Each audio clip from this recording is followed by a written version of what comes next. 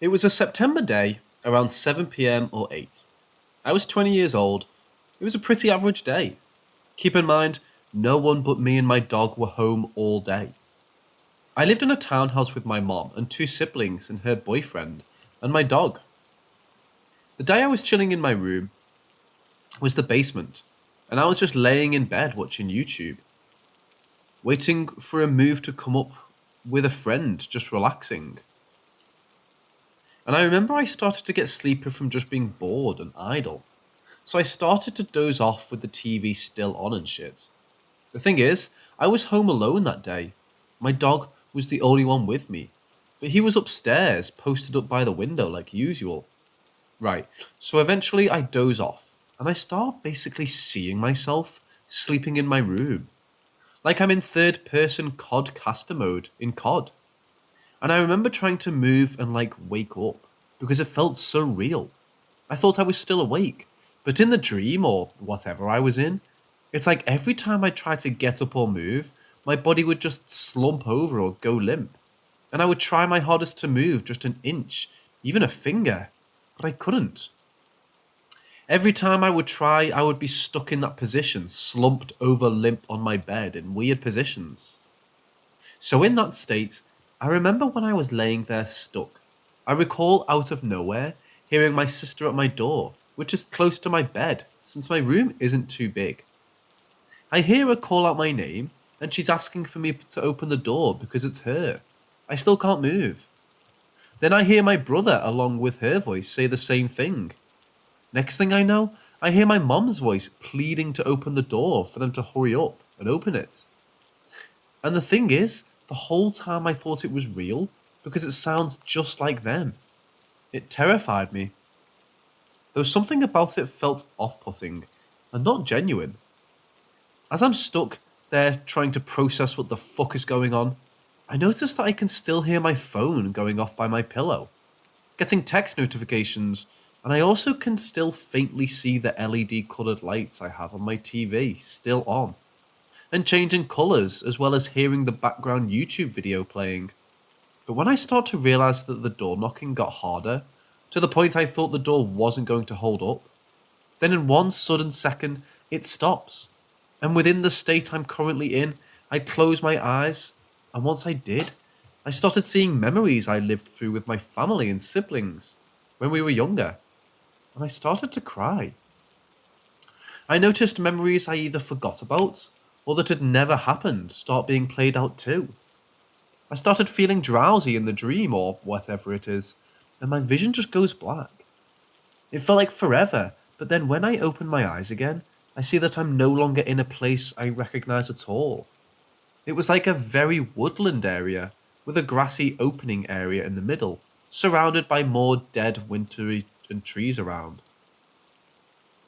I then see my dog, a small white Pomeranian poodle, running towards me, and I bent down as to pick him up, and notice as he's getting closer, it's not my dog, but morphs into some small, about 3 feet tall I'd say, creepy dark black alien-like creature.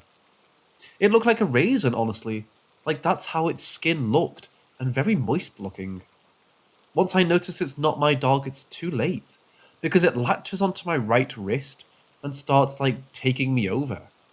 But while that's happening, I get the urge to fight back, to not let this go on, because I want to leave. I was terrified. It then overpowers me and is on my chest on top of me, while I'm on the floor laying on my back. It's still latched onto my wrist, by the way, but I remember I start choking it out by the neck, and turn it over now.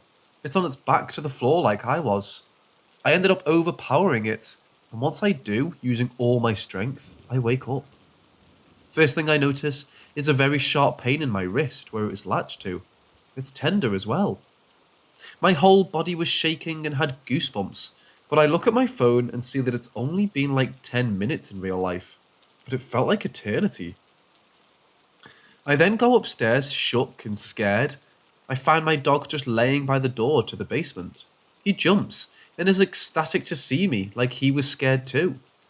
I immediately take him with me and go outside. I also call my siblings to just make sure they're all good, and they're all fine. Everything felt so real at one point, I didn't know if it was a dream or not.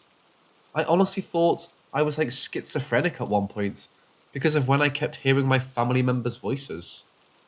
I told my friend about it, and he thought I just had sleep paralysis, but I've never had that in my life ever.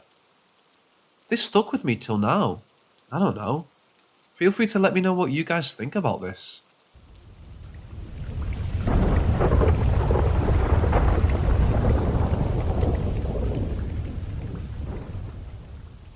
It was 4 years ago in 2018.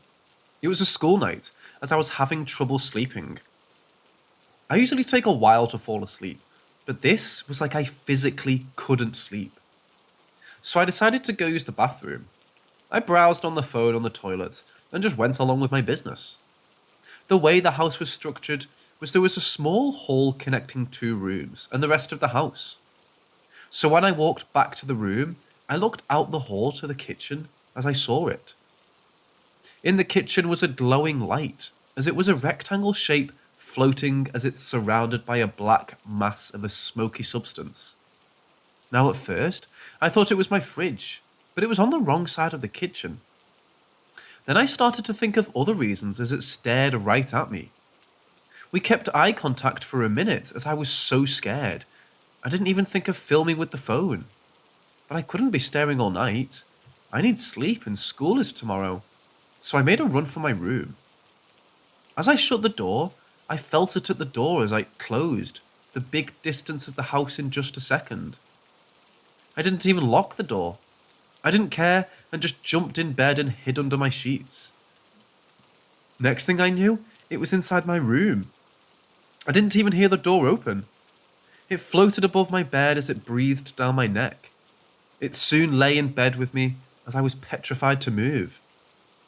The next morning, it was gone as I slept with that thing all night. I tell my family and friends as my mother told me it was a guardian angel. I'm still not sure what I saw. My rational explanation? I was just tired. I was hallucinating because of it. It wasn't a dream or sleep paralysis, because I was moving and awake. I had another small experience with the same being as it slept in my bed again, as I just didn't try to do anything, and the next morning, it was gone again.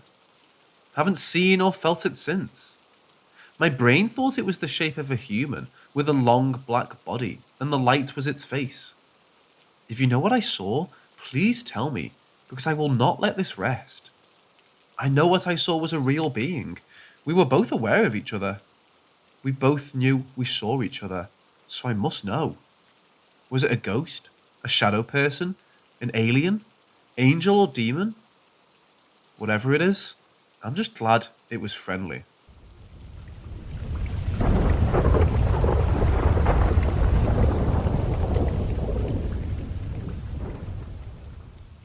Let me start by saying that I'm a huge skeptic, and can almost always find an explanation for supposed paranormal encounters. I don't believe in ghosts, and I'm pretty good at using logic and reason to debunk most stuff. But I can't explain this one. I've been trying to for years, and I just can't. Now, let's go back about 10 years, give or take. I was living in a house in a small town, whose previous inhabitants all died of old age or natural causes. We rented the house and the landlord was the eldest son of the previous inhabitants. I would hear footsteps in the attic pretty regularly and see orbs in the dining room often, but none of that is very substantial and is easily explained away. Orbs could easily just be dust in the sunlight, and footsteps are easily explained because we had 2 large dogs and 2 cats who had full roam of the house. That's not why I'm here though. The reason I'm telling you this tonight is to tell you about the time that I was laying in bed one night and felt something I still can't make sense of. I was still wide awake, watching TV and scrolling whatever social media platform I was using at the time. So this experience wasn't a dream or anything like that. My bed sat in the corner of the room, with the headboard and one side against the wall. It was a small single, so it wasn't very big at all. I'm 6'2" tall and took up most of the bed. I was laying on my side facing the TV, with my back towards the wall, and the time was around 2 a.m. on a warm summer night. As I'm laying there relaxing, I felt the mattress compress behind me, as if someone or something had sat down. I felt something touch my shoulder as well. I can only describe it as feeling like a hand gently placed on my shoulder. When I turned around to see what it could be, there was nothing behind me except for the wall, but I was able to see exactly where the mattress had compressed. I was able to see the indent in the mattress, as if there was something with substantial weight sitting there, but there was nothing. A shiver ran down my spine, and I could feel a cold spot in the area where the thing was sitting. Only a second or two later, I felt the hand leave my shoulder and watched as the mattress decompressed. Whatever it was had left. I quickly got out of bed, grabbed my blanket and pillow, and went downstairs to sleep on the couch. I didn't even turn the TV off. I stayed up all night thinking about this experience and tried to make sense of it. 10 years later, I'm still unable to make sense of it. That was the first and only time that I've ever experienced anything like this. As a skeptic, I don't want to believe that it was paranormal. I want to think that it was something explainable, but I simply can't explain it. I still think about it regularly, and it just doesn't make sense. I want to know what you think. I want to know if you've ever had a similar experience, or if there is a possible explanation that I may be overlooking. Did something visit me that night, or is there a more reasonable explanation that I just haven't thought of? What do you think?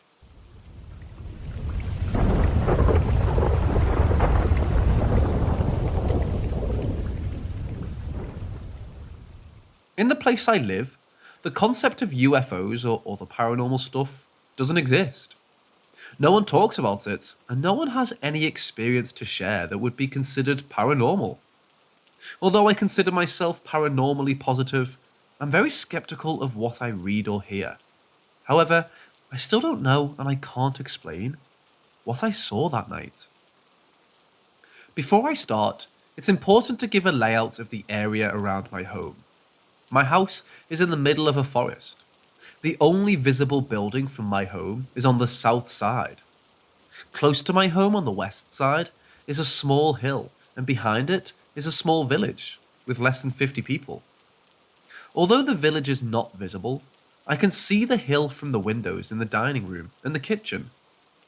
Between my home and the hill is a heavily wooded area with a couple cliffs, so that makes the area between my home and the village inaccessible by any means. At the peak of the hill is a dirt road, I think 300 to 400 meters away from home, in a straight line and parallel to it. Back to the story now. It was a summer night of 2019, when my mom and I decided to go to the kitchen and prepare dinner. Since it was already dark outside, I believe it was 9 o'clock and without wind. To go to the kitchen, we had to pass from the dining room. Because that room was dark, I noticed 2 bright red lights on one of the windows. My mom noticed that too, but paid no mind at the time. On the other hand, I went to the window to take a better look because those lights were very unusual. I actually opened the window to have a better view. At first, I thought it was a parked car on the dirt road, with its rear lights facing my house. Then left and right to the big red lights, I saw other 2 red lights, smaller and much less bright. I found it very strange that 1 or 2 cars would be parked there, because there's nothing on that road, and it's only used by farmers with tractors when they go to the nearby fields. However, it wasn't yet the season for the farmers to work on the fields, and even if it was, tractors are very noisy. I never heard a sound from whatever the lights belonged to. That wasn't even the strangest part. For 2 minutes after I noticed the lights, they weren't moving. Then, suddenly, they started to make a small and smooth movement left to right, all of them still keeping the same distance. I can tell for sure that no cars could make such a sync movement, at least without a noise. I made extra sure to pay attention to any kind of noise. Then, I thought it could be some kind of a drone, but I also dismissed it because of the lack of a sound. I have since seen drones from up close, and I know for a fact that they are noisy. In such a small distance, I would have heard something. Also, it couldn't be something flying in the sky for two reasons. First, the lights were under the horizon line. They seemed to be for something on or above the dirt road. Second, no object or aircraft can do any movement from left to right and back repeatedly. Since it was pitch black outside, I couldn't make any shape of whatever the thing was. But the more I looked at it, the closer I thought it was, and the more I felt uneasy and like I was being watched. When I thought that it could be actually right beyond the fence, 50 meters from my house, above the tree line, the lights suddenly turned off. No movement up or down, nothing. Just the lights turned off. I stayed for a few more minutes to see if the lights would reappear or if I would hear any sound, but nothing happened. My mom, who also happened to look at the lights from the kitchen the whole time, told me that she also felt the same uneasy feeling, as if we're being watched. No, we weren't drunk or anything, nor do we have mental issues or taking any kind of meds. In fact, we never did. Especially my mom, who's a skeptic and doesn't even believe in the existence of anything paranormal. For the first time, left hints that it could be something else. I don't claim that it was something paranormal. Perhaps it could have a very easy explanation. Also, we never saw anything similar before or after the incident. In any case, whatever it was, I hope it wasn't there to stalk us.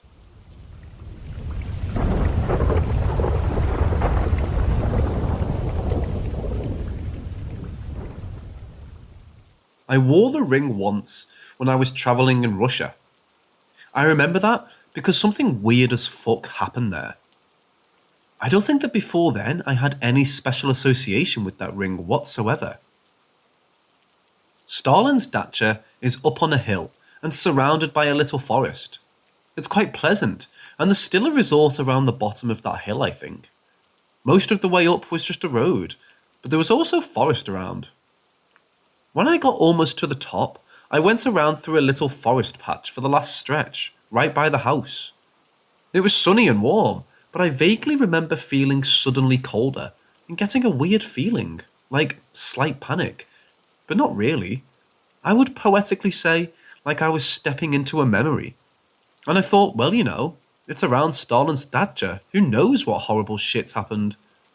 Anyway, I just took some steps away, sat in the sun, and had a break and some food before I was going to head into the house.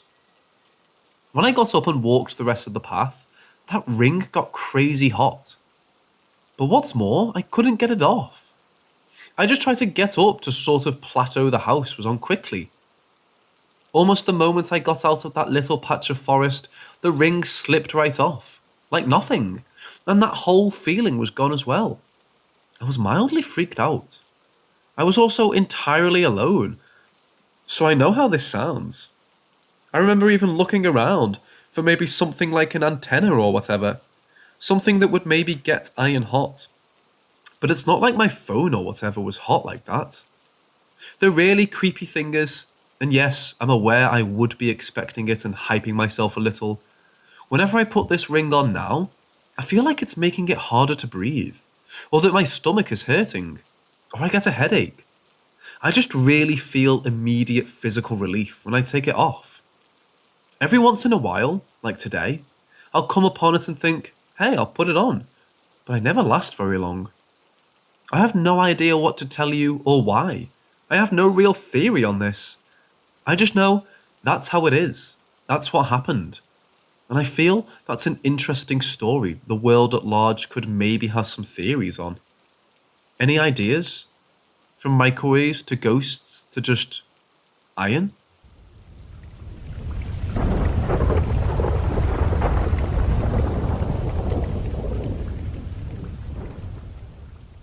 I live in a haunted house.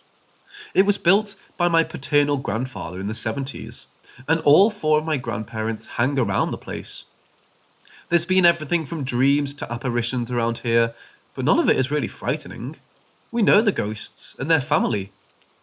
My grandmothers, both maternal and paternal, are the most frequent visitors.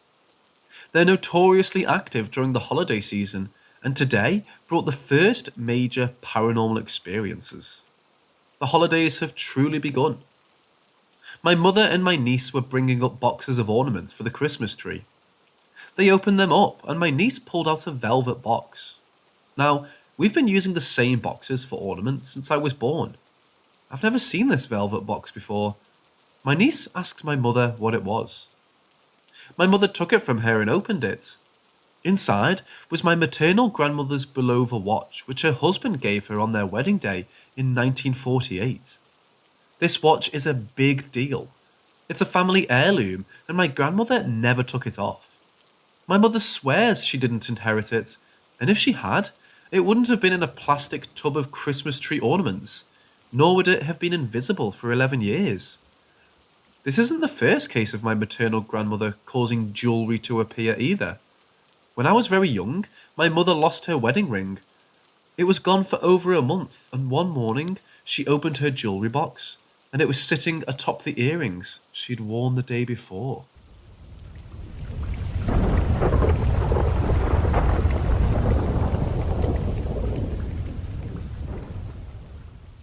When we were younger, our cousin Daniela always talked to us about how these two dolls she had were possessed and plotting to kill her. Well, one of the dolls belonged to her, and the other was a porcelain Tinkerbell doll that belonged to her older sister. They shared rooms, by the way. We never paid any attention to it because she had a wild imagination. Fast forward a few months, maybe even a year, into her telling us these stories. One weekend, my older sister and I stayed over at her house. It was 4 of us upstairs playing in their room, and we knew to stay on Daniela's side of the room and away from her older sister's side. It was a small room though, and we were children though, so we didn't listen. Somewhere in the middle of being all over the place, we knock down the Tinkerbell doll and it completely shatters. Immediately, we all freak out because we were told by our aunt to stay away from that side of the room, and we completely disobeyed her. Not to mention that my aunt was terrifying, so we knew we were in for an ass beating. We tried to think of ways to fix it, but there was no way. It was completely shattered. So we started crying, realizing we're screwed. We go downstairs and in tears to apologize to our aunt for disobeying her and breaking the doll. She starts yelling at us, then decides to go upstairs and clean up our mess. Here's where things get weird. Once she gets upstairs, she starts screaming at us again, but this time she's calling us liars. We run upstairs and come to find out that the doll isn't shattered. It's completely intact and back to where it was before. We immediately look at each other with our jaws dropped. It was then that my cousin Daniela went from being scared with us to almost being relieved and started saying, "I told you guys I wasn't crazy. The doll is possessed. I told you. The rest of us ran out of that room and called our parents to come get us. After that day, we refused to go back to that house.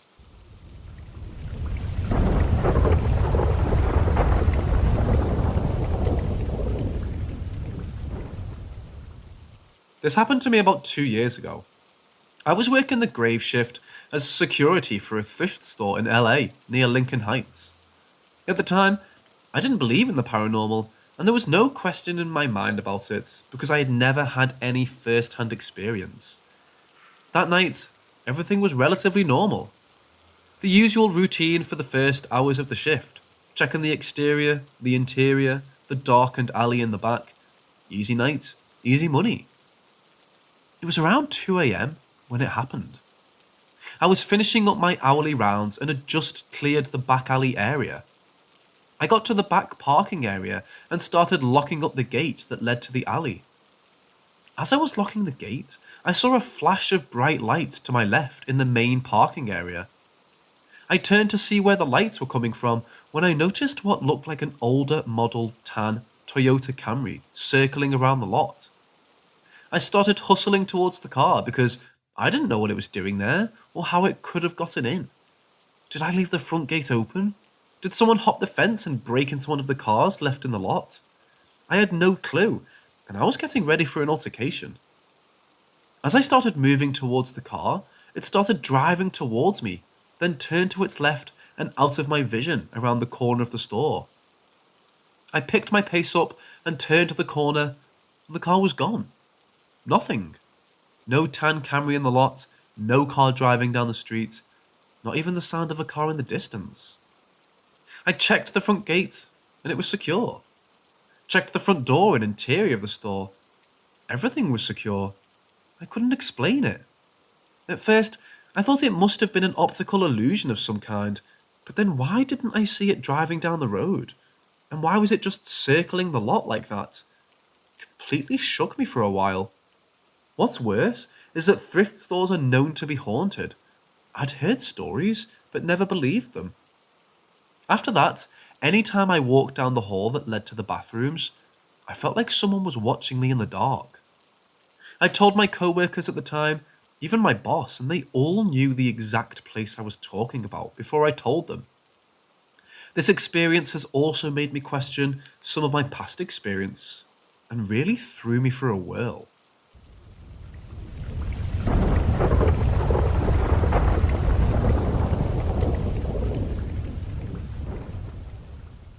So about 5 years ago, my mother dated a guy that was really wrong in the head.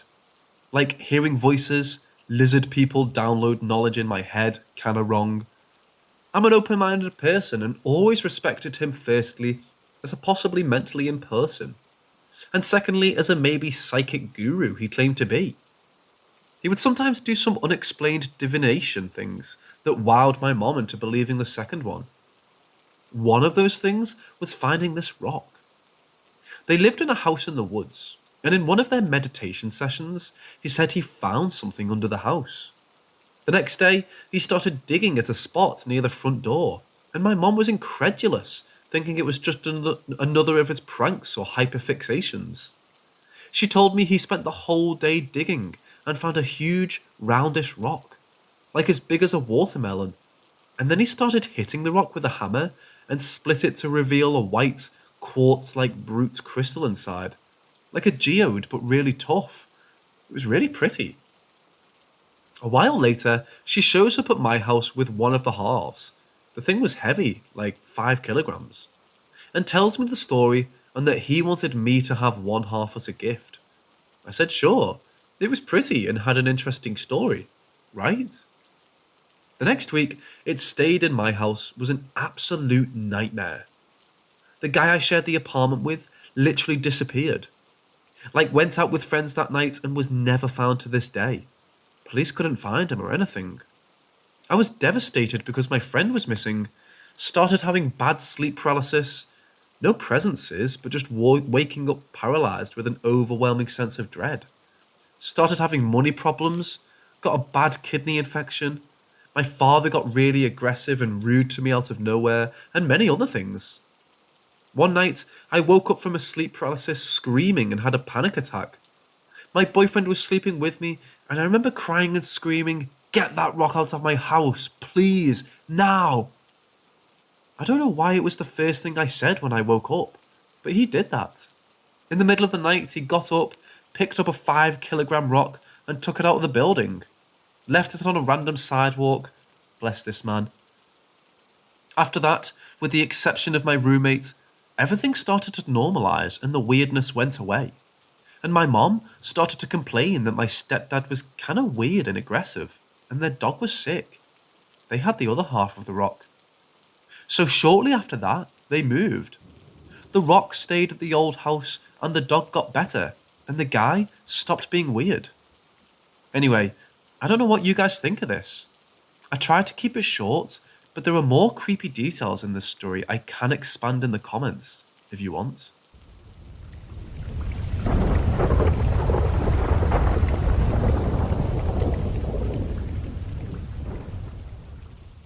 I had this experience while working in 2013.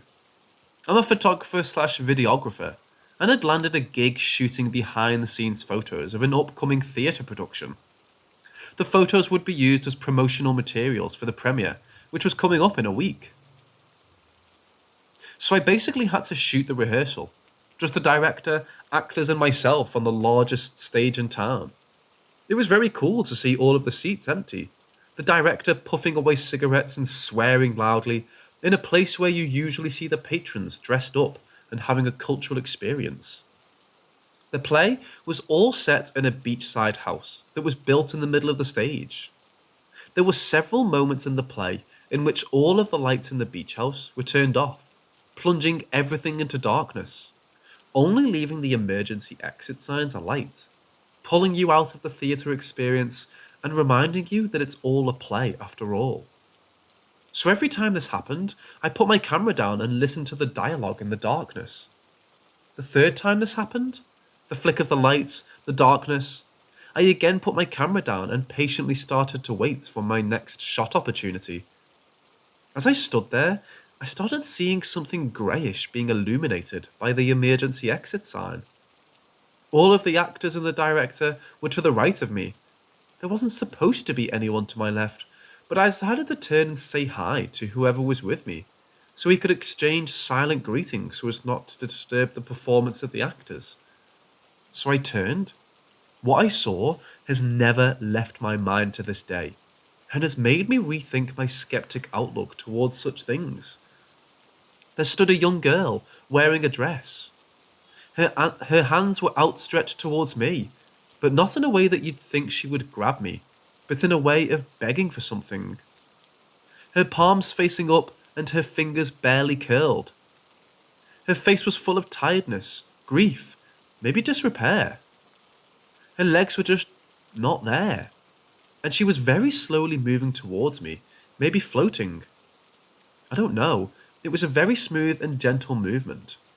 So you could imagine with the level of detail I recall her, I must have had eye contact with her for maybe at least 2 to 3 full seconds, which to me felt like an eternity. After the third second was when I finally managed to unfreeze myself and react. What I saw was so vivid and so there that I instinctively turned my head away and swiped with my hand in her direction, as if to protect myself from the imminent collision between us. Not letting out a peep so as not to embarrass myself in front of the theatre people, I lit up the monitor of my camera with shaking hands and pointed it in the direction of the girl. She was gone. I continued my work with my eyes darting everywhere and wondering what the hell just happened to me. I really wanted to speak to the theatre staff about my experience, but I never did in fear of being ridiculed and potentially losing future gigs. I never made sense of this.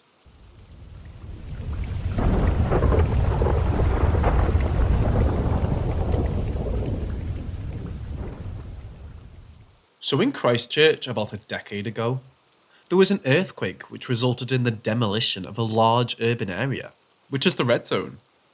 My friend lives right next to the Red Zone. She's right on the edge where the demolition happened. Every now and then, I would go to her house and we would go on walks in the night.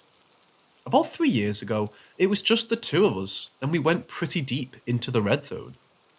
Around a point where there used to be a house we saw, what looked like a short, probably like 4 to 5 feet, hunched person near a huge bush. We assumed it was like a crackhead or something. When I saw it, I got a lump in my throat and got goosebumps, but my friend went ahead and tried to talk to it. When she said, "What's up?" there was this weird animalistic noise, sort of like a New Zealand possum if you've ever heard one. And then it stood up and ran into a bush on its hind legs. We were both really confused and tried to find it in the bush, but couldn't see anything. I got really worried at this point and asked if we could go home. As we walked back, we started to get lost, even though it's usually really easy to find your way around. We'd walked for like 5 minutes before seeing the figure, but it took us nearly half an hour to get back home. When we did, I couldn't sleep that night and felt myself sweating really bad, even though it wasn't hot. My friend felt the same. Does anyone have a similar encounter or know why this might have been? Most people don't believe me, and I feel insane. But my friend remembers it vividly too. We weren't on drugs, except for some weed, and it definitely wasn't an animal. No animal in Christchurch is that big. If someone could shed some light on this, it would be great. Never seen anything like it before or since.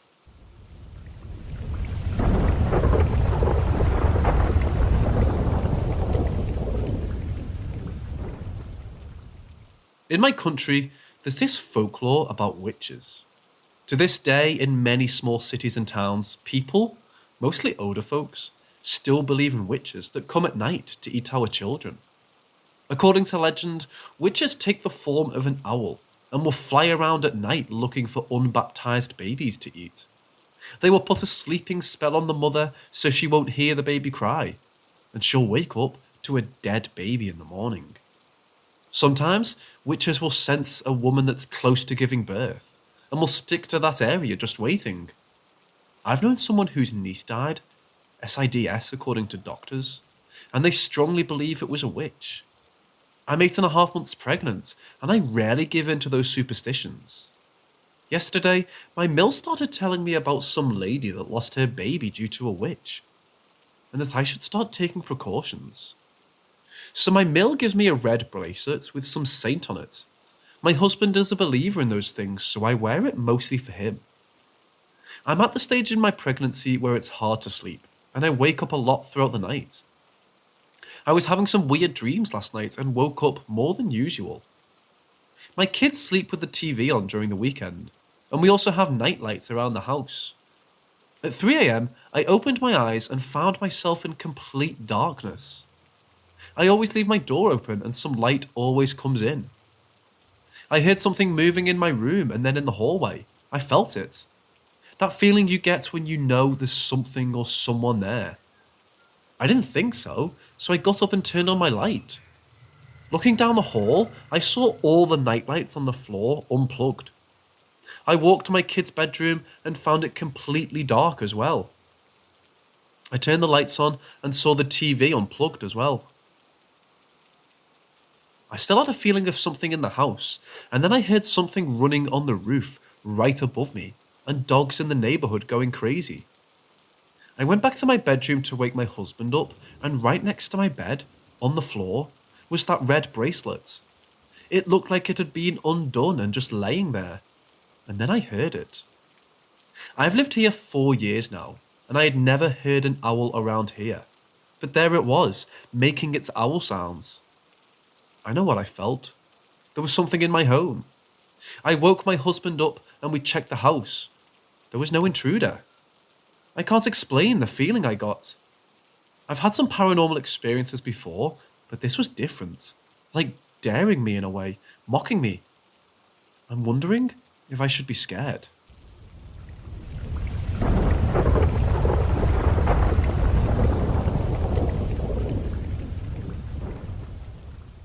Okay, so when I was like a really young boy, I remember seeing sudden imagery of a person taking a single step out from behind a barrier in the corner of my eye. It could be a wall, a car, a tree, anything. I would just see a person taking a single step out from behind it.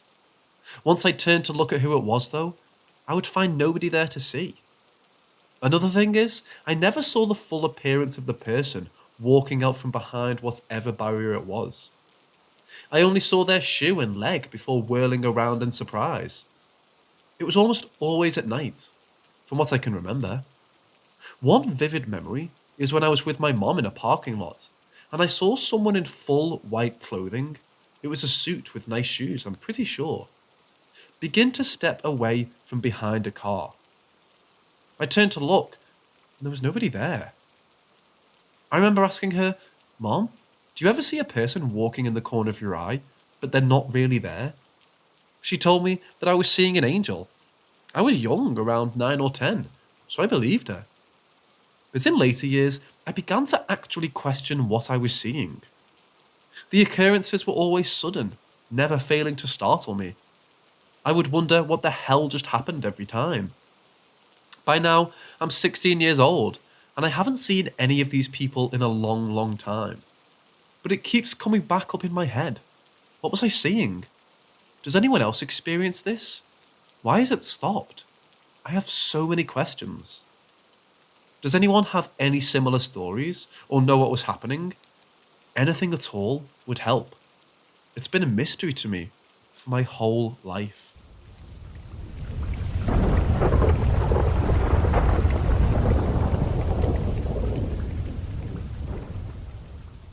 So I, male, 30, haven't had a paranormal experience of any kind until this past weekend. I was staying in the guest room at my father's house, which has quilts from each of my ancestors hanging on the walls. My father's house is new, brand new in fact. They moved in this April after the house burned down on Christmas Eve of 2019. They'd only been living in the house a couple of months before the exterior fireplace connected to the house lit the roof on fire. The house is enormous. The room I'm staying in shares the wall with a bathroom on the west and a room with a full bar to the north. That room connects with the living room / kitchen to the north, which is huge. I'd say the distance between the guest bedroom and the living room is about as long as a bus, so they're a bit of a distance away. I'm sitting in bed, passively playing Animal Crossing just after midnight, maybe 12:30, when I hear my dad talking on the phone. He's absolutely a workaholic, so for a second, I didn't think much of it. But he retired a few months ago and doesn't stay up late at all anymore. The conversation sounded pretty tense, and I couldn't quite hear all that was being discussed, but my dad sounded very matter of fact. From what little I picked up, he was aggressively trying to explain his reasoning for disliking some guy. I got closer to the door to hear better, not wanting to open it and disturb him, but the sound didn't get any louder. I decided to open the door, and when I did, the voice disappeared. I like white noise to sleep, but my dad hates it, so he keeps his house dead quiet. I walked into the living room, trying to hear whatever might be going on, but it remained silent. I shook it off and decided to use the bathroom right before bed. I sat down on the toilet, phone in hand, and proceeded to drop the kids off at the pool. Then I heard my sister's voice, closer than my father's voice was, and clearer as well. My sister is very much into the paranormal, and is very much convinced that paranormal things are happening to her. She certainly has treated a Ouija board as a toy for many years, and always desired to have a ghostly encounter. So I'm not sure if she provoked something or not. I remain skeptical, but am re-evaluating those feelings now. She recently had a baby and was staying the night at my dad's because the baby was sick.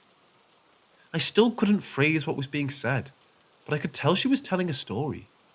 The only clear thing I heard was, "He is killed, and he will kill again." And that was more than enough for me to pinch it off, wash my hands, and run to bed as fast as I could. I put in headphones and stayed up for another hour and a half watching Animaniacs until I was tired enough to sleep. When I turned off the phone and took out my headphones, I could hear my dad's voice again. It sounded like it came from the bed I was in, and it said, "Hey bud," just like my dad does. Only there was nobody there. I think I encountered a mimic, though I'm not entirely sure. I'm curious what you think and how I can best avoid pissing it off, or preferably, ever hearing from it again.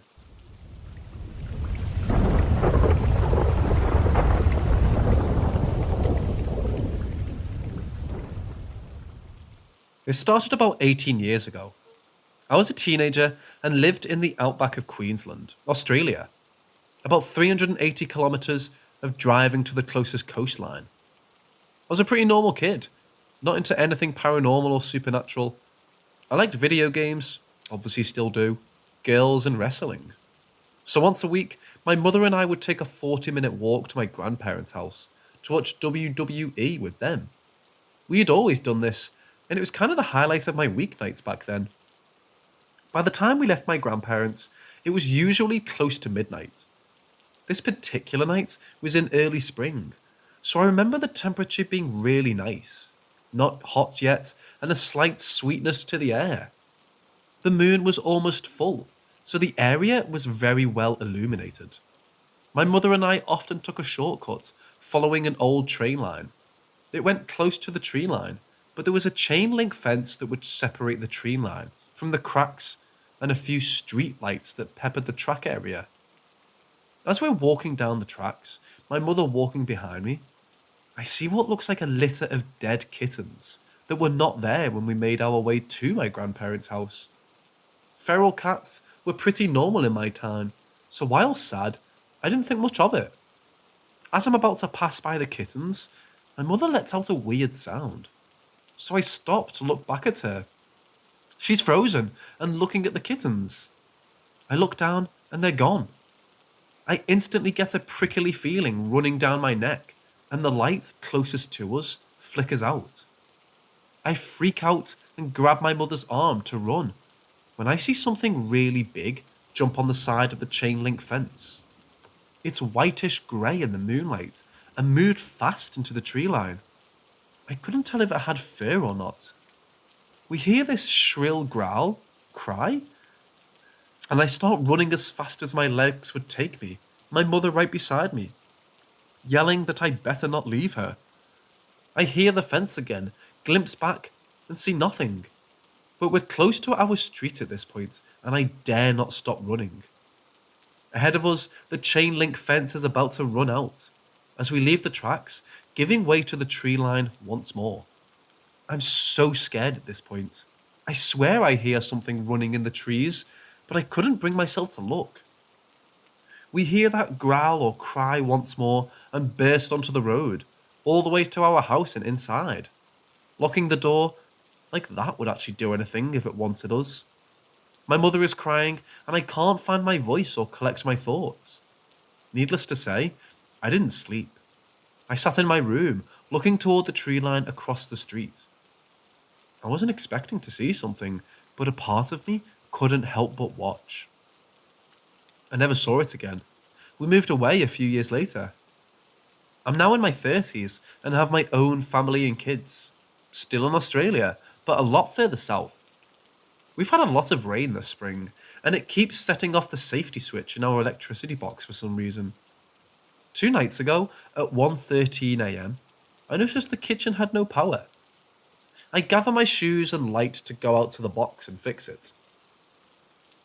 It's pouring down rain, and there's a big tree that I have to get through to get to the box. I do just fine, pry open the box and fix what needs fixing. As I close the box, I get this prickly feeling down my neck, and I feel like I'm being watched. Out of nowhere, I hear a shrill growl. I froze, the memory flooding back into my head. My hands start shaking, but I make sure the box is closed properly and head back towards the tree. I try to duck under its branches, and it catches the collar of my shirt, yanking me back unexpectedly. I nearly yell out, but force my shirt free. I get up and go inside, shaking, soaking wet and slightly annoyed. I go to my room where my wife is with our baby. The tree is on the other side of our window. As I enter the room, my wife asks what grabbed me, and did it make that weird sound? I looked surprised, thinking the sound was just my head playing tricks on me. I reply, the tree caught me. She shakes her head. No, it didn't. I saw something grab you and you fell. I laugh a little nervously and remove my wet clothing, reassuring her there's nothing there. She doesn't look convinced and closes the curtains. I change and gather my wet things for the wash. As I'm putting them in the laundry, I notice the rip on my shirt collar. 3 rips, all near my collar, but so cleanly ripped, you think it was cut. I threw away the shirt. I didn't want my wife to see and be freaked out even more. I don't know if the second thing has anything to do with the first. I still don't even know what the first thing was, or how I'd begin to find out. I'm just a nerdy dad.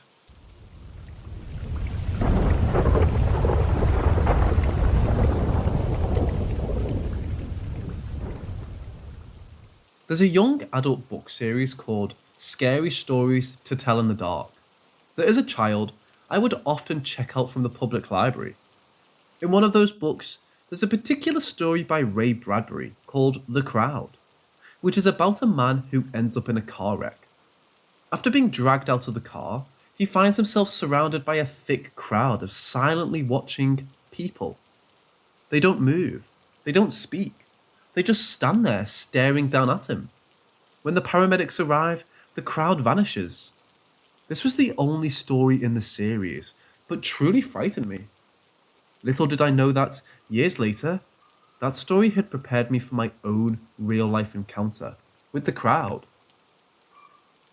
I was living in Lacey, Washington when this happened. I was living in an apartment complex located just off on Ruddle Road. The road had a nasty curve not far away that was prone to car accidents, especially at night. Some serious, some fatal. One evening, while watching TV in the living room, the power suddenly flickered and then blinked out. Seconds later, I could hear the sound of a car crashing on the main road. In the silence that followed, I decided to put on my shoes and black trench coat and run up the road to see if anyone needed help. When I got to the road, I immediately looked to my left where the infamous curve was. There, in the small stand of trees that lined the road, was an overturned car. From what I could tell, the car had taken out a power pole on the other side of the road before careening into the small stand of trees, coming to rest on its hood. Next to the car, there was a small yet thick crowd of people standing in a circle. I jogged over, having to practically push my way through the crowd to find out what they were silently staring at. At the centre of this macabre crowd was a young woman. She was moaning and writhing around, eyes wide in terror and wet with tears as she kept scanning the crowd of silent observers, pleading for help with her gaze.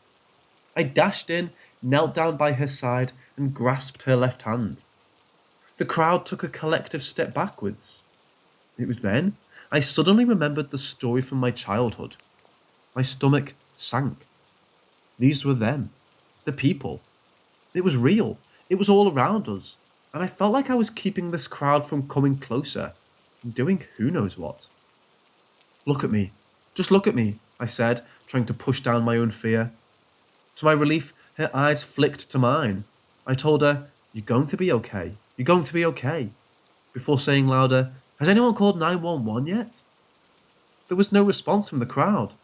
I quickly fished out my cell phone from my pocket and dialed it myself. One hand on the phone, the other still grasping the woman's hand, it was an agonizing few minutes before the paramedics arrived. I kept speaking to her both to keep us calm and to keep her from looking up at the people. When the paramedics finally arrived, the entire crowd abruptly vanished, exactly like in the story. I didn't let go of the woman's hand until I was literally shoulder to shoulder with the paramedics. At that point, I walked back to the sidewalk and looked around. There were only a few neighbours on the opposite side of the street watching what was going on. Other than the paramedics, the injured woman, and myself, the street was deserted. I shuddered, looked at the woman one more time, and then ran back home. To this day, I can't remember the ending of that scary story. I feel like I don't need to. I saw it with my own eyes.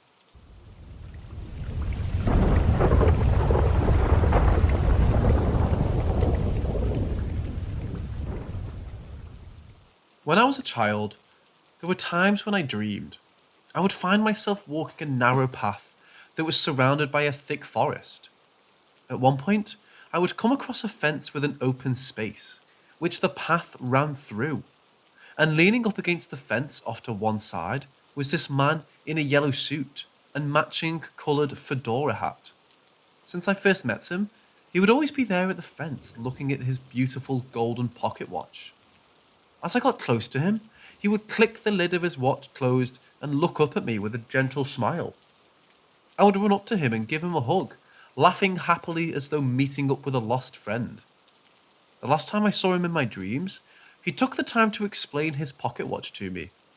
It was an intricate affair, with not only told the hours, it also told the current year and month it was. It was many years later before I saw him again, this time in reality. The magic shop. This happened to me when I was living in Bellevue, Washington. I would often go to the Pike Place Market in Seattle. I knew the market by heart from childhood visits to my dad's best friend Michael's house off of 85th and Aurora. The market was deceptively huge. Most people just walked the street level of the market, where you could buy meats, fruits and vegetables, and various handmade crafts. The market actually has 3 other floors underneath, where you would find various bookstores, clothing shops, jewelry shops, a comic book store, and even a magic shop. The trick is finding either the staircase or walking down a semi-steep ramp just off to the right of the brass pig on the street level. One day, I decided to travel to the market and find a present for myself as my birthday was the next day.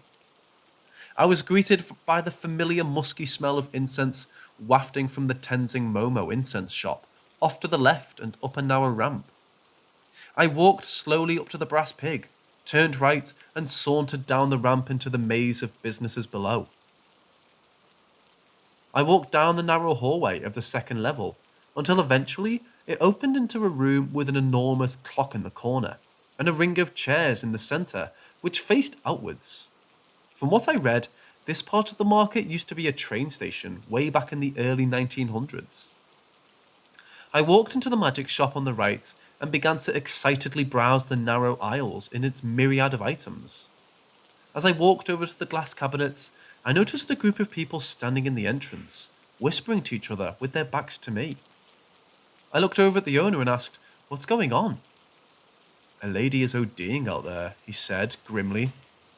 "Have you called 911?" I asked. "I am right now," he said, grabbing his phone. Carefully, I pushed my way through the murmuring crowd. Directly across from the store was a blonde woman slumped in a chair. Another lady was sitting next to her, holding her hand with tears in her eyes. Suddenly, I saw the spirit of the blonde literally stand up out of herself, look around, and scream silently. Then, she fell back into herself as I heard a familiar click from across the room.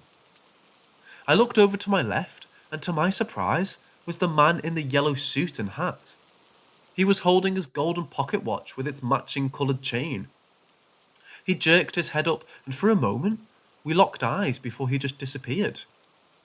"Oh my God," said the woman holding the blonde's hand. She's breathing! She's breathing!" Not long after, the paramedics arrived and began to attend to the blonde. I pushed my way back through the crowd and hid myself in one of the aisles, shaken from what I just saw.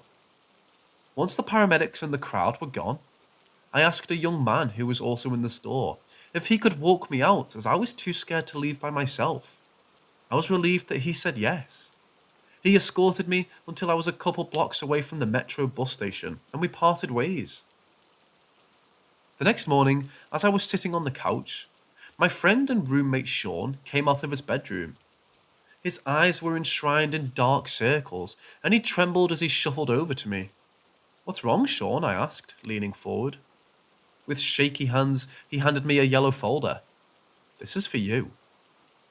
I looked at the cover and my gut twisted as I read the title, Conversation at the Train Station.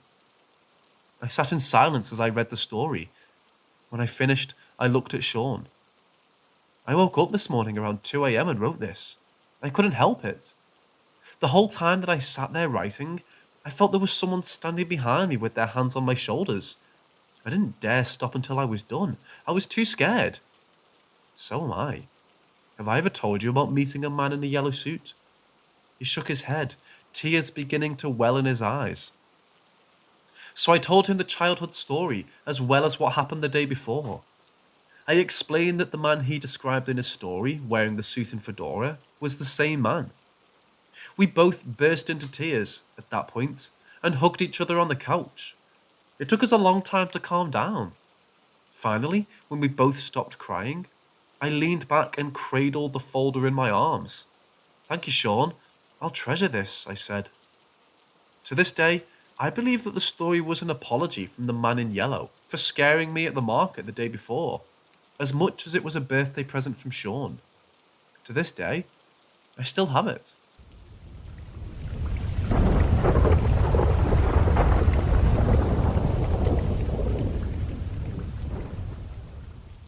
I remember back when I was a child, I would go to my cottage with my grandparents pretty often. It was a quiet, cosy little cottage up in Canada, on a piece of land gifted to my family by my uncle, who owns land he uses for his farm. More often than not, it ended up just being myself and my grandparents up there. But nevertheless, it was always an amazing time. It was surrounded by forest all around and always had an eerie feel to it. About 500 meters away from the property is an abandoned mica mine that was collapsed intentionally back when mica prices dropped and use for the material diminished. That, mixed with the fact that there's random pieces of equipment and vehicles ranging from old-fashioned TVs to broken down school buses, it made for some pretty amazing adventures. Now that I've painted a picture in your mind of the type of area my cottage is located in, let me proceed with the event. I was up at my cottage with my grandparents and my sister. It was raining and there wasn't much to do outside, so we were spending it indoors. My grandmother was watching her TV shows, as she always did, and my grandfather was outside doing something manly. He's always been the type to never sit still and accomplish such great things. Naturally, my sister and I got hungry, so we decided to make some cereal. We make ourselves our bowls and sit opposite to each other at the table. Now, this table is perfectly round and curves down on all sides and widens again at the base. This would make the table very awkward and hard to manipulate. Anyways, as I grab my spoon and start mixing up the cereal, I let go of the spoon to say something to my sister, and the bowl slides towards her.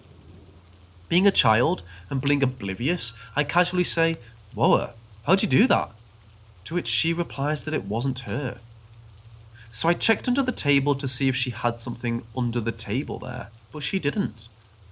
I sat back up and said, "Whatever, cool trick anyways," and grabbed my spoon, and as soon as my spoon left the bowl to bring up to my mouth, the bowl slid towards her again, but even harsher this time. Needless to say, we both jumped out at there screaming, and our imaginations were left to blame. Flash forward a couple years, and the exact same situation happens, except this time at my house. It was with a bowl of ramen, but the exact same situation happened. But this time I was treating my sister very differently, accusing her and blaming her for what was happening, even though I could see it wasn't her. To this day, we've still brought it up to one another occasionally, just to verify that what we've remembered is accurate and true. Many other situations have happened, but my phone is being very laggy right now, so I'll leave it with this question I keep on asking myself.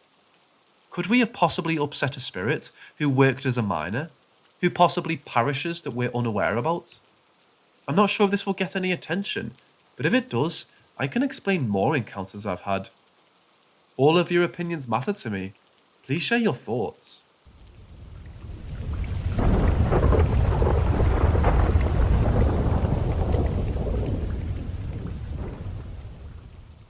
I wasn't more than 7 or 8 at the time. I'm in my early 20s now. I remember this vividly. At the time, I lived in a small town home with just my older sister and my mother. We each had our own rooms on the same floor. My sister's room was next door to mine, and my mother's was no more than 10 feet down the hall. I don't remember much of the day leading up, but it happened when I was asleep. I don't even know if asleep is the right word. At that moment in time, all I knew was darkness. Darkness like I had never known before. Just black nothingness. As if a black mist had set over me and I lost all sense of time. It was hot and I could feel myself sweating, but I couldn't move and it was difficult to breathe, as if the mist that sat over me was heavy. I was just there in the nothingness, terrified but unable to speak or move or wake up. Suddenly, the door burst open. It wasn't loud enough to wake my sister up, but I instantly sat up. The black mist disappeared, as if sucked out of the room by something. Sweat was running down my face, and my mother stood at the doorway and stared briefly at the room. She quickly scooped me up and brought me to her room for the rest of the night. Years later, when I was in my later teen years, she told me that night she was dreaming when she heard someone tell her to wake up to check on me. And when she did, she said she felt the negative energy leaving when she opened the door. We've talked about it a few times over the years, but I've never experienced anything like that again. I was just wondering if anyone has any idea what it could be, or if anyone has had a similar experience. I know this could be sleep paralysis, but due to the fact that my mom had her dream and felt the negative energy, I'm thinking it's more than that. For a while, I thought it was a curse.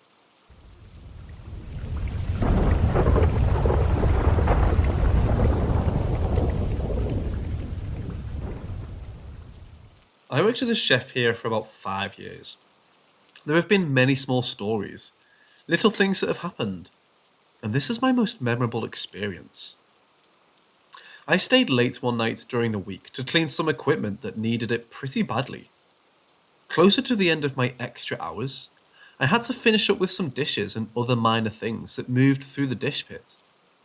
The door to the dishwasher from one of those older machines was actually semi-difficult to pull up. The slide part of the door had been beaten for years, so it was on the sticky side. You literally had to put a little muscle into it to raise it up. Sometimes it would even get stuck, so of course a couple bangs on the side and a thrust on the handle would usually do it. I was standing in front of it. I had a sense of eerie like someone was nearby. And bang! A flash lit up the sterling silver panels of the dishwasher. My immediate thought was that one of the late night drunks was messing with me, like a flash on a camera. I slammed the door shut and ran around the loop, from one kitchen exit to another, which took you through a hallway and around dining tables.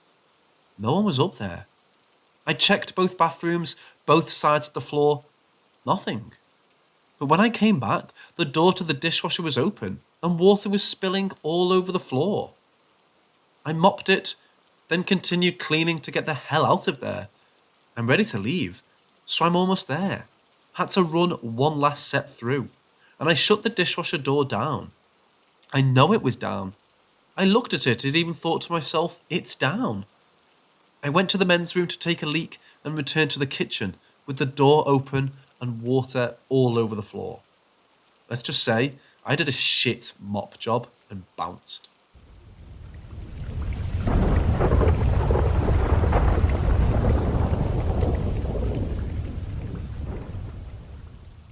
It started when I was at my grandmother's house getting it ready for sale / for her to move.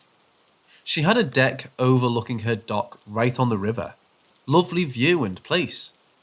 I'm taking a cig break from cleaning on the deck overlooking the water.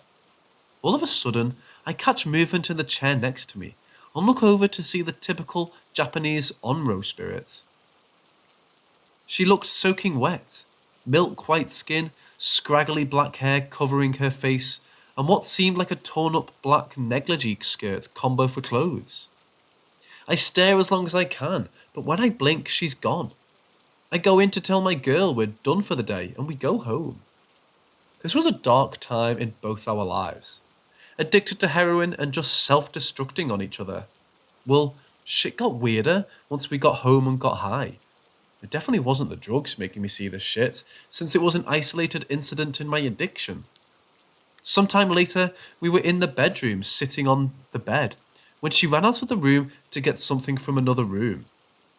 I finally look away from my computer to acknowledge her, and who's sitting on the edge of my bed looking at me? I assume. Couldn't see though her hair. My friend from Grandma's porch. I was never able to see her feet either time, which struck out to me because I judge most people, apparition or not, by their footwear. And even though we were within arm's reach, each time sitting diagonal from one another, as soon as I blinked, she disappeared. Once again, not wanting to freak the missus out, I decided to go cook dinner and try to push these experiences down to that take to the grave section of memories. So I got the George Foreman going, salad and bread is already plated, and just finishing up some sides, when I see my girl walk from the front room of our place down the hall towards our bedroom. What caught my eye is when I saw her, she looked over her shoulder, giving me the fuck me eyes, and started to take her shirt off as she got out of my line of sight. I quickly follow her to see her from behind, topless, and about to take her shorts off, when she enters the room and out of my line of sight. Once I got into the room 5 seconds later, it was totally empty. At this point I scream out, "Jessica, where the fuck are you? Were you just stripping for me in the hallway?" And she yells back from the hallway bathroom she's been taking a shit for the last 10 minutes. And what the fuck am I talking about? I barge in the bathroom and unload everything I saw that day leading up to the doppelganger. She's thoroughly spooked and pissed a ghost is trying to seduce me. Some needed levity since she said I was white as a sheet. Later that week, she went to rehab without me because I had court problems, and we broke up. My grandfather sold my trailer out from underneath me and kept the money. My step-grandpa died, and I moved into the aforementioned grandma's house. Could never make heads or tails of the Onryo on Doppelganger. Never felt evil or any maliciousness. Can't help but think she was a warning me about my now ex. And I got to learn the overwhelming amount of paranormal shit that goes on when you live on the water. A lot of stuff just passing by. Only one malicious entity, but that's a fucked up story for another time. And most of my friends had an experience while I lived there. But that's my story, and I'm sticking to it.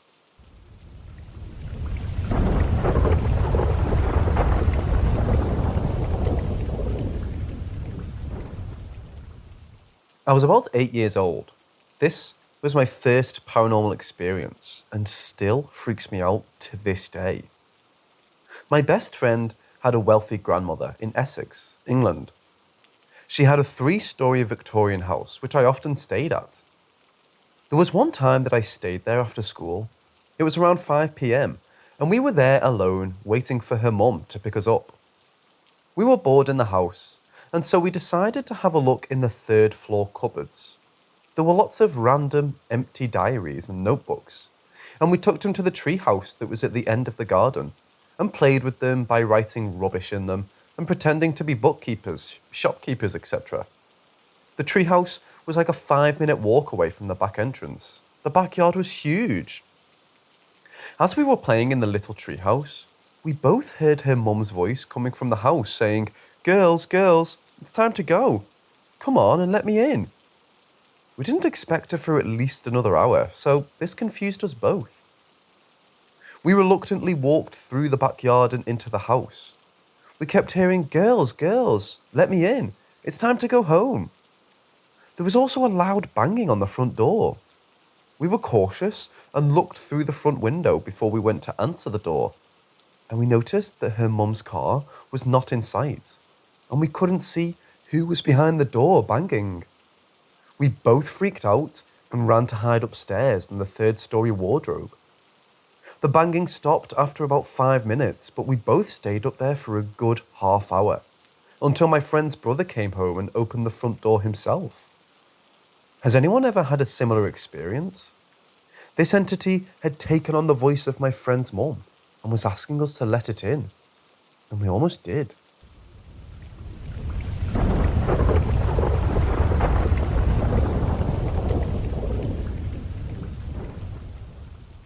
Roughly 3 years ago in 2018, I had an experience so scary, I had to leave town shortly after it happened. It was a Thursday night at roughly 9 p.m, while I was in my room watching some Netflix on my bed. Just like any other school night, it wasn't anything special. It was going like any other normal day, until I would hear faint sounds of a bird outside being attacked by some creature. Now, this could be seen as normal throughout the day, where it would be being eaten by a cat. But at 9 p.m, even I knew that was strange. It went on for a few minutes of struggle until there was a sudden crack and then silence, as if the bird was being toyed with. Although this may seem suspicious, I shrugged it off as I really couldn't care less about a random-ass bird on Thursday. A quick note before I go further, I live in an old house built in World War II, for the workers of the airfield nearby. These houses are not big for today's standard, meaning I could hear anything going on inside my house. Near these houses is a field with holes left from bombing runs in the war, and where houses once were are currently parking spaces for the flats built over the old runway. Anyway, a couple hours went by from the bird incident, when suddenly I heard a thud downstairs, as if someone, or something, had fallen over. The thing with this was that my parents were both in bed sleeping. I did what I thought any sane person would do and went downstairs to investigate. And what I found was not what I was expecting. Lying there on the floor was the lifeless body of a crow, with its wings widely spread out across the floor. This freaked me out, as all the doors and windows were locked, so I had no clue how it got in, especially in that position. At this point, I was quite freaked out, so I put the bird in a bag and laid it on the table. I was too spooked to go into the pitch black garden to throw it out, so it was there, ready for the morning. This one coward's act of mine could be the one which saved my life. Once I made my way upstairs and into my room, I was very cautious of my surroundings. I would keep looking in the corner of my room in case someone was there. Hours go by of me laying in my bed, watching Netflix in my dark room, when I looked up and could have sworn that I saw a shadowy figure with no certain outline, which I could only describe as being similar to the red face guy from Insidious. I quickly got my phone and shined my light in the corner to see what it was. But as I did it, disappeared into thin air, confusing and scaring the heck out of me.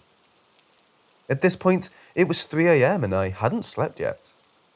Usually, I would be asleep by 1 or 2 a.m., but there was no way I was sleeping that night. Only a few minutes after I saw the figure, I heard tapping on my window, which is 2 stories up. I went to check the windows, but no one was there. There was no way that this was a person who would climb up the side of my house, which took out the possibility that I was being played with by a friend. This was the point at which I knew something paranormal was occurring. After the tapping, I turned on my light and turned up my Netflix to full volume to make myself feel more comfortable. Even with the high volume on Netflix, I hear yet another set of tapping on my window. So once again I check, but this time it's different. On the road in front of my house, I see a person waving up to me. I got to the window within 5 seconds of tapping, so there's no way he climbed down and ran across my garden onto the road in that time. This freaked me the fuck out, so I closed my curtains and lay down in my bed. Bam! Out of nowhere, I hear the loudest crash I've ever heard just outside of my window. An orange glow lit up my window as I hear screaming coming from below where the person waving once was. I raced to the window to see what happened when I set my eyes on the most horrific sight I had ever seen. 2 cars turned to one as they collided and have both been set on fire, with one of the drivers still alive in the blaze, screaming, trying to get out. The other races to the other driver, trying his hardest to get him out. I rushed outside to help burn my right hand in the process. Only a few minutes later, the orange colour which lit onto the houses was met with flashing blue lights as an ambulance arrived on scene. At this point, the driver, who was alive, was taken to the hospital in a bad state.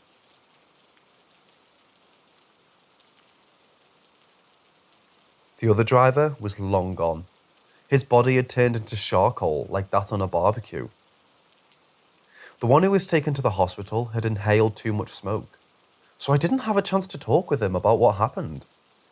I knew that this happening shortly after what had happened to me was no coincidence. The crash happened dead on where the man waving at me stood.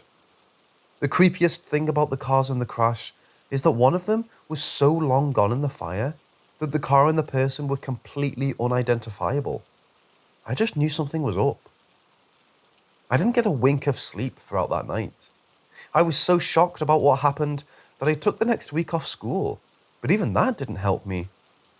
Every time I would look outside or leave the house, I would think of that night. It drove me insane. The incident was put onto the newspaper where it said the survivor went into a coma because of his injuries. This got even worse. A few weeks passed as I'm slowly getting back to normal until one night. I overheard my mum talking to her friend about that night. Her friend said she also saw a shadow figure in her room when she went to get a drink of water and then tapping at the window. This was the moment I knew it was paranormal. This was 2 days before the survivor of the crash woke up from his coma, so at this point, I had no clue what was coming. When I heard my mum talking to her friend, I shot up and went to the hospital where the survivor was. I requested his family to call me when he was in a stable state, so I could ask him about how the crash happened. It was a long shot, I know, but I had to know what had happened that night.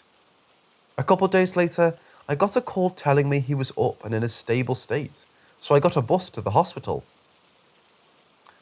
On the way, I looked out of the window and I saw a total of 4 people staring into the bus with no expression, like I was being watched. This got me in the same state as that horrendous night. Once I arrived at the hospital, I entered the survivor's room and asked, how exactly did the crash happen? I was only going 35 miles an hour, until out of nowhere, I saw a man standing in the middle of the road, waving at some random house. He was right in front of me, so I did what anyone else would do and swerved out of the way. Once I swerved out of the way, my car suddenly stopped like I crashed, but I saw nothing in front of me. No lights, no trees, nothing. So you saw no other car? No. Only once I saw the flames did I see the crumbled up car, but that wasn't the weirdest part of the crash. Only once I got a good look of what happened, I saw some sort of shadow standing on the roof being engulfed in flames. At that moment, my eyes widened as I realised the dark spots by his neck on his gown, similar to that of the man waving at my house. I busted out of the room and ran as fast as I could toward the bus stop. As I was running, I turned back to see a man, possibly the survivor, in a window waving down at us. This was the last straw. I got home as fast as possible. I screamed at my mum, saying we need to leave as soon as possible, and explained it all to her. I stayed at my grandparents' house while my parents moved out of our house. This took a couple of months. I'm always keeping an eye out on that figure in every dark corner. I'm always watching. However, this is not something which has helped me recently. The reason I'm saying all of this now is because something else has happened to me recently, and I don't know what to do. The date is currently August 15th, 2021. Once again, a bird appeared in my house with its wings spread out. I'm beyond frightened and don't know what to do. I am now just waiting for another crash to happen or more waving people. There's one thing I know for sure though. My plan worked.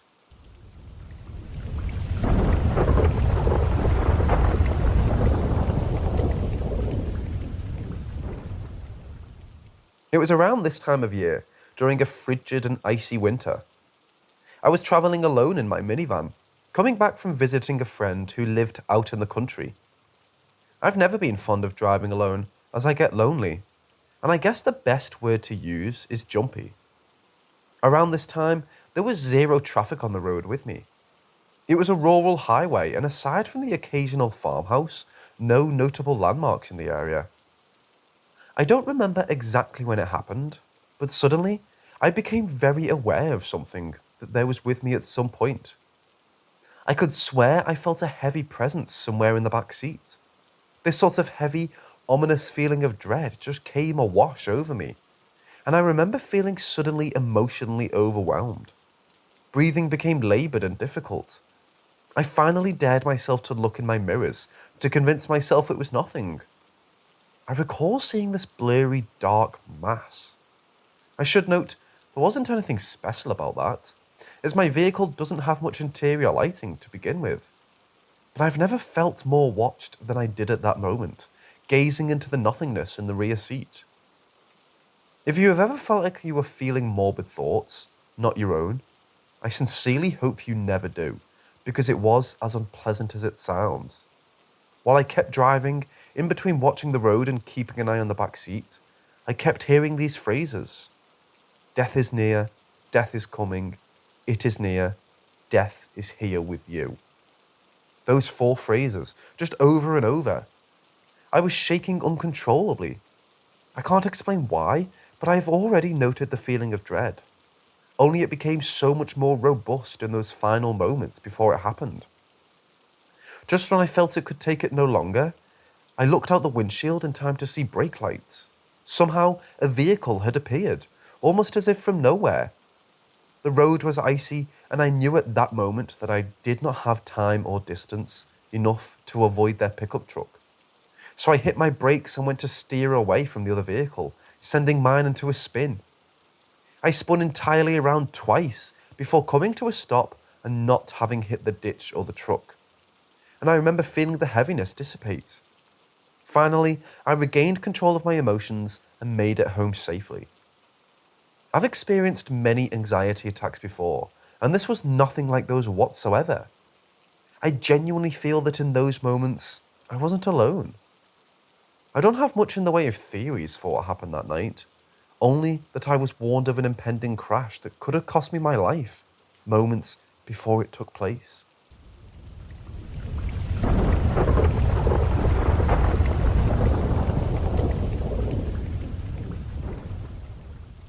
I don't know what's going on, and I feel like I'm going crazy. The first time this happened was a few years ago, when my dad subscribed to Netflix for the first time.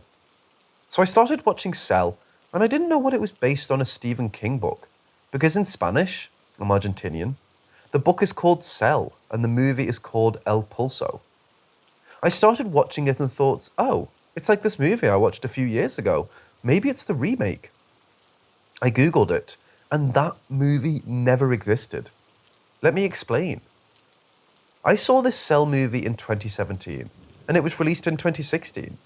But when I was in high school, like in 2013 or 14, I remember vividly watching another Cell movie on YouTube that was quite old because they were using old phones, like the Motorola ones that came in different colours. And I even remember details. A young John Cusack was starring it, and I remember this because when I watched the 2016 version, I also thought that was really cool that he was doing the remake. The character that played Samuel L. Jackson was played by another white actor that looked like the old man that appears in the old Pet Sematary movie. And I remember watching this old Cell movie on my aunt's computer in my grandparents' house. I remember that it started with Cusack driving in a hallway. When something happens, and when he gets down of his car, he sees these two girls buying a hot dog. One had this green old Motorola full of stickers, and the other girl had a similar cell phone but in pink. And I remember this because I thought the phones were really cool and I wanted one. And then, the one with the green cell phone attacked the other. A woman fell, everything was chaos, and Cusack went back to his car.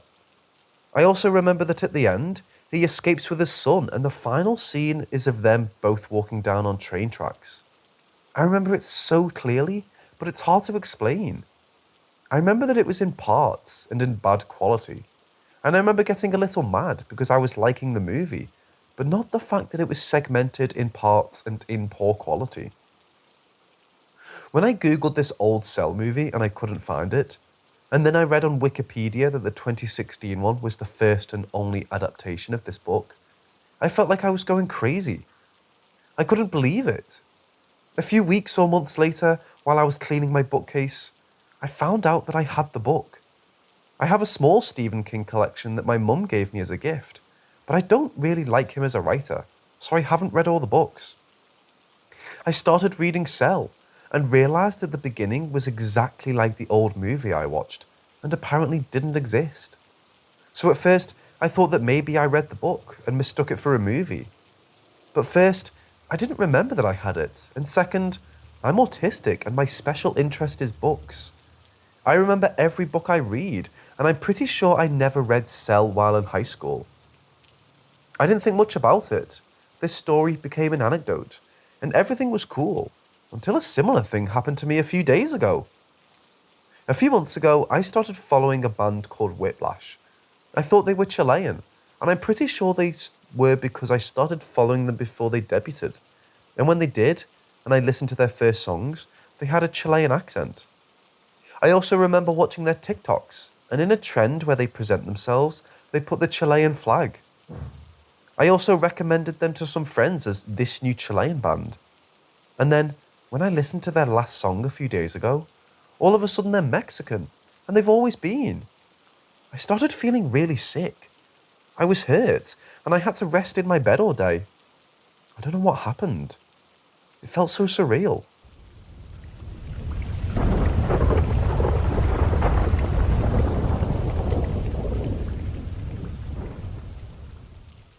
I don't know if this matters, but I live in the Florida Panhandle, Pensacola, Destin area.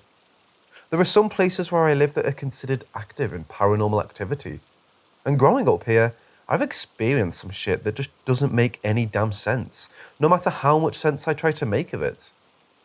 I consider myself a very logical and rational person. I don't scare easily and like to assess a situation before jumping to conclusions. With that said, I'm also not religious and am not a firm believer in the paranormal. I am open-minded and understand that some weird shit that can happen and it's better left alone. I'm a very light sleeper. I live in a nice neighbourhood with mostly retired folks and the houses aren't close together, so there's no way I'd be able to hear what I heard from a neighbour. With that said, I woke up around 2:30 AM to the distinct sound of a baby's laughter in my room. The only people in this house are me and my son, who's 18 and has his own room. I know what his laugh sounds like, and it sure as shit wasn't this. Hearing this woke me up immediately, and several seconds following it, my son comes into my room and asks if I heard it too, so I know I wasn't just hearing things. Naturally, we were a little freaked out, and I grab my firearm that I keep on my nightstand. He grabs his own, and we sweep the house. Nothing. We checked under the beds, the living room, all closets and corners, the fucking garage. Not one damn thing. No other TVs were on, no music was playing. Nothing. It was dead-ass quiet. So what in the actual fuck? Anyone else experienced this shit?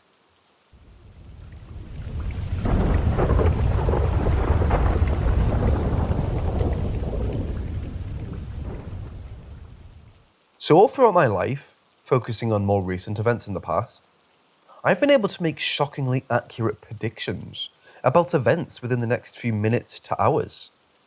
This has happened to me more than a few times, enough so that my friends in college had a running joke about it. I say predictions because I'm not sure what other word to use. In college, I majored in physics and statistics, so I have a pretty thorough understanding of biases and likelihood of certain events.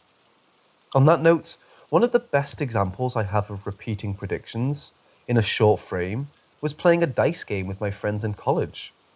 Objective of the game is not important, but what is important is everyone is in a circle rolling 2 dice in turn.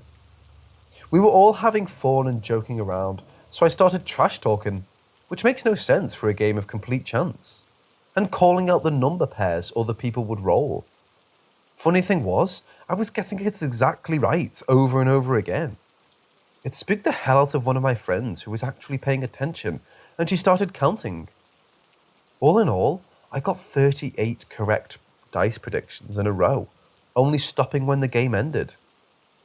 The rational part of my brain says I was just getting lucky and having a good time, but the much quieter part of my brain knows I wasn't. There was an odd feeling each time I would call a number pair. It's difficult to describe other than assured or confident. And not like misplaced confidence, more like actually knowing to the point where any other outcome would be ridiculous. What do you guys make of this?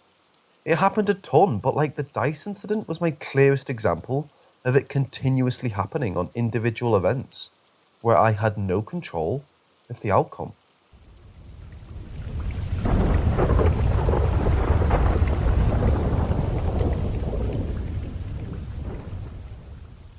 I'll preface this by saying I was very, very young at the time.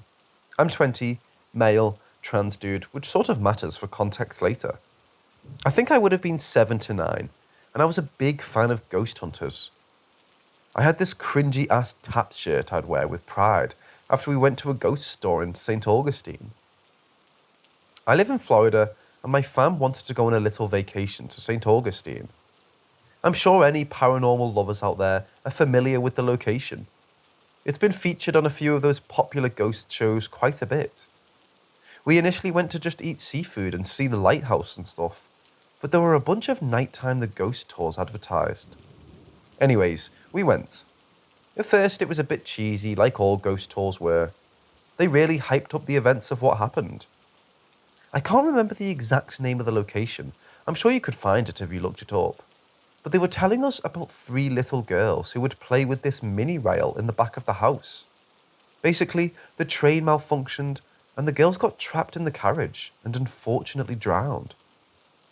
We got past the touring part and they did this thing where they completely turned off the lights in the house and let you just sort of wander around and see if you could get any activity. I remember I was with this immediate feeling of dread. The house just felt very heavy. I chalk it up to me being younger than even a preteen, and I got scared easily. Still, it's interesting to note. After the tour, my dad, mom and brother all decided they wanted to check out that park where the girls drowned without a bunch of other people there. I was super against it, freaked out, and wanted to go home. I ended up just clinging to my dad the entire time. My brother and mom went off on their own, and me and my dad sat on a little park picnic table. It was completely dark as it was a rather large area, and the trees blocked most of the light pollution from streetlights, etc. My dad had gotten his phone out and began recording while I sat with him. He asked a few innocent questions like, "Is anyone there? Feel free to talk to us," etc. Just generic ghost hunter rhetoric he had seen on TV. Me and my dad weren't really having much happen. Still, the area just had a certain feel about it. We went to check on my mom, who was sweating and she heard whispering around her. My brother had caught this video on his old flip phone of an orb by a street lamp. I don't personally believe in orbs or find them interesting at all, but this stood out since it was much brighter than the lamp it was next to, and it floated into the sky before completely disappearing. Weird stuff.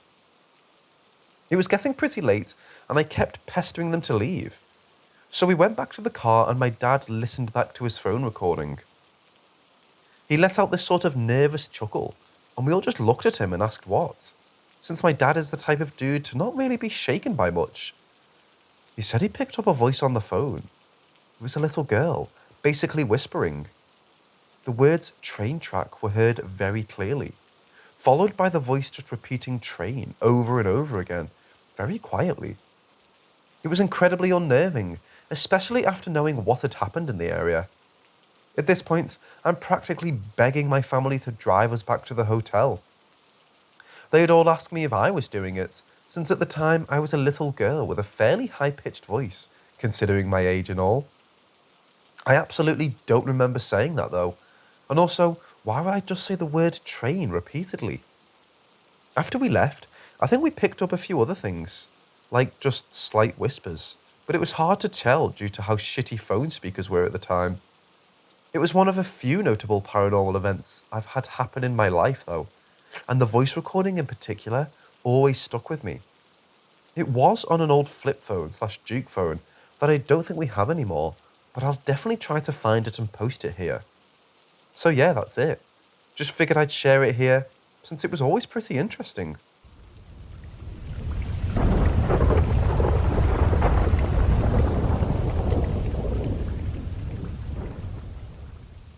This month marks 2 years since my friend passed away from a heroin overdose. I was 21 at the time, and I never thought I would see my friends laying in a casket until I was well old in age. It's a day I never want to relive as long as I am young. For months, I questioned everything. Why did he do that? When it seemed like life was finally heading in the right direction for him. Why did God take away someone from us like that? Was there something I could have done? The majority of the answers I could come up with was, I don't know. A few months had passed and I got a new job at a psychology office that worked with autistic children, teens and adults. As well as family therapy, as the office manager, I had only worked there for a couple of weeks at this point and was getting patient charts ready for the therapist for the day. As I was flipping through the charts, I saw a familiar name, Michael Stewart. I thought to myself, okay Ash, there's plenty of people with that name. It's common. Don't start thinking crazy. I pulled his chart and checked the birthday and saw that Michael Stewart had the same birthday as my friend. Now I'm thinking crazy. I pull out the picture I have of him from his funeral and look at his birthday just to confirm. And yep, that's the birthday. I catch my boss at lunch and I asked her, hey, It's cool if you can't tell me due to HIPAA reasons, but I found a chart that very much seems like my friend who just passed away in November. If I show you a pic, can you confirm if it's him? And sure enough, she told me that yes, it was in fact my friend that he used to come to her and see one of the therapists for autism-related therapy and for drug addiction, which wasn't something this therapist normally did, and suggested I should talk with her and let her know. I did just that and found out that my friend's parents, while I love them, were extremely hard on them. He didn't really have a good record with them and they didn't trust him a lot. He got into heroin because of the weed's strongest smell. They always knew when he had it on him. He thought heroin would feel the same as weed, but his parents wouldn't be able to smell it. From there, he got addicted, and while his life was doing better and his parents weren't always checking him, he couldn't stop doing heroin. After this, I knew very well that his spirit was alive. I lived in DFW at the time, and out of the thousands of psychology offices, I work at the one he went to, and let me tell y'all, I do not think that was a coincidence. I think he had a lot to do with that.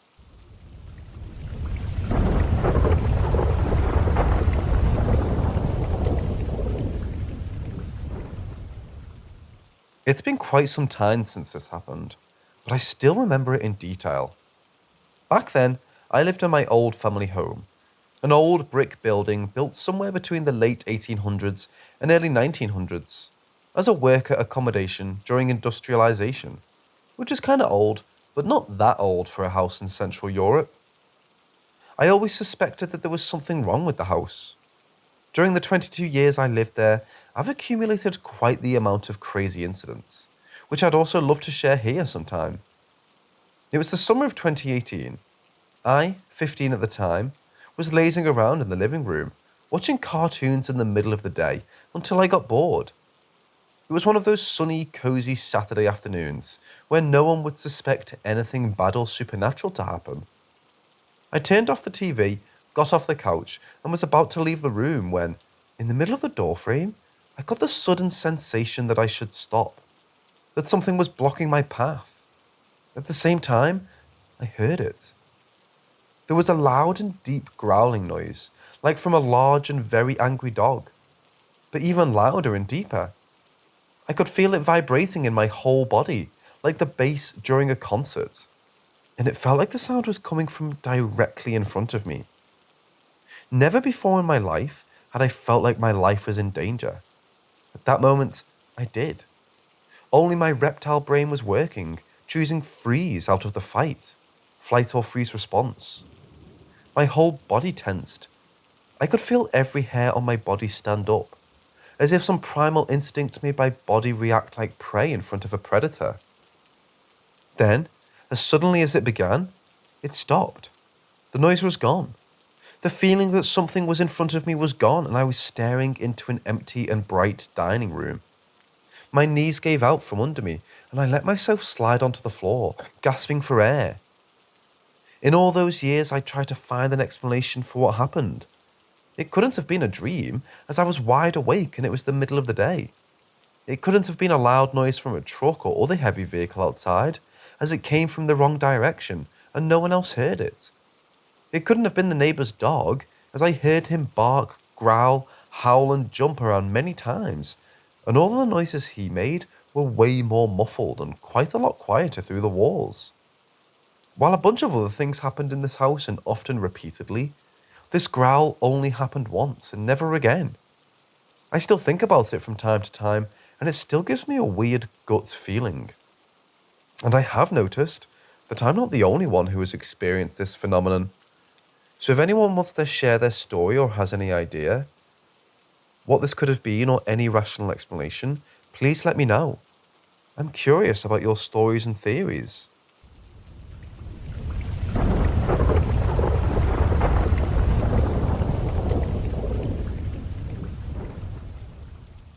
This was in the late 2000s. I don't remember exactly the year, and it happened to my then wife and myself in our home. We lived in a nice, quiet area. Our home was at the end of a road. In front of our house, there was obviously a road. On each side, we had neighbours whose homes were anywhere from 50 to 100 feet away. At the back of the house, it was woods for miles and miles. We used to love seeing all the wildlife that would enter our property at one time or another. But as I said, the biggest plus was how peaceful it was. It was wintertime in southern Massachusetts. A cloudy night but no storms, and it was around 11:30.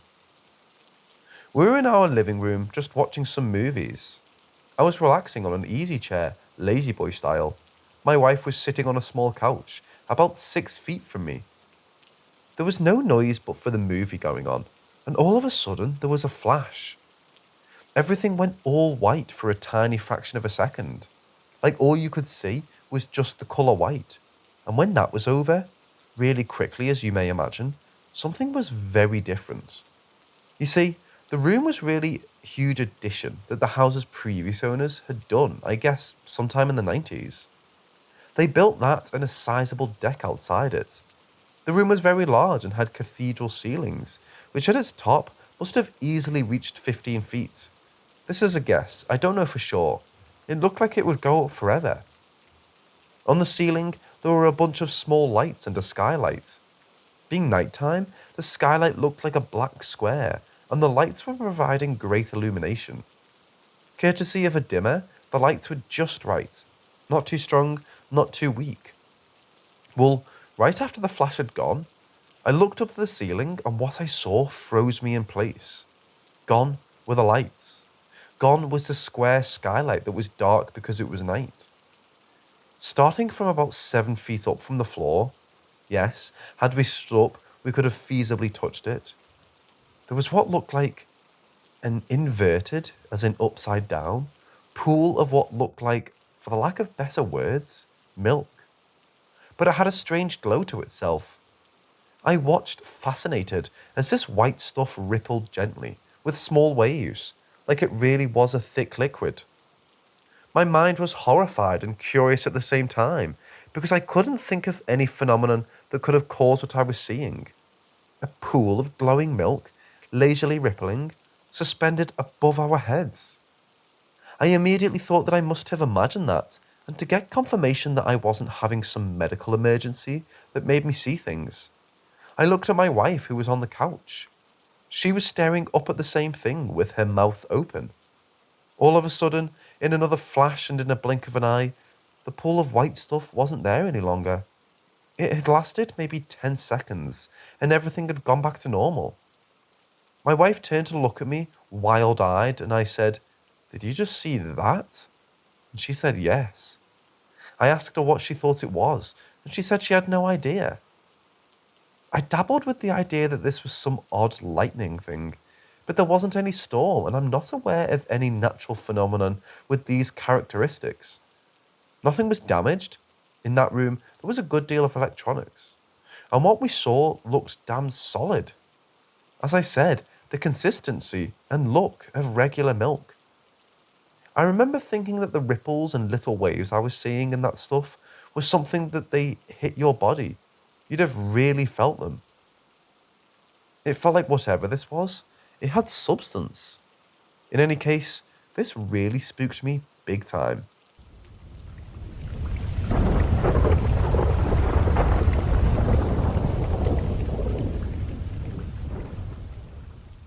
Something strange happened last night, and I remember something very similar happened when I had my firstborn 4 years ago, which I had forgotten about. I've lived in my current house for 10 years and nothing eventful happened until my first baby was born. Nothing major, just the feeling of being watched, the sound of footsteps upstairs, etc. Very subtle things, but noticeable. I'd also wake up and see what I can only describe as an electric man in my room, that I would see for a few seconds, and then it would be gone. I put that down to dreaming. When my boy reached about 10 months, it stopped and things returned to normal. My second baby is a week old. Last night, I was sitting in my bedroom with my newborn, feeding him a feed, before I went to sleep with the nightlight down the hall in my oldest son's room turned off. 3 seconds later, I could hear a voice say something that wasn't my son's. I shit myself and got my son out of the room and had him sleep in the bed with me. I happened to mention this to my partner today, and he said that's really weird because he slept in there for part of the night last night. No room in the big bed with all three of us in, so we left our bed in the early hours and had terrible nightmares which he doesn't usually have. Is this a thing? New baby triggers weird stuff happening in people's houses? I also remember being on the phone to my mother last year, talking about something that was really stressful. The conversation was so tense that I didn't notice the banging upstairs until it got really loud and shook my chandelier hanging in the living room. I got halfway up the stairs when a door slammed, so I grabbed my son and ran next door. I asked my neighbour to come back into the house with me while I checked upstairs. Nothing there and no windows open. My neighbour said he had been hearing banging for the last 10 minutes coming from my house and was wondering what it was. I was so preoccupied on the phone to my mom, I didn't notice till it was really loud. Anyone else have something similar?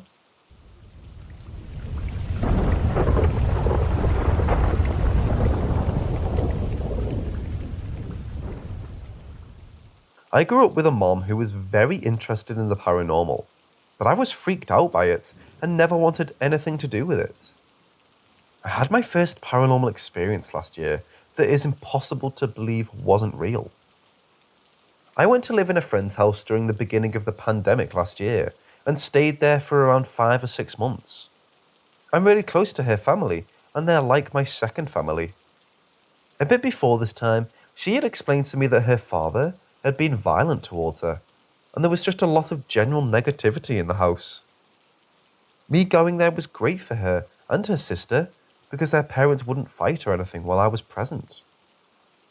I was sharing a room with my friend and sleeping on a futon right by the door. There was no furniture, chairs, clothes, nothing here. One night, I randomly woke up, very unusual for me, and felt I needed to look at the foot of the bed. Her door is stark white. I saw the figure of a small black creature that looked like a really skinny man with a large head. I didn't feel scared at all. I felt like it was just observing me. I kept looking at it for a minute, then shined my phone at it, and it was gone. I told my friend's sister about it, thinking it was a dream, but the night before she told me she also saw it. She thought her cat was on her shelf, but looked and saw this black little outline of a man moving her legs around. We researched about it a bit and came to the conclusion that it might have been thriving off of the negative energy in the home and was observing me as a new person who didn't have the same negative energy. After that night, we didn't see it again. I left their house about a year ago, and I don't know if they spotted it again.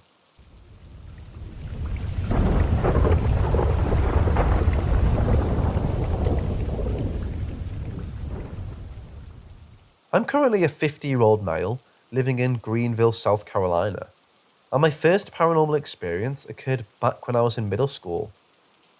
I had an uncle named Eddie who bought and restored historic houses, essentially a high-end flipper before we all knew what the hell that was. He purchased a house that was in the historic area of Earl Street here in Greenville. I don't remember the exact street, but it was definitely in that area. And he invited my grandfather over to look at some of the work he was doing. My papa was a carpenter, and I routinely tagged along just to get to spend time with him and watch him work. We got there and got the grand tour, and were told that an elderly woman had lived there and was heating her upstairs bedroom with a kerosene heater of some sort. The fumes from the heater suffocated her, and she ended up dead and wasn't found for a good while. My uncle bought the house at an estate auction because the family was unwilling to deal with the aftermath of that, and he set about working to get it in shape to resell. After Uncle Eddie gave us the tour and talked about what he was wanting done, he asked if we were hungry and offered to run and grab some burgers for us while Papa figured out what he'd need in order to do the work necessary. We gave him our order and Uncle Eddie took off for the food, so it was just Papa and myself left in the house. Nothing really spooky happened right off, and from what I remember, there were no vibes to the place. So Papa did what he needed to do while Uncle Eddie was gone. And then we popped a squat on the stairs and started killing time until the food arrived. Around 5 minutes after we settled on the stairs, we both started hearing what sounded like footsteps at the top of the stairs, walking back and forth along the hall. Then we heard what sounded like a door open and close. Figuring someone else had to be there, we went upstairs and to our surprise, found no one else there. We were 100% alone in the house. Rattled, we sat back down on the stairs and waited to see if we heard it again. And it didn't take long before we definitely heard the sound of someone walking around upstairs. There was no denying it was footsteps on the second floor.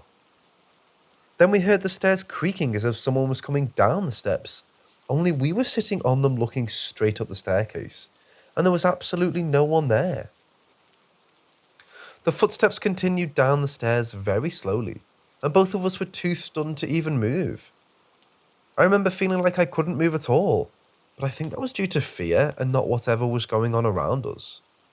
I don't feel like anything was making me stay where I was. I was just too freaked to process anything other than hearing this invisible person slowly coming down the stairs. The footsteps walked past us, even making the step we were sitting on creak as it went by. Then it walked into the foyer of the house and ceased entirely. At this point, we both decided we weren't really feeling this ghost house shit and left to go sit in Papa's truck until Eddie returned. Well, of course, we told Eddie about what happened and were surprised when he said that he'd heard noises and footsteps in the house too, but it wasn't going to stop him from finishing up the work and selling the house. That's someone else's problem, he laughed, and then asked my Papa if he was able to do what he needed done inside. Papa politely declined, and after some nervous laughter, we left. Eddie's wife ended up falling in love with the house, and he renovated it for her and they lived there until his death about 15 years ago. So I guess whatever that ended up actually being, his problem after all.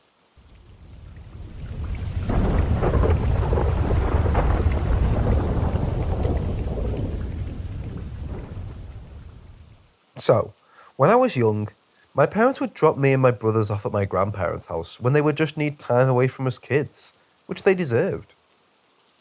My grandparents live around 30-ish minutes away from us, so it wasn't that far of a drive for my parents. Well, one night when I was around 4 or 5, my parents left us with our grandparents for the whole weekend. I can't remember what night it happened, or really most of the weekend, because I was very young. I was sleeping in the living room with my brothers because there were random holes in the upstairs floor that weren't safe for misfit children like us. So, where I was sleeping, my head was directly in front of the stairs. My grandparents lived in the country, so it was very dark at night because there were obviously no street lights. Well, sometime in the middle of the night, I randomly woke up, and when I looked up the stairs, for some instinctual reason, I saw a girl in a white dress. I didn't see her face, but she had long dark hair and a white gown that went down to her feet. She stood there at the top for the little bit, then just walked towards my mother's childhood room that was at the very right of the stairs. I wasn't worried or scared, but rather calm and acknowledged her, and I went right back to sleep.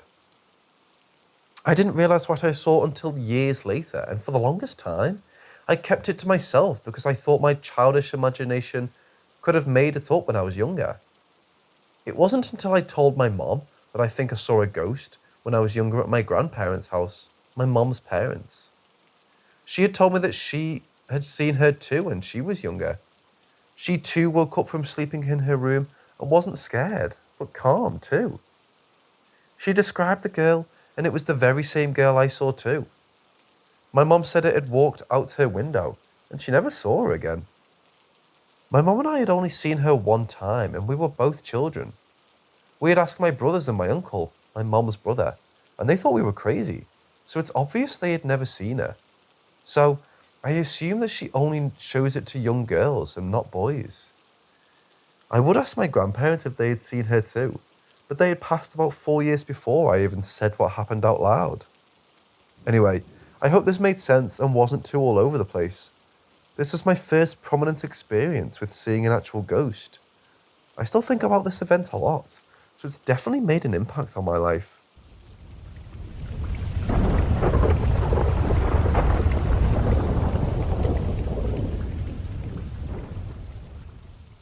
This happened when I was a bit younger, still in elementary school.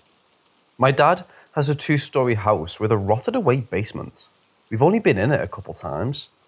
At the time, there were 5 of us, not including my dad. We decided we would sleep in the living room that night because it was cold and that was the only room that had a fireplace.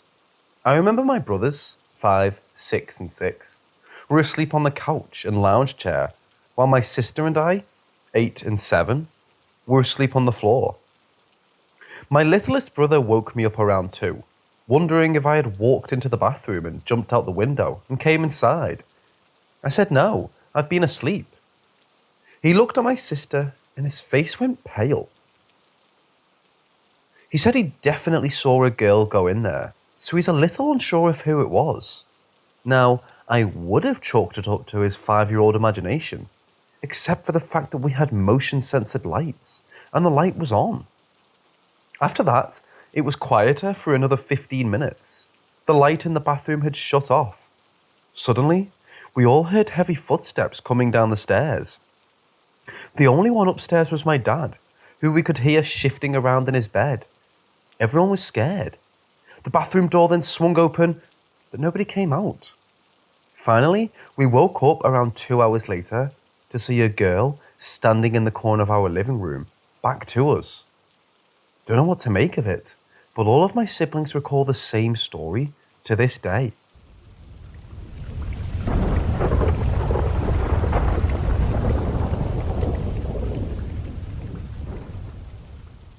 When I was in high school, senior year, my brother, 12 years older than me, who's an architect, asked for my help on a commission for a building model on scale.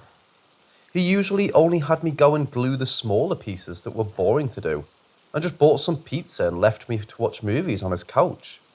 This time, the project was a little big, and he was going to pull an all-nighter on me. It was around 2 a.m. when I just started to surrender to the spell of the Sandman and fell asleep. I'm well known in my family and around friends for being the sleep talker. My wife constantly kicks me when I talk sleep, because sometimes I even sing. Bad shower singing. I usually am aware of what I'm saying because I actually dream of the things I talk about when asleep. Often, it is just a blurry dream, but I know I'm talking because I end up waking myself up when this happens, especially if I scream or go loud in a dream. It was just around 3:15 when I felt a sudden move. My brother, who had this pretty shocked and concerned look on his face, had shaken me down to my bones in a rush to wake me up. I remember I was dreaming of a scene where different entities were surrounding some kind of altar, with a person sitting in the middle, and I was speaking in a language I couldn't understand. By that time, my brother was perplexed, talking to me and asking me if I was all right. He said I was speaking in Dutch, a language I've never learned or heard of, and I was chanting/praying something like, "Please save us all, God Almighty, forget our sins." My brother knows German, but he never spoke in front of me or my family in different languages than Spanish. We're from Mexico. And there were 0 to no movies in my youth spoken in Dutch. I pretty much only knew Spanish and a little English back then. The creepy thing is that he said I was pretty much going quiet at first, saying other things and mumbles in Spanish. Every word I spoke was a little more clear than the last one, until I was speaking fluently, randomly words of fear like apocalypse, shadows, death, as though I was just playing bingo with Halloween words. To this point, it was all normal for my brother, as I often did this. Not with those choices of vocabulary though, but then I stopped and suddenly started speaking Dutch and pretty much screaming the prayers out loud. I'm being honest, I cannot remember hearing myself in the dream as I normally do when I go loud. I would have woken me up. I was honestly dead asleep to the point my brother had to shake me vigorously to wake me up. This hasn't happened again, but once, a friend during a sleepover told me I was mumbling words that sounded Asian. I didn't scream that time, but it legitimately sounded like I was having a solid conversation with someone. I didn't believe him, but he had me on tape. We haven't found anyone that can actually translate it, but a friend from Korea said that it sounded like a language some relatives of him speak. that is exclusive of an island in Korea called Jeju, but he couldn't translate as it was different from what he speaks.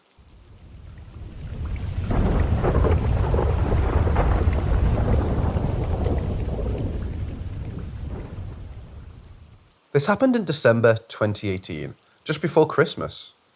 Me, two of my lads, we were 17 at the time, and a cousin of mine, 15, were camping in the woods of a friend's property. We were there for 5 days, pretty much all by ourselves except for water, that we would hike back to the house to grab for the day, since it was pretty impractical to get water ourselves for 5 days. This region is relatively dry and no water filters, etc. We'd lie down pretty early, which felt rather primitive, literally when the sun set. Every night we'd hear boars around our tent and steps. Paranoia fueled it a lot, but hey, we had a bow, 2 axes, and some big knives. One day though, and I think this was either the last night or the one before that, we were just having a chat after dinner like we would often do, and we heard a scream. It was pretty odd. Didn't sound human, but I have no clue what animal would be doing it either, and I'd say I know a fair amount of our country's fauna. Scream sounded like it had a build-up, not like a scream where you immediately hear the loudest part and then it dies or fades out, but like it started low and got real intense and then stopped. It sounded far enough, say 50 to 70 meters or so, but then it happens again, and again, and again.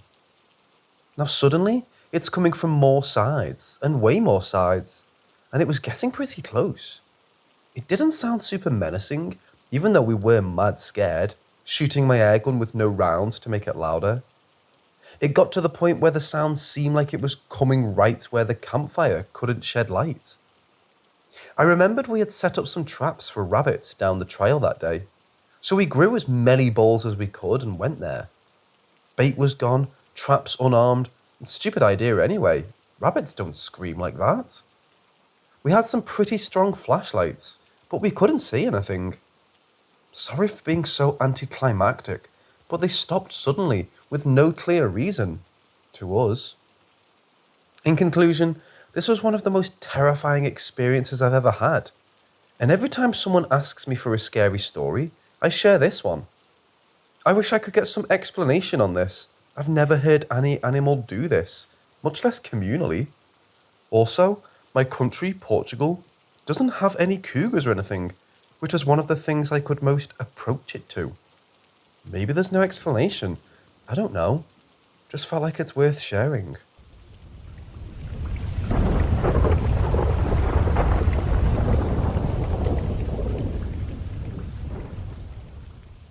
So I've been having these experiences since I was 10. And it happened again a couple of nights ago. So a little information, the paranormal is a taboo subject in my family, and I have no one to ask about this. When I was little, my bed was up against the window on the 2nd floor, and I could hear almost everything that would happen outside. One night, I heard this sound like it was a bouncing ball being bounced in front of my window. This night, there was a full moon, so I could see and nothing was there. I logically thought that the house was creaking or whatever. The bouncing ball noise kept on happening multiple times a week. I kind of got used to the sound and it really didn't bother me until the bouncing sound changed. This is when the bouncing ball turned into footsteps. This freaked me out. It was like someone was pacing back and forth in front of my room. So me being young and just trying to make sense of it, made this sound my guardian angel, and it was just protecting me while I slept. After this occurrence, the two sounds started interchanging back and forth, and as I got older, this started happening less frequently until it stopped. I honestly forgot about it. This noise did follow me to college, and I heard it sometimes at night. I've moved back home due to COVID. My room is now on the 1st floor, and the porch is outside my window. The porch is decorated for Christmas, so at night, the porch is illuminated. Skip to a couple of nights ago. My bed is again by the window. I was laying in bed when I heard the bouncing ball and I jokingly said, "Hello, Guardian, it's been a while." Right after I said that, the pacing started along with the bouncing. This had never happened before, and I looked out my window. The porch was illuminated by the Christmas lights, and I saw nothing, but I could still hear the sounds. I haven't been scared of this since I was little, but with this new development, it's freaking me out. Does anyone know what this could be?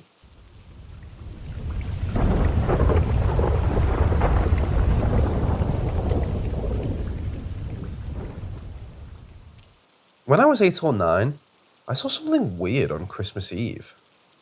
This was many, many years ago, but I still remember it like it was yesterday.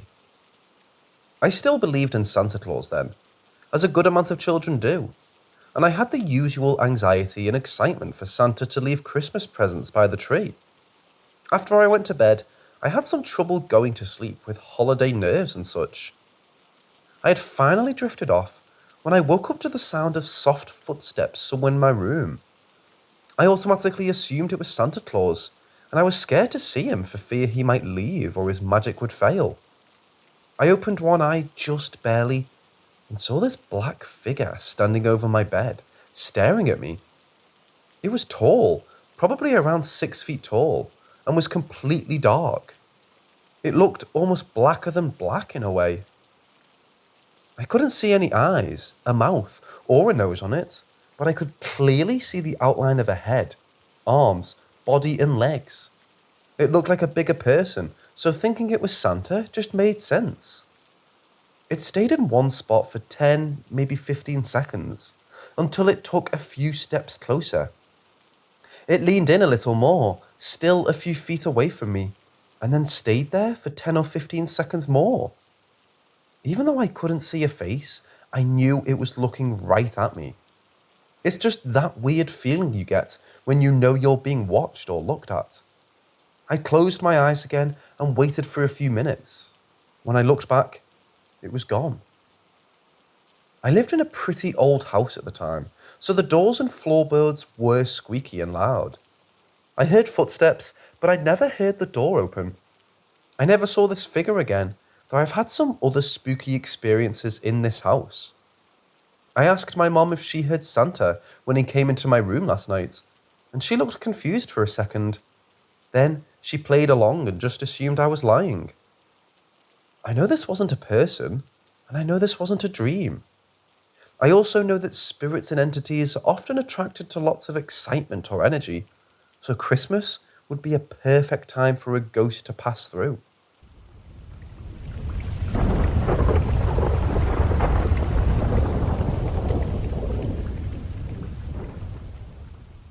I recently moved back in with my dad.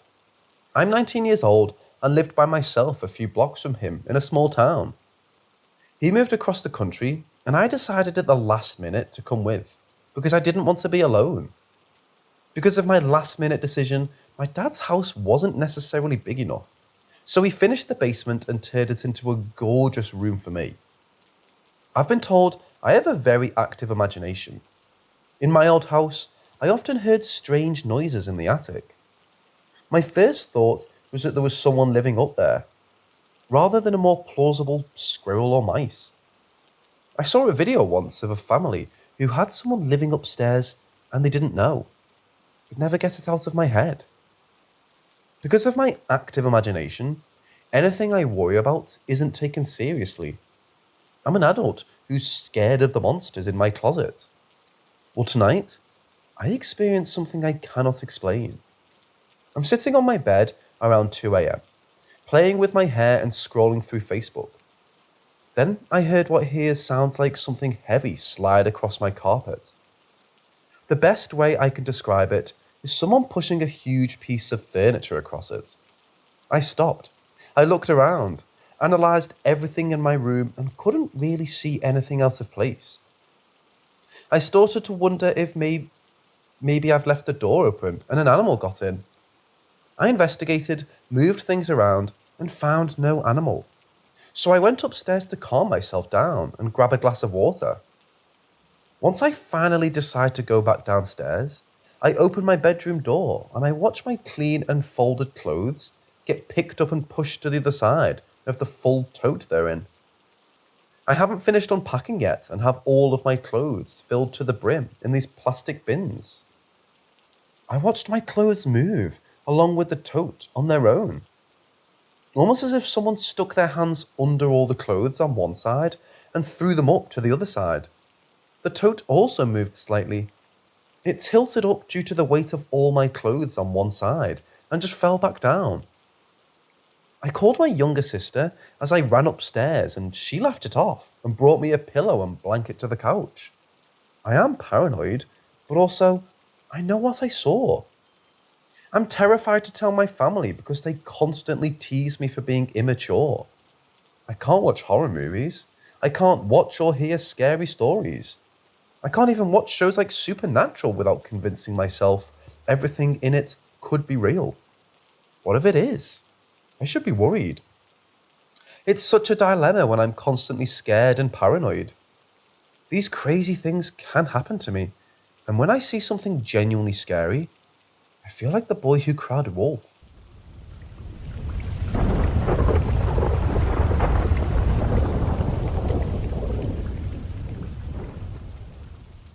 I remember as a little girl always being in tune with the paranormal. Seeing my grandfather and his mom, who I never met, was a common occurrence as a child as they died in the family home. As of today, the home is 100 years old. My great-grandfather built it with money he earned from owning a gambling den and pool hall. It was a humble home. In that time, 4 people died in that home from old age and sickness, alongside countless pets. However, this is the horrible aura of seething hatred that resides in the home. Ever since I was young, the house instilled a sense of grave fear, and I could always feel a horrible presence.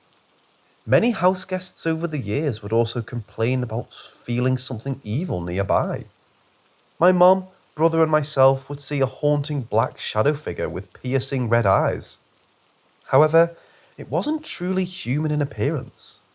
It had a long, featureless face, long, gnarly fingers, and a tall body that would contort.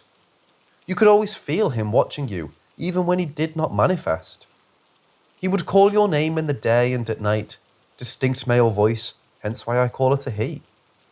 When he would manifest, you would see him either on the ground, crouching and cocking his head at you, his hands pry open doors, and yes, they would open enough for him to peer at you with those eyes, and he'd cling to the walls like Spider-Man and stare at you while slowly making his way towards you. He would back away and look confused if you spoke to him or asked for help. I believe he caused physical harm to myself and others. My dad and my ex-husband would feel someone sitting on them and strangling them at night. Once, I woke up with scratches on my face after seeing him in my bed. He traumatized me for years since I always had insomnia. My mom for years was convinced someone sent a demon on her, but it never followed her or us when we moved. He can't leave the house. I live next door now in another home my family built. You can feel and occasionally see him stare at you from the windows when you're outside the home, especially in the evenings around 3 a.m. You don't feel his presence in the sense of dread until you enter the threshold. My husband feels it every time he goes to visit and has seen the being the one time he slept over almost 6 years ago. We were talking about him last night and my husband mentioned in detail that I used to see and hear his behaviour. He, of course, had to insult the creature when he was creeping towards us by calling him an ugly bastard, but he's seen worse. That apparently confused him and left him alone after that. Over the decades, the house has been blessed and curanderos have been called to help, but he remains, watching, instilling fear, and calling you. We don't know what he is or how to get rid of it. I feel like something ties him to our him. My gut tells me that he was murdered long ago and tries to instill the same fear he felt when dying. Any help or advice? My brothers live there now. I want to be able to visit them with my daughter after she's born and not feel this hatred.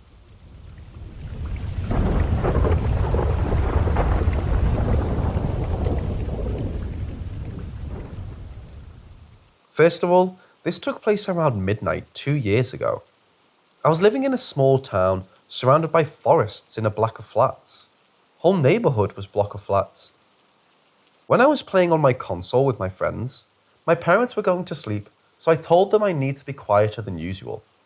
They got tired and went to sleep. When I was playing alone, I got really thirsty, so I went to the kitchen to get myself some water. Everything was good, like every night. Everything is quiet, no people playing loud music. I could say that it was the perfect time to relax, but I noticed something weird. It was a lot quieter than every other night. It was like, okay, that's cool. I'll finally get some rest. I was horribly wrong. I had a window open to let in some fresh air in my room, and I think that it was a mistake to open the window that night. I was on my phone when I heard a cat, I think, screaming. When this happened, it started to get weirder every minute. I knew something was off because after that, the wind stopped. Next thing that happened was that weird feeling that is with you every time when you feel like something will happen. Then, I heard this growl. I can tell it wasn't any animal because it didn't sound like an animal. When I heard that, I was really scared. When I calmed down, I went to sleep. In the morning, I decided to check out if there were any clues that will help identify that creature, but sadly there was nothing. Today, I think this growl came from the basement, which is haunted. Why haunted? The lights in the basement were new at that moment, and they were literally going off and on. Next thing is weird noises, even in daytime. Third thing is that there is something in that basement. Me and my friends decided to go there and check it out, and the first thing that happened was a loud bang on the doors next to us. That door leads to a room where you can let your clothes dry, but when I opened that door, there was nothing.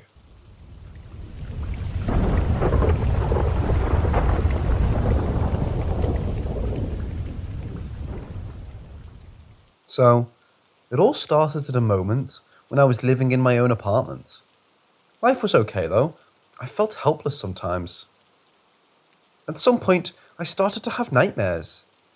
The first one was with something looking like a decaying zombie who would run to me while screaming. After this, I then stayed 8 hours in my apartment, still in the dream, in darkness, where I would try to find things to light up the place. Every time it would get too dark, the screaming thing would come to me again, and I could only push it back by screaming myself. In the middle of the thing, I found a light who worked, for 5 seconds before going off. Other lights didn't work. At this period of my life, I had this horrible dream that was extremely realistic. Problem is, it didn't stop there. I had other dreams similar, like being in my kitchen and the light didn't work, while some shadow figure started to cover the window. If this was only bad dreams, honestly, I'll be okay with it. The thing is that during that time, which lasted about a month or two, all lights went off in real life. I had 4 lights in my apartment that stopped working. I had the headlights of my car stop working too. A friend gave me a desk lamp that exploded while at 30 centimeters from my face. Luckily, it didn't hit me. I had some electrician friends to whom I've shown the light bulb, and they were puzzled. They never saw a lamp break this way. Now, it's okay. It lasted a bit of time. About 6 to 7 lights went off. I had nightmares, but it stopped. Since then, I still get from time to time similar nightmares. In one, I see a friend and try to talk to him, but the only sound that comes out is like a roar. In all of them, lights don't work. In the last one I had some days ago, I saw another friend. I remember saying that it wasn't really my friend, and he started laughing in a very frightening way. The big problem I have is that I fear it starts again. After this last dream, one light started to flicker.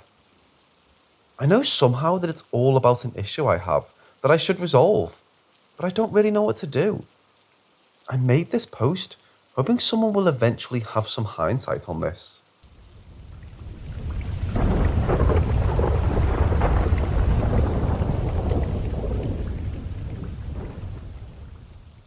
Around mid-August 2021, My sister was walking her friend home, and it was about 9 pm, and he lives down the same road as us. Mentioning we do live out in the boonies in southwest Montana. And as soon as they left the house, the TVs lost signal. But it was a clear night. You could see all the stars. She then comes running back inside, and this is what she said happened. She kept hearing someone yelling coming from the north side of the end of our road. She said she thought someone was arguing, and it was short bursts of a male yell. Then, when they walked down the road a little further, she heard the man yelling in the woods next to them. They stopped and just listened until it did it again, and that's when they ran inside. About 10 or 15 minutes after they came in, the TV's back on. Nothing happened for about a week after that, until one day I got home from a friend's house, probably around 1 to 4 pm. And I actually heard the yelling my sister was talking about. It was exactly how she described it, but it was coming from our backyard, which is also a wooded area. I was spooked, so I didn't go check it out, but this is where everything started to kick off. My sister never had any more experiences after this, but that night, I heard the yelling the tapping started. And it's not knocks or taps in 3, it's like 1, 2, 1, 2. With about 1 second between the first 2, then the second 2 are right after each other. The first time I heard it, I was laying in bed and it was tapping on my window around 3 pm. So it was still daylight then, on the wall right by my bed where my head lays. My window is about 6 feet off the ground, and the wall, my bed, is about 10 to 10 feet off the ground. After it happened, I looked out my window and I didn't see anything. I asked my dad if he had tapped on my window, and he said he didn't and my sister isn't home. This same pattern of tapping almost every day since this happened, or at least 4 to 5 times a week. The end of October, I was looking for something in my car and was walking back up the house. And it was raining and I had my hood up, and I heard someone yell my name very angrily. It sounded very close. It sounded just like my mom, but she was at work at the time. I ran inside and asked my dad if he called me. He said no, and we kind of patrolled the area and didn't see anything. At this point, I legitimately thought I was going crazy. Nobody I talked to believed me or told me not to worry about it, until my boyfriend and I were just sitting in his truck at the end of my road, because there's no houses down there. It's quiet, and that's our favourite thing to do, just sit in his truck. We stayed out late. It was probably 4 am. My landlord owns a ranch and it extends to where my road ends, and we were petting the ponies, and he said, "I think we should go back to the truck. I feel like there's something over there." And right as he finished saying that, all the ponies ran away from the spot he was talking about. So we got to the truck, sat and talked for a while, and the tapping started happening again to me. It sounded like it was on the truck, but he said he heard it in the distance, but it was very soft. It went continuously for about 3 minutes, which is the longest it happened.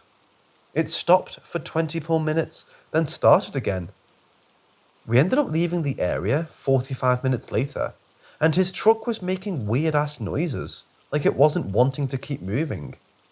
He said it's never done it in the past, but it is a 2010. A couple of days ago, my boyfriend introduces me to one of his friends who claims to be a psychic medium, and my boyfriend didn't tell him my story or anything. But as soon as we were walking into his house, he said he felt a negative presence in the room. And when I was in the bathroom, he told my boyfriend he saw it, but didn't want to explain what he saw. But I do remember him carrying his Bible around. For a little more context, I've lived here for 14 years, and this is the only time something like this has happened. The only thing that changed before all of this happened is I had to foster a dog and gave him away to a new home. We only have one neighbour that is close to our house, and they just moved in. No one in my family has met them yet. Besides my sister, no one else in the house has experienced anything, and my sister hasn't experienced anything after the first time it happened.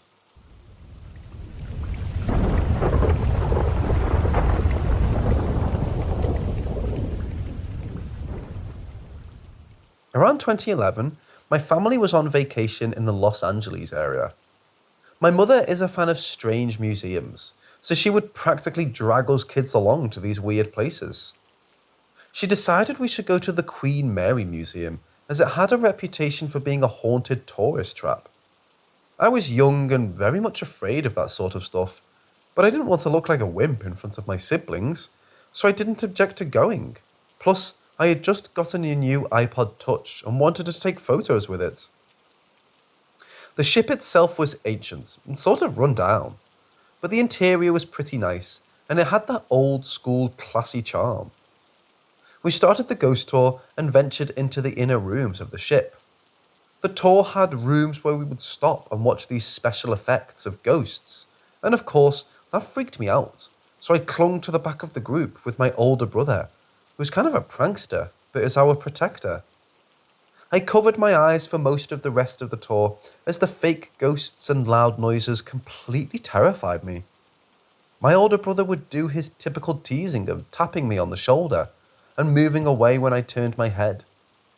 He did this a few times until I turned around and told him to quit it.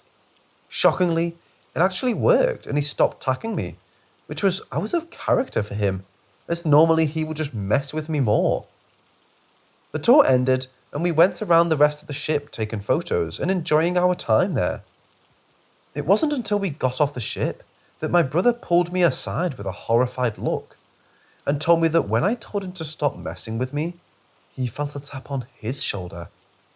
He said he turned around and nobody was there. I believed him, as we were in the back of the tour with nobody behind us. Looking back, I think he may have been messing with me again, but it's hard to get a straight answer from him.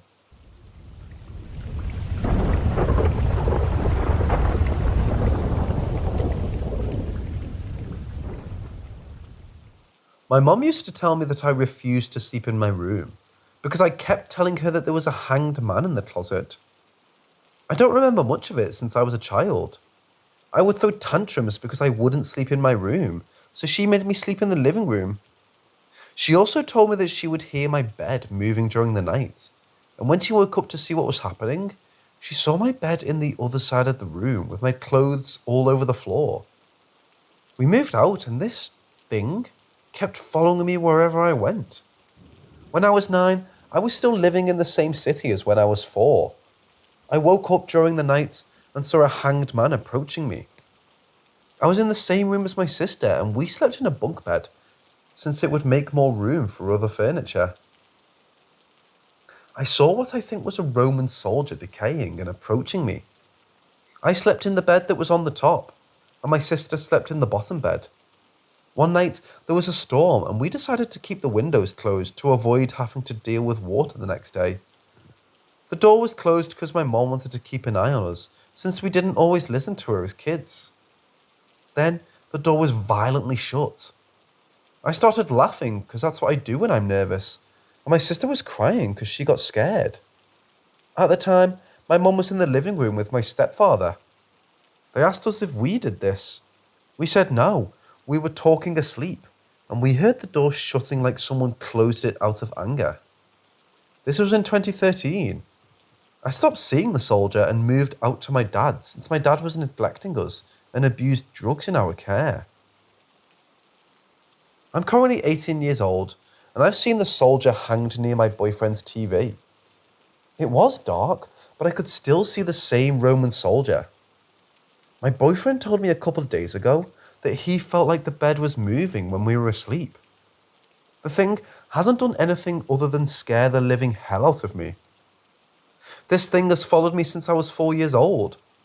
I've had other similar things happen to me, but without seeing the Roman soldier. I have a dog, and a couple days ago, he wouldn't come into the room. I even offered to let him go to bed, since he wasn't always allowed to do so. He left with his ears flattened and growled at something that was behind me. I grabbed my cat who was sleeping and said, "Hell no, I'm not doing this shit," and closed my bedroom door and went to the living room and waited for my boyfriend to arrive from work. I asked him if he could go check the room, and he went and didn't find anything. My dog went into the room and acted like everything was good now.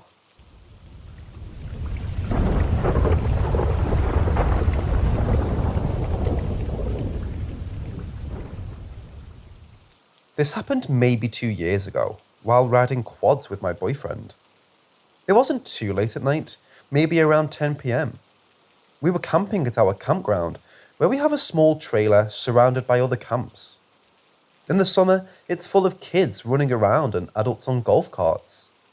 But it was late December, and we're one of the few people who go up in the winter, since it gets pretty cold and they shut the water off.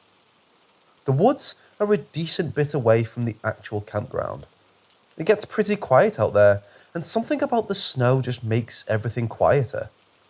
I've always felt slightly uncomfortable in the woods at night. My boyfriend told me I was just a paranoid person, and I chalked it up to me reading too much creepypasta as a kid. I always felt somewhat safer since we were on a quad, and we can go pretty fast if needed. So there we are, in the middle of the night, enjoying a cold ride, drifting in the snow, when all of a sudden we come to a stop. That's when I got an eerie feeling. I asked him why we stopped, and it was something along the lines of his glove or something on the quad came off. He turned the quad off and bent over, messing with something. I start looking behind me and around me because I'm just someone who's super aware of their surroundings. I look to my left and I see a brown, skinny tree that always freaks me out because I mistake it as something else. But then I look to the right of the scary tree and see something even taller and pale looking. I immediately avert my attention from it, being totally freaked out. I find the courage to look back and it seems closer. At this time, I didn't have my glasses on and was just saying it's another tree that looks like a person and I'm fine. Before I could say anything to my boyfriend, he had finished whatever he was doing and we took off. I buried my face in the back of his jacket, too afraid to see anything else. Still having that feeling of being watched over me, I asked if we could go back to camp and he agreed, since it was so cold. I decided not to say anything to him, since he'd want to go back and investigate, or straight up not believe me and write me off as paranoid again. And I didn't want to go back there at all. I figured the following day we would go back into the woods during daytime, and I would see that there was another tree that I never noticed before. But when we went back though, and there was nothing next to the brown tree, that's when my stomach dropped. That's also when I told him I saw something last night. He told me I should have told him, which he was right. I should have said something, but I was just too scared and just kept it to myself. We still go up there occasionally, not as much due to our jobs now, but I've never experienced anything else after that.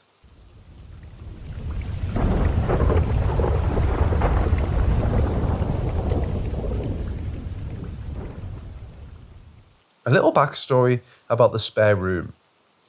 When I first bought my home last year, there was a family of around 13 people living in it, 6 of which were adults, 3 small bedrooms and 1 sketchy annex in the garage. A year later, and the neighbourhood is still telling me stories about how awful these people were as neighbours. The annex room was initially shoddy framing and drywall work, presumably installed by that family. The walls were painted a weird green colour, and the rug was a wrinkly stained mess. It became apparent that someone had been peeing in all 4 corners of the room.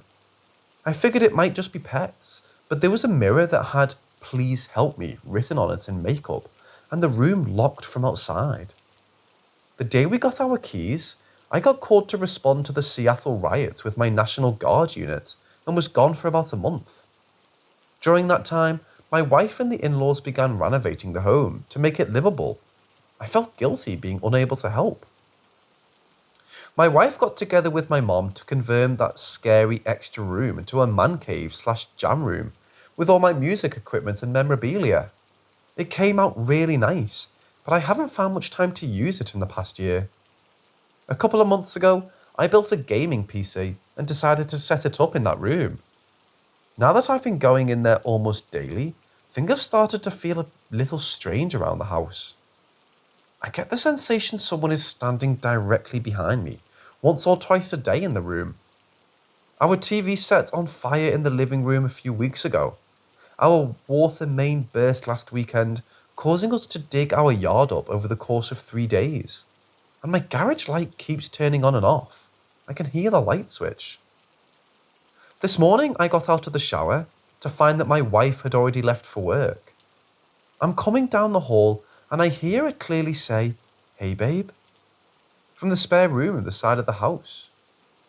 I replied, "You're still here?" To which I got silence. I looked out the front window and sure enough, her truck was gone. That's when I heard it again. "Babe, come here." I grabbed my things and noped to work, lol. Anyway, when I was pulling out of the driveway, I could hear what sounded like a girl screaming from outside, followed by a bang. I stopped before backing into the street thinking, was that my phone? I waited for a second before continuing on my way, thinking it might be the school across the street. I got about 50 feet down the road before I heard it again. This time, it was faint, but sounded like it was coming from in the car. I paused at the stop sign and rolled down the windows to see if it would happen again, as it had sounded identical to the first one. Nothing.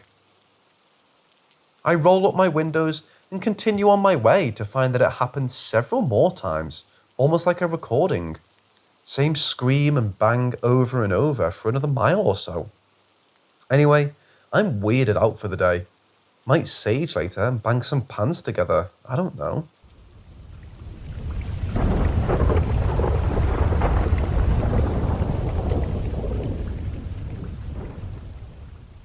A few weeks ago, I couldn't sleep, so at about 4 a.m, I went to the studio I take a class in for college to get some work done. While there was one other person there named Peter. I don't feel bad using his real name because as far as I can tell, he doesn't exist. I said hi, we chatted while I worked. I watched the sunrise. He said he had to get back to work on the other side of the building, separate studio, but I walked past it on my way in, and I said okay and waved. He took a few steps away and said, "Weird, isn't it?" I think. He wasn't facing me. And since I'm bad at hearing, I assumed I misheard him and laughed it off.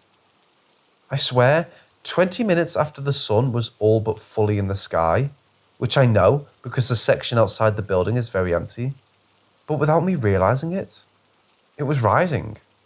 Again. The sky had gone back to dark, and the sun was cresting again. I went down and told Peter, and he found it funny. I've looked for him on my way in every day since then, since I saw where he sat. Someone else sits there, and I don't know them well enough to ask.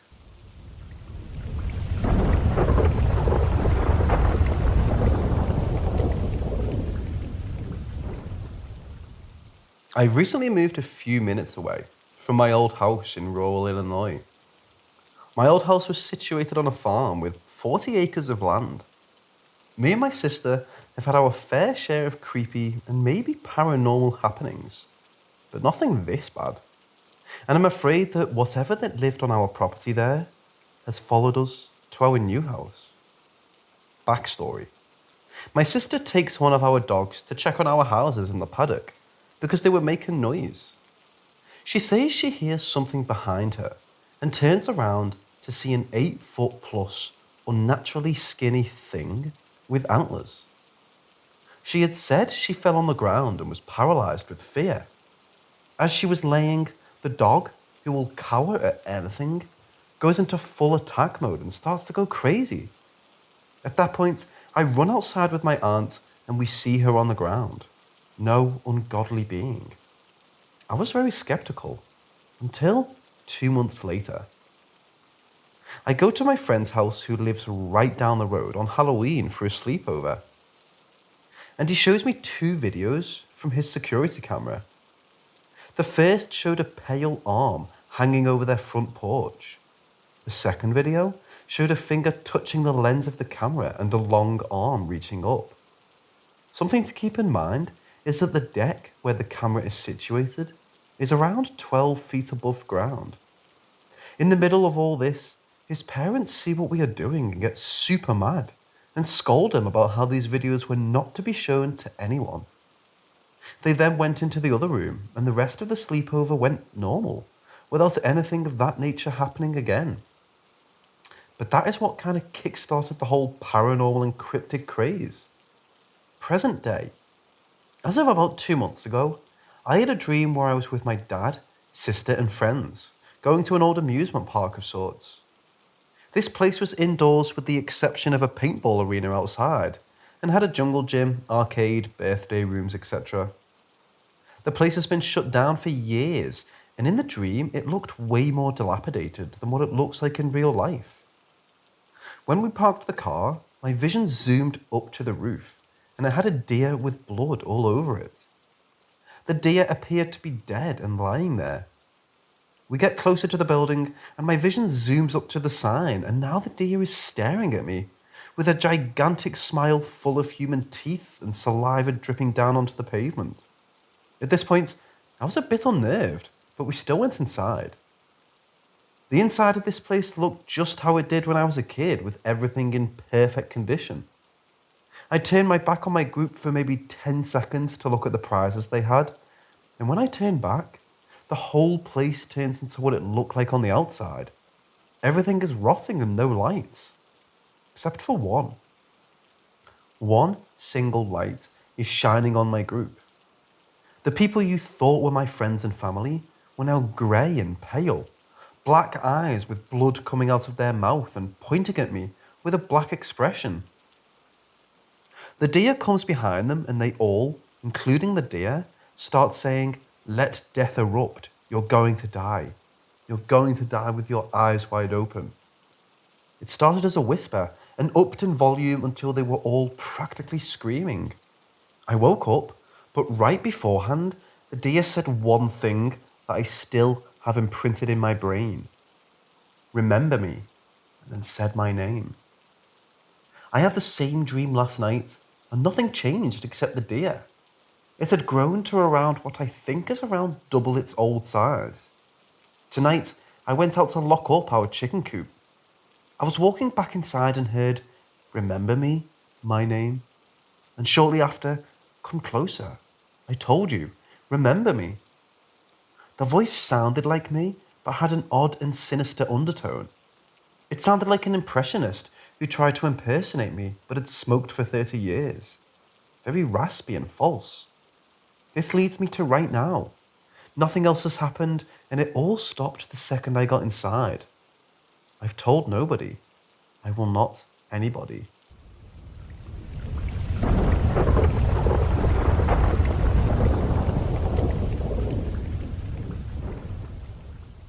So, some background for my issue. I've lived in my current home for about 2 years. We bought the house and moved in at the beginning of the pandemic. After we moved in, the estranged husband of the owner told us that the owner had passed away in the house exactly a year before we bought it. Spooky part 1. The owner's name was Donna Johnson. She had a husband who she had been separated with, but never legally divorced, and a son named Hunter.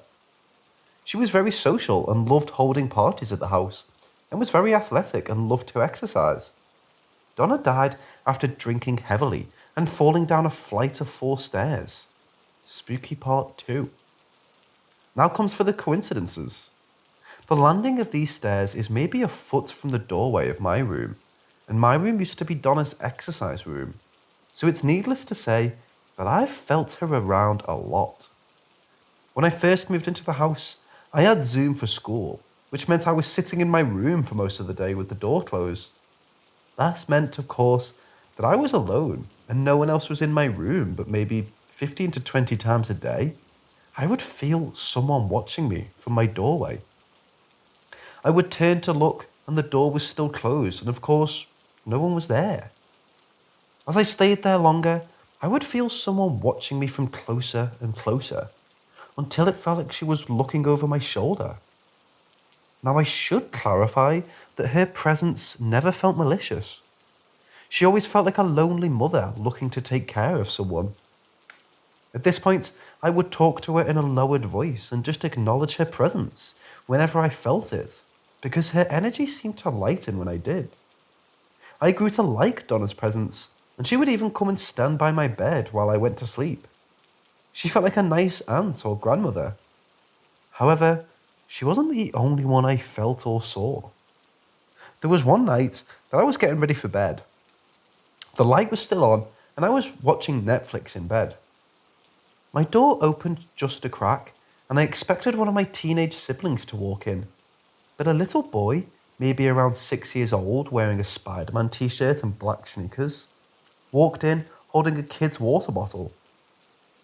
He walked maybe 3 feet into my room and dissolved, starting with his feet, going to his head.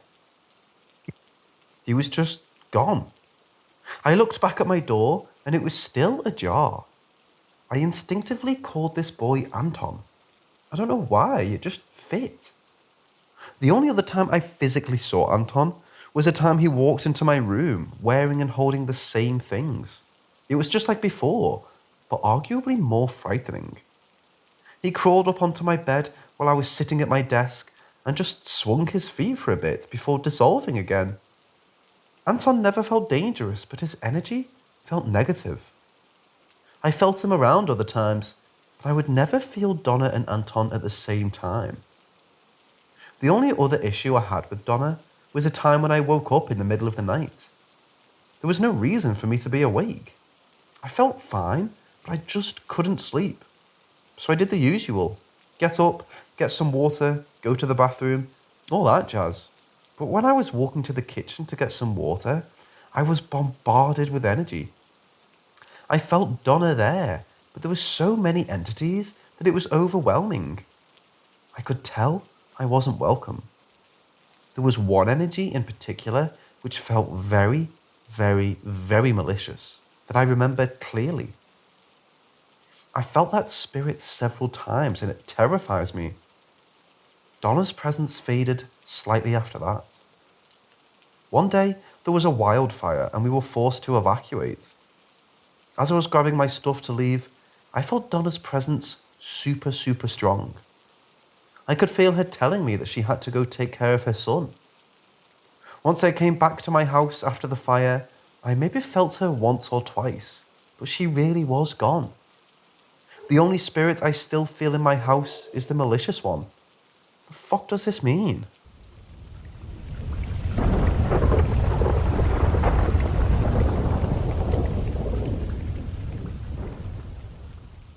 My family moved from the UK to Ireland in 1999 when I was 12, and my brother was 9. We moved to the town where my mother is originally from. She had a lot of family there, but her dad had passed away years earlier. We moved into an unfinished new build bungalow in a small neighbourhood. Apparently, the husband of the couple who originally started building it died before it was completed, and it stood empty for a few years before she sold it on to us. I'm sceptical as to whether that is relevant or not, but I added it just in case. We had been there less than a year when one night my mum, who's a very light sleeper, woke to a bang around 3 a.m. We had this little fish-shaped radio that stuck to the wall in the shower, and she thought maybe it had come loose and fallen down. So she got up to check, but there was nothing out of place. Before she went back to bed, she went to check in on me and my brother. Both of our bedroom doors were closed. I'm not sure which room she checked first, but when she looked into the room, the blankets were folded back and the bed was empty. She went straight to the other room thinking maybe we were in the same room or something, although that wasn't something we'd done before. But again, when she opened the door, the blankets were folded back and the bed was empty. At that point she, understandably panicked, woke my dad and they started looking for us. They walked to the sitting room, the door is closed. When they open the door and turn on the light, they find us, seemingly sound asleep. They both firmly agree that my brother and I looked as though we'd been picked up out of our beds and cradled under our knees and neck, and then placed down in the sitting room. Him across an armchair and me on the couch. I can remember them waking me up. I felt like I had been in a really deep sleep. I was super tired. The light really hurt my eyes and I was confused. They were asking what had happened, but I had no idea how I got there, or when my brother was there as well. My brother doesn't have any real memory of being woken up at all, but I remember it took them a minute or two to wake him up. The next day, my dad joked that we must have been abducted by aliens or something, which I thought was pretty funny at the time. For context, neither me nor my brother had any history of sleepwalking, or sneaking out of our rooms for that matter. We never really spent much time together. We'd usually be in our own rooms, doing our own thing. I never had any fears or trouble sleeping after it happened. I wasn't scared. I would quite often have dreams though, where I would suddenly shoot up off the ground, hundreds of meters into the night sky, and I'd be looking down at the ground as I went up. Every time I had this dream, I was always looking down over the neighborhood where we lived. I can never remember what I was dreaming before I'd fly away, and I'd wake up before I ever landed. I don't have the dream often anymore, maybe once or twice a year. My parents still live in the house 21 years later. There's often been bumps in the night and odd happenings since that night. Like the time my mum got up for work one morning and found a passport-sized photo of her dad beside the kettle. Or they'll get up some mornings and the attic stairs will be open. Their dogs sometimes growl at absolutely nothing, although all of those things seem pretty easily explainable. The photo was in the top of the cupboard above the kettle. It most likely fell out. The catch on the attic stairs can sometimes stick, so most likely it just wasn't fully secured. And well, she's a highly anxious dog, so I don't put too much weight on her growling either. Either way, my parents don't pay much attention to any of these occurrences, so they're not bothered by it. I have absolutely no explanation for what happened that night though. Neither do my parents. I never really spoke about it to anyone ever since, because it just sounds like some crazy story. But how did we get there? And without making a sound? How were all the doors closed behind us? Why doesn't my brother remember? This is not something that scares or worries me at all. I'm more curious than anything. Has anyone else ever experienced anything like this? Or have any logical explanation as to what might have happened?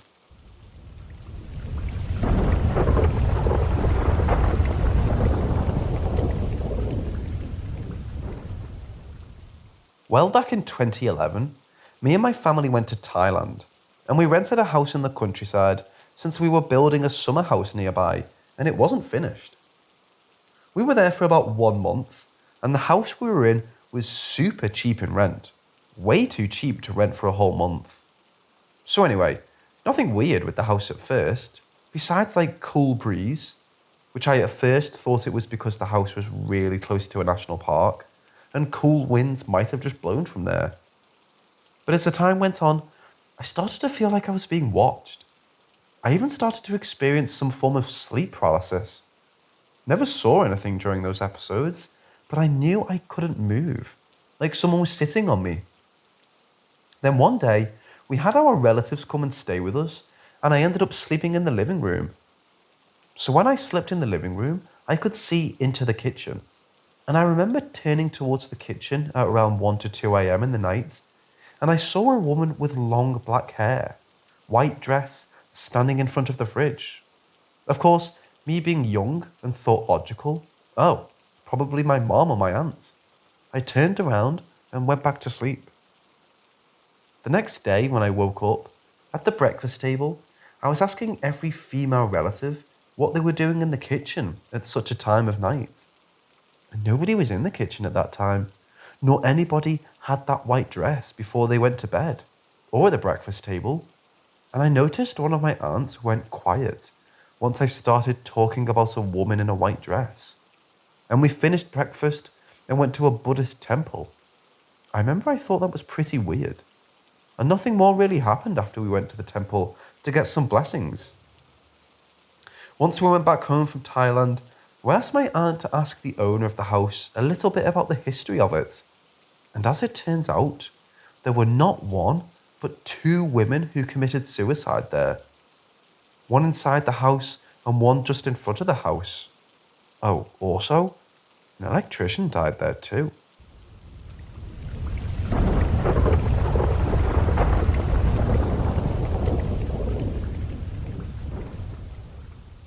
My dad passed away when I was 13. I remember coming home from the hospital after, and on the radio was the train song, Calling All Angels. The song also played on while on the way to his funeral and during his funeral, the little music they play before everything starts. The song started popping up during special events, birthdays, graduations, etc. It was just a sign to my family that my dad was there with us. Fast forward to me being 22. My boyfriend at the time and I were on our way back from celebrating Christmas with his family about an hour away. We decided to order some food to pick up and take home to eat. While he's inside grabbing it, my dad's favourite song started playing. Not Calling All Angels, his actual favourite song. He comes back with the food and I say to him, "This was my dad's favourite song. I haven't heard it in almost 10 years. I want to finish it before we start driving again." And we do. Not even a minute later we leave.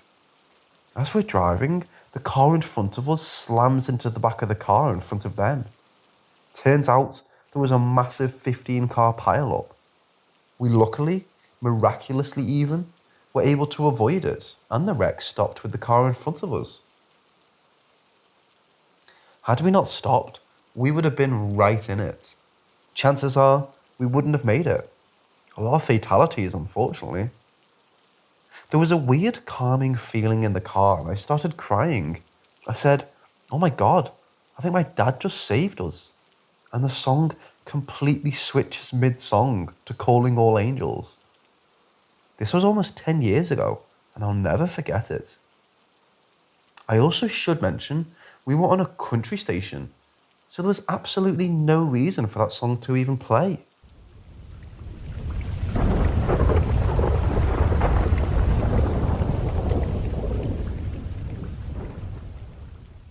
So, my best friend's mom died the day before he was going to tell her he was going to have a baby girl.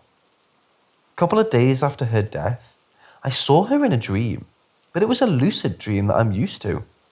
So I get confused at the setting of the dream. It kind of changes on me. And I see her just standing there, not facing me. I go toward her and just ask her name as a question. She turns around, smiles, and just says yes. I just got confused, but had to tell her. You would finally be a grandma of a little girl. Thought you should know. Again, she smiled and said, "I know. Thank you. Tell him, my friend. I'm happy for them and will always love them all." Then she kind of disappeared and I woke up. I've had many experiences before in my life, and I think she found it easy to come and talk to me. I'm guessing I'm like a spirits magnet at this point. Yes, I told him after the funeral as we put her to her final rest. He agrees with me that I am most likely an easy access for that kind of thing.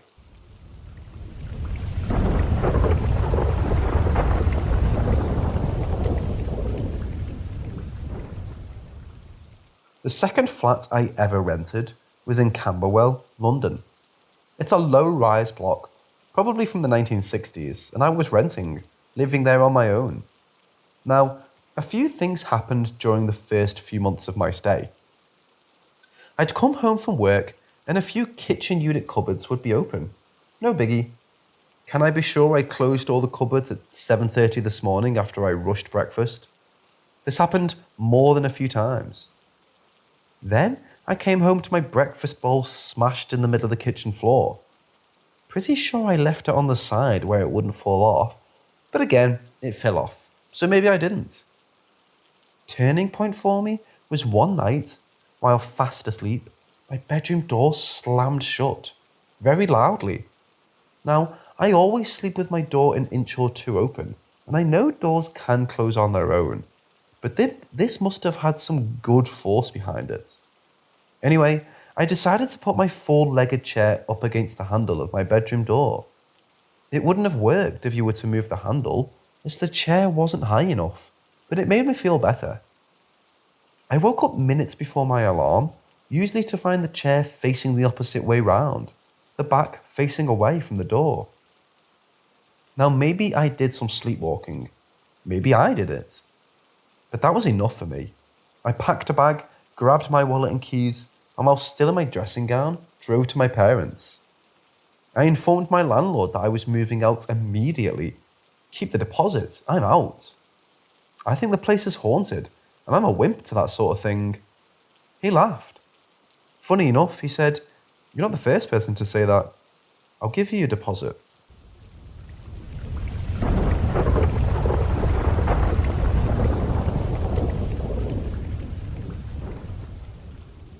So I recently started a security guard job for the graveyard shift. The building has 12 floors, roof access, and 2 parking garages for reference. No one but me and my partner are supposed to be in the building overnight. Also, you need a key card to use the elevator or get in the doors to the stairwell. Anyway, the first night, one of the motion-activated toilets went off when no one was near it. We had to do a bathroom patrol. It happened right when we opened the door on a vacant floor. A week ago, I was doing a patrol from the 12th floor mechanical room.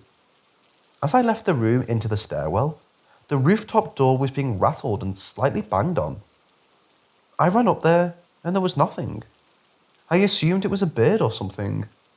I started my way down and then the 11th floor door started jiggling. I jogged my way down because it's my job and I had to go there anyway. I swiped my key and there's no one yet again. It was quiet besides toilets and walkie-talkies going off when we weren't touching it. Last night, I was doing bathroom patrol at 4 a.m, listening to my music in one ear. I get to the 11th floor to start, and I hear footsteps behind me. I pull out the headphones while turning around, getting ready to tell them to get out. Yet again, no one. But right as those footsteps stopped, there were heavy footsteps on the floor above me, but then they stopped right above me when I figured out where they were coming from. After I got out of that floor into the stairwell and shut the door, I heard it sound like it was trying to open, but wasn't moving. There isn't any wind inside the building, and nothing showed up on the security cameras. I might try to record tonight. Not sure if I'm allowed to do that, but I'll have to ask.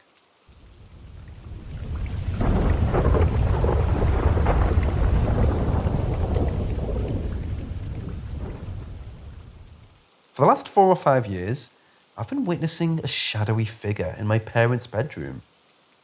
I'd like to say a bit more about it, but there really isn't much I can say, other than it resembles a human but has no features. The way it holds itself is very rigid, and overall it's massive. The only defining thing, which sounds way specific and rather strange, but the figure always appears to be wearing a 1950s bowler hat, but as if it was fused to it and part of it. It's safe to say that the first time I saw it, I freaked out. I ran straight to my mum and told her what I had seen. She's a big believer in anything paranormal, me not so much, and told me that it's nothing to be scared of, and she didn't think it was anything malicious.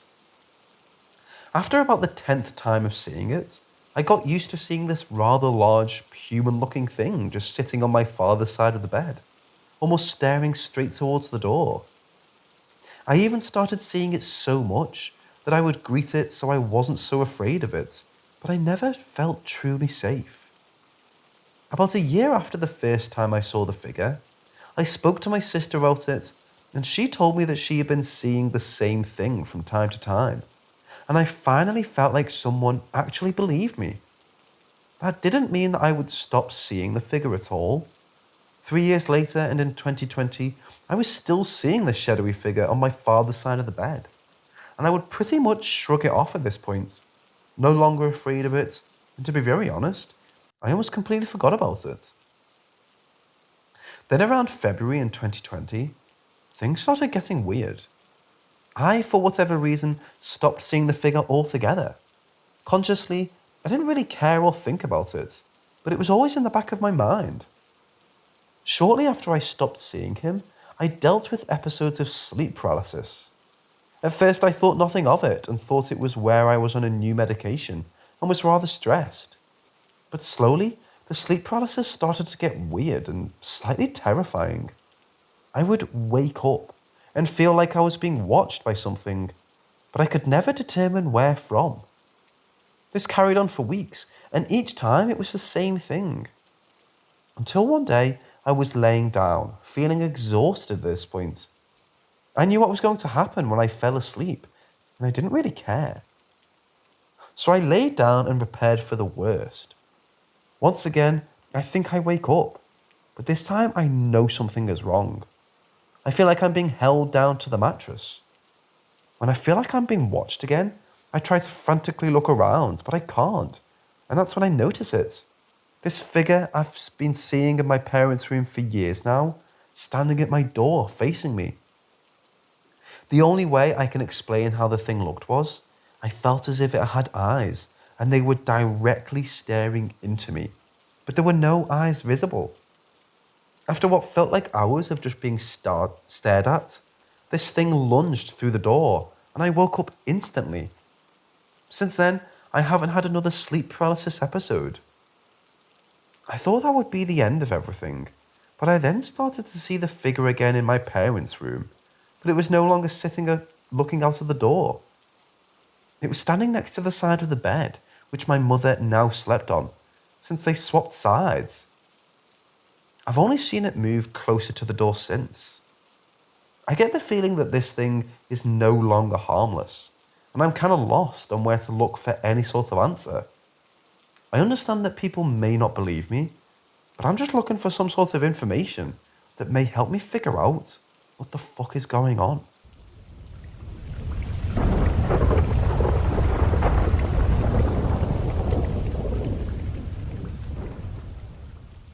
My room is very small, and my bed is next to a window. I've been waking up randomly at like 3 or 4 a.m. and seeing a greyish, tall, skinny thing standing across from my bed, and it just stares at me. And when I close my eyes, it opens them.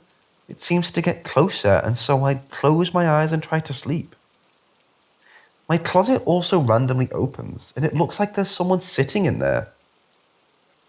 My floor randomly creaks at night, and it sounds like someone is pacing back and forth around my bed.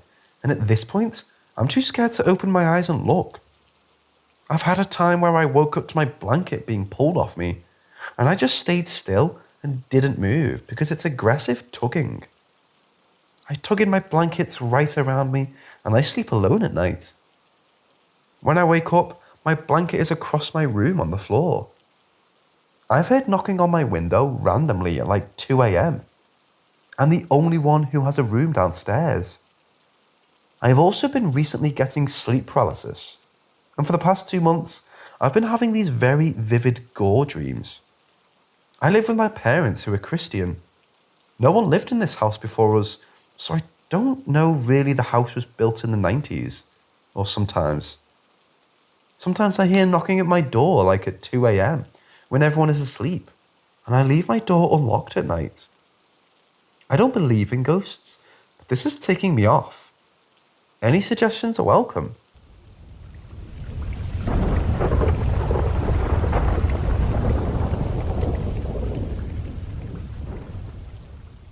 When I was younger, I had this reoccurring dream that I was with someone at a red light, awaiting the left-hand turn lane to be green. My friend looked at me and said, "I'm sorry, but your black bean burger will never compare to my double whopper." The light turned green and we laughed. There was a blue Volkswagen behind us, lost control, and I'd wake up. Years of dreams pulled me, forcing different scenarios, such as pull into the Popeyes, the Blockbuster, the Long Johns, etc., until the blue Volkswagen would spin out of control and I'd wake up. Back to reality. I'm 17 in my first apartment with my good friend. I worked 3 jobs, but gave up one so I had my first full day off in months. My friend decided to treat me to her favourite taco truck about an hour away. We were joking about it if the beans would have pork fat or not, and I said it would be one of those things I wouldn't ask. She joked about getting meat. I jokingly said never. Then she said, "I'm sorry, but your black bean burger will never compare to my double whopper." I went blank. We turned left. There was a blue Volkswagen behind us. I didn't know what to do, but as we passed the Popeyes, I told her to drive carefully because the blue Volkswagen was about to lose control. I told her to stay ahead of it. They sped up next to us, and she sped up to get further ahead of it. And the fucker lost control, and in a 4-lane highway, hit each one. We were holding hands and crying, but didn't stop. I had told her about this dream, but not the specific line she would say. The tacos were not that good, which is the worst part.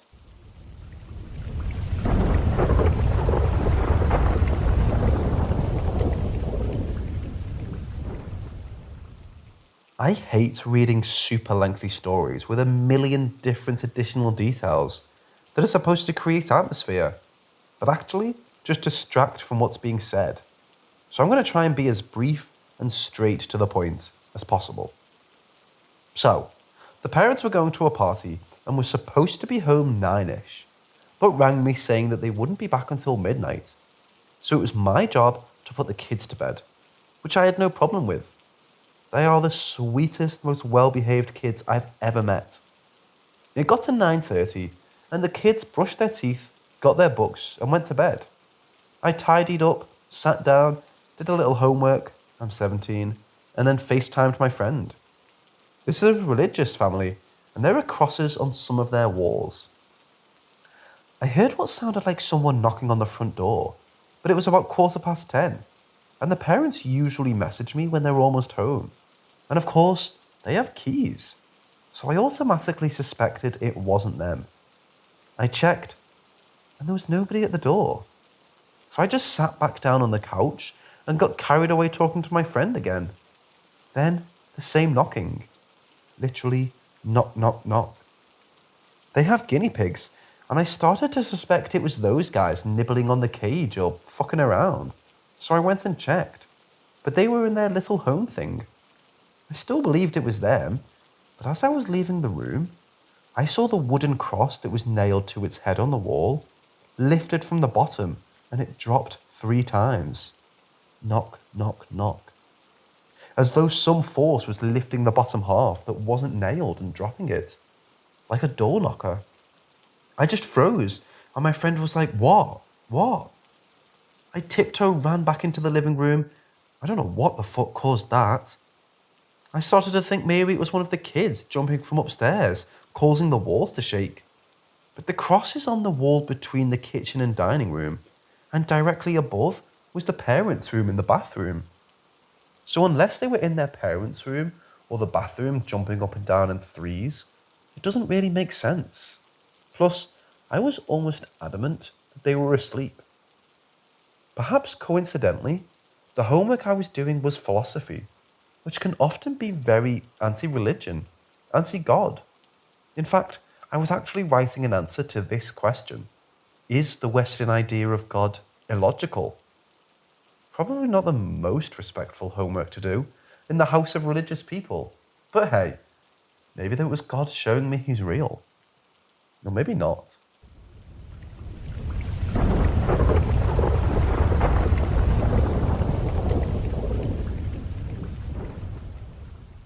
Literally, as I'm writing this, I'm hearing footsteps on my front porch.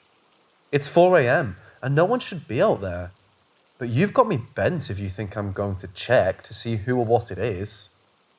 They're just pacing back and forth from where the steps to get on the porch are, to right outside my window, and even banging on the wall right beside my bed.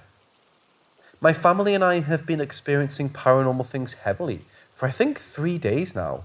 And we did before, but they stopped for around 3 months and have just started up again. So for the past few months, my boyfriend and I have started living alone together in a house we previously lived in, but with his grandmother. She moved out when we had our son, so now just us and our 3-month-old. It started before she left though. We're surrounded by woods on every side, the backside being the thickest, and the 2 on either side of the house being thin, and you can actually see through them in the fall and winter. Neighbours on all sides, most being family, but to the back it's a long gravel driveway that leads to, I think, 3 different houses, so still probably half a mile or a mile of woods in that direction. Anyway, we heard a whistling sound in the woods. Not like what you're thinking, but an actual human whistle. And it didn't really seem too scary at first. We assumed it was some crackhead or someone walking or something. But then it started bouncing from being heard on the left side of the woods to directly in front of the houses in the patch of woods. Then back and forth, and occasionally to the right of the house. Moving inhumanly fast, never stopping.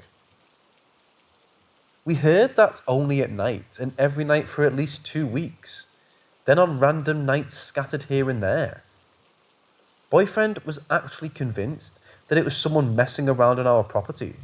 So one night, when the whistle was closer to the house than normal, he loaded a gun, got a flashlight, and went to investigate while I stayed on the porch of the bigger of the 2 houses on the land, closer to where the whistle was at that moment.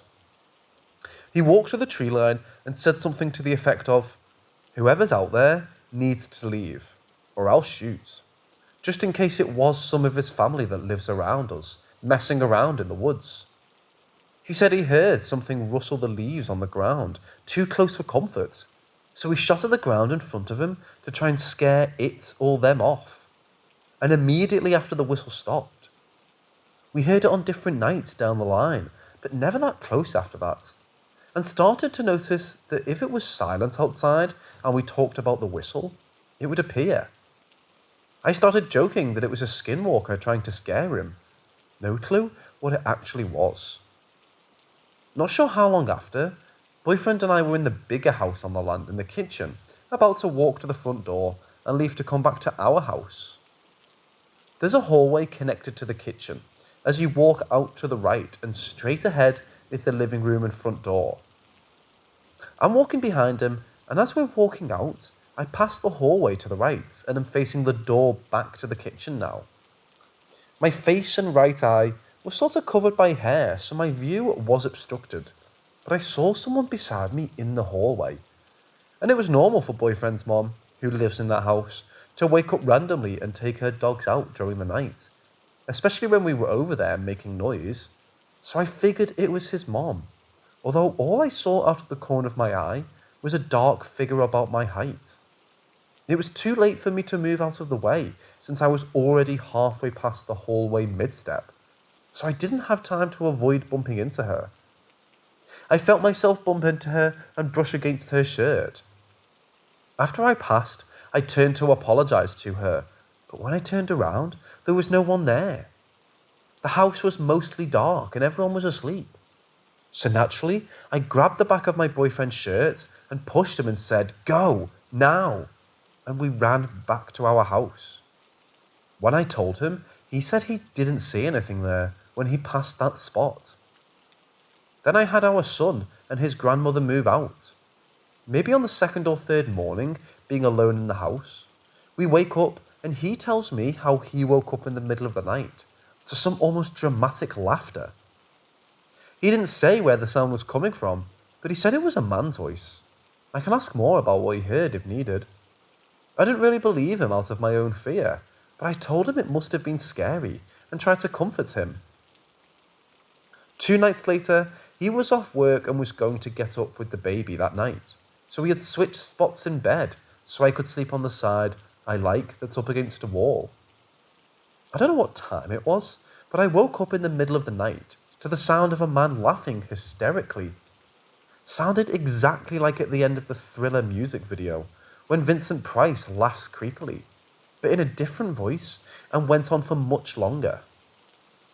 So being half asleep, I turn over to tell my boyfriend to be quiet or he'll wake the baby. But boyfriend is dead asleep. Baby is dead asleep. I can still hear the laughing, so this jars me almost fully awake, and I sit up and now realise the laughing sounds like it's coming from right outside the wall, beside our bed, which means whatever it was had to be outside, either right at the wall or at the window above our bed. But you got me bent if you think I'm checking to see who's laughing at probably 3 or 4 a.m, so I just went back to sleep. Whistling and laughing have stopped since winter came, but have been replaced by creaking in the loft of our house that we stayed in while his grandma still lived here, as if someone is moving around up there. I can see into the loft from the bed and couch. It's a tiny house, and I've never seen anything up there. But 3 days ago, I heard the creaking again, and looked up there from the couch, but of course found nothing. Looked around the house because I was alone and freaked out. Still nothing. Go to the door and flip on the porch light and look out the curtain. Again, nothing. But just as I'm about to turn around to sit back down on the couch, something touches my arm, so I spin around, scared out of my mind, as to what or who I'll see when I do, and nothing. Later that night, I have to pick up boyfriend from work, so I'm driving along on this bumpy back road at 9 p.m. because I refuse to take the interstate, and I come up on this sharp curve in the road.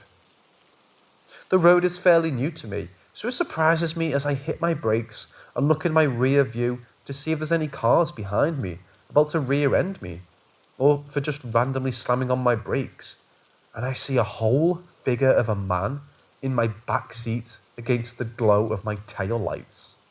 I look at the road because I need to turn, or I'm going to wreck, and when I look back, he's gone. I rushed to my boyfriend's job, got out of the car, and waited for him because fuck that. Next night, I'm home alone again, while my boyfriend is at work, and start to hear creaking in the loft. I'm scared, so I start recording to see if there's anything and hopefully show myself there's nothing to be afraid of. I record the whole house back and forth a few times, and in the video, there's nothing in the loft for the first time. But when I come back, that's when I see a face. A white aura looking thing at least. I start praying and getting my things together to go to the other house to wait for my boyfriend, but my robe is in the bathroom, which is under the loft. But I rush to get it anyway. As I'm walking out, I'm looking up there and hear someone step onto one of the steps, but see nothing. These steps make a very distinct noise when stepped on because they're 2x4s. I just ran. I tell them what happened, we go back home, and we're sitting in our living room talking about it, when I hear something upstairs. Then our front door slowly creaks open on its own. We went and talked to his parents, and they said to ignore it, give it no power, etc. But his dad was a priest, so he goes over and blesses the house, and says everything is okay now, and that we can go back to sleep over there at their house if we're scared. We end up sleeping in our house, and the only weird thing I can remember from that night is that as I was awake late, which is a normal thing because I have insomnia, like maybe around 2 or 3 a.m. while everyone else was asleep, and I heard a tapping on the wall right next to me on my left. My son sleeps in a thing that swings, and it does make a rhythmic clicking, but this was much different and much louder, but very much in sync with the swing, and directly by my head outside the wall. Swing would click, then a loud tap, back and forth for around 3 minutes, and then stopped. This would have been the last night, I believe, but I was up again alone while everyone was sleeping. I was in bed next to my boyfriend, and our son in his swing by the stairs. All of a sudden, I hear what sounds like a broom falling onto another broom, like 2 pieces of thin, hollow metal clinking together, towards the kitchen area so loud that I jump and get scared and wake my boyfriend up to investigate, but there was nothing that had fallen at all. This morning, the door opened on its own again, and we heard a few creaks upstairs, but nothing major. Now tonight, boyfriend was walking from his mom's to our house and swears he heard the breathing of someone running behind him, very close.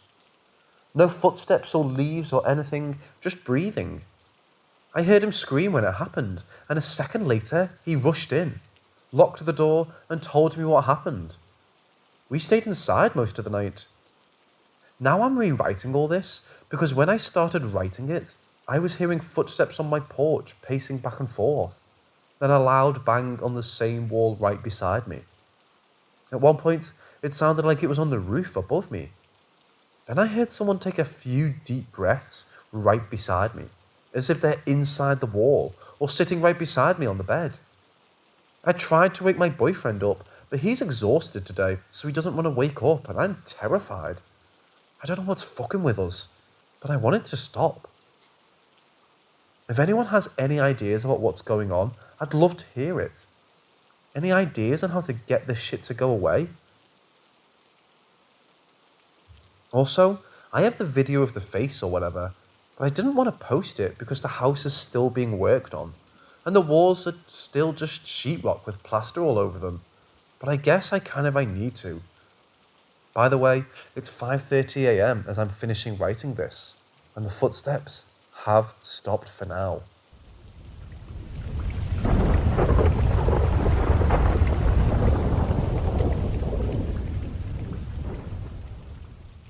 Okay, so this happened this morning around 6:50 AM.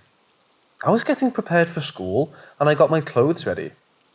My dad comes in and tells me that he's going to drop off my mom at her job and he'll come back to pick me up. I say okay and shut my door and lock it since I need to change into my school clothes. I hear my mom and dad walk out of the house and close the front entrance door. About 10 minutes go by and I'm fixing my hair in my room, the door's still locked. I suddenly hear the door handle in my room shake and turn rapidly, as if someone is trying to get in. The whole door started to shake as well. I immediately ran to open the door thinking it was my dad and found no one there. My dog then starts to bark in my direction, and she rarely barks. I stand there for about 2 minutes trying to process what just happened. And then I hear my dad unlock the front entrance door and he walks inside. Before I could say anything, he asked me, "Are you ready yet?" I chose not to tell him what happened, since he was mad and I wasn't ready to go.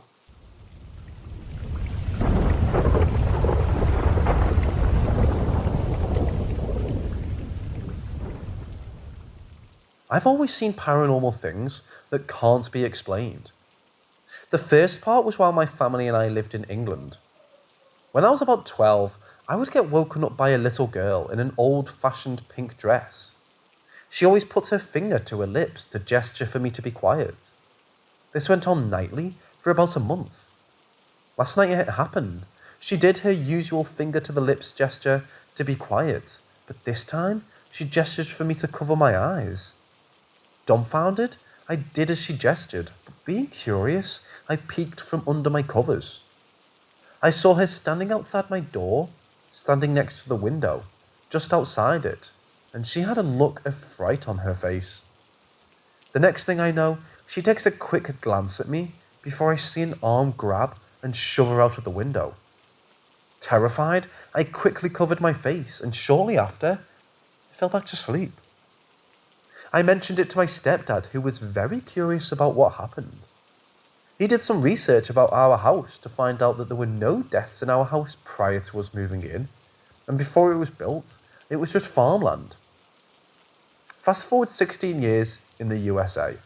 Here, just a few months ago, in our new house. My stepdad and I are living in the living room, watching TV, and my 2 children, daughter 5 and son 7, we're playing in my son's bedroom. I had walked into our kitchen to warm up my coffee in the microwave. From where my stepdad was sitting, he had a perfect view down the hallway, where the bedrooms are and the microwave in the kitchen. Upon returning to the living room, the atmosphere felt a little different, and the look of fright and worry on my stepdad's face was as if he saw a ghost. I'd ask him if everything was okay. It took him a few minutes to answer, as if he was trying to rationalise what had just happened. He'd walked into the kitchen and I followed him and asked himself if he was okay. He told me that he watched my daughter walk into my room, was inside for a few minutes talking to whom he thought was herself, to find me wearing all the clothes that I had on for that day, following close behind her. He could see me in the kitchen in front of the microwave and me walking up the hallway at the same time. He said he thought he was seeing things, but couldn't help keep looking between me and me to make sure. We heard the kids approaching, so I told him to wait a minute as I didn't want to talk about it in front of them. What my daughter said when she came into the kitchen was very eerie. With a straight face, she looks at me and says, "Mommy, you're funny as a ghost." My stepdad and I exchanged looks of what the fuck. I'd asked her to repeat what she said. "You're funny as a ghost." I have no idea what to make of it. Is this some entity approaching the children looking like me to seem less frightening for them? Or something more sinister? Or is it a guardian angel interacting with them, looking like me to seem more familiar?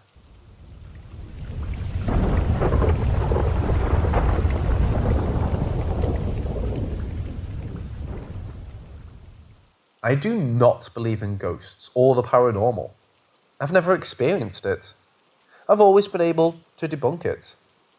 I'm extremely hesitant to even admit this because I don't believe that's what's happening to myself. But lately, I got pretty spooked in my apartment. I don't know what it is, but there must be a rational explanation, right? Whenever I would enter a room or turn on a light, I would see a black thing scurry and hide. I thought maybe it was an animal, a bug, or some dog fur since my dogs have been shedding like crazy. But whenever I searched for it, or try to focus my eyes on it when I see it moving, it's just gone. The closest thing I could compare it to is the suit sprites from My Neighbor Totoro. This went on for a few weeks before I mentioned it to my partner. They stopped and immediately looked at me to see if I was joking. They're a big believer in the paranormal, but know how I feel about it, so they don't often admit their experiences to me. But I came to them with this, and they were shocked. They've been seeing it too. They described exactly what I've been seeing. We've lived in this apartment for 2 years now, and only recently we started seeing this. It's freaking me out, but there must be a logical explanation, right? I was also in the bathroom last week, and it was clear that day that I had heard my partner outside the door and called me.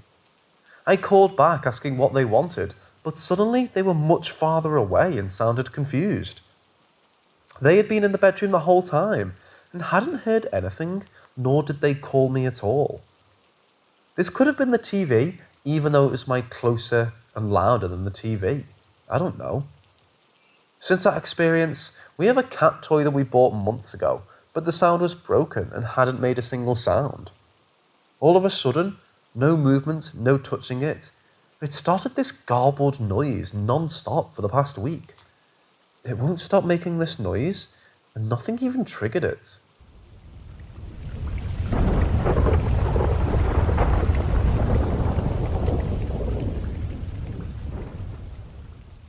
My partner and I moved into this flat at the end of last January. It's a fairly new flat, part of a block of flats. First thing we noticed after a few weeks in the fridge, brand new, beeping insistently at night and changing temperature on its own, as if someone is pressing the buttons. It would stay silent all day and stop beeping at night, or be quiet for weeks and suddenly start beeping when one of us was in the room. We dismissed it as faulty item. Then we had the toaster being found plugged in the morning and hot as hell, while we were both positive it had been unplugged the night before. We moved the toaster on top of the fridge when not in use. Shoes started falling from the shoe rack in the middle of the night, same as the toilet paper holder. Google Nest came to life in the bedroom while no one was there and played an Italian song I've never heard. I'm originally from Italy. While the activity log read unknown voice said play my favourite song, that freaked the shit out of us. We had the Xbox and the TV turning on and stuff on their own.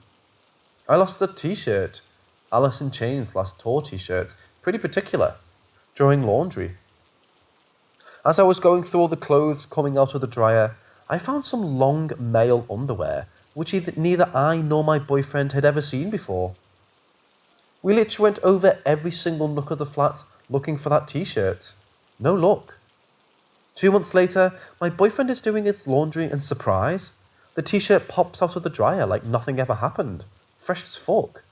Like, last thing, 2 nights ago, we were on the couch watching a movie, each at the corner, and a voice could clearly be heard in between us. I think I heard a laugh. My partner says it was more like, hello. Each of us turned to watch the other, but none of us had spoken. We're pretty freaked out by now, but still dismissing everything as coincidences, as we're pretty rational people. Also, he keeps on having nightmares about ghosts haunting the flat, and he woke me up screaming more than once. What do you think? Should we be worried? Thanks in advance for any advice.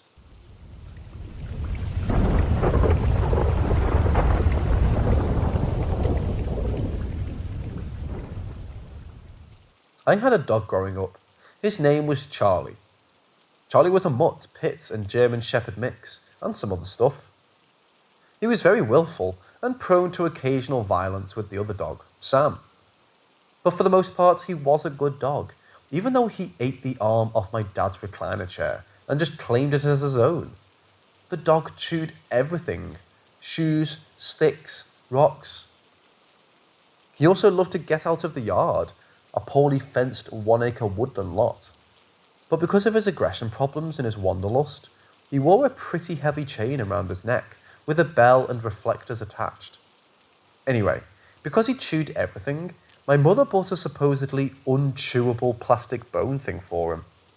First of all, fuck whatever company made that thing, because Charlie had no problem chewing through it and swallowing pieces of it. A piece he swallowed ended up rupturing his intestine, and surgery would have been $6,000 at a predicted success rate of 20%. We didn't have that. Mom took him in and had him put down. Dad buried him in the yard. 10 days later or so, it was me, my brother, and my dad, all up late, just talking, not much going on. Then we all heard it, and we all looked at each other. It was unmistakable. All at once, we all heard the click-clack of Charlie's claws on the deck, and the jingling of his chain, and the tiny little jingle bell. It sounded 100% like Charlie was asking to come in. Dad got up, went to the door, and opened it. Nothing was there on the porch. But Dad just stood there with the door fully open for a good 10 seconds, standing off to the side as one would when letting a dog inside. He saw that we were confused and said, "Just want to make sure Charlie got all the way back in." And that was the end of it. Never heard from him again. The only other thing of note here is my dad did not like dogs or cats until we got Charlie, and Charlie promptly ate his very expensive chair. In some weird way, my dad respected that. Don't ask me why, because I'd need to ask him, and sadly, that's not possible. 3 people, myself included, all heard it at once and knew immediately what the sounds were. The closest neighbouring house was a half-mile away, and our driveway was steep and long, so any noise was cause for alert. It was a very quiet place. Anyway, that's the story of when Charlie came back inside for the last time.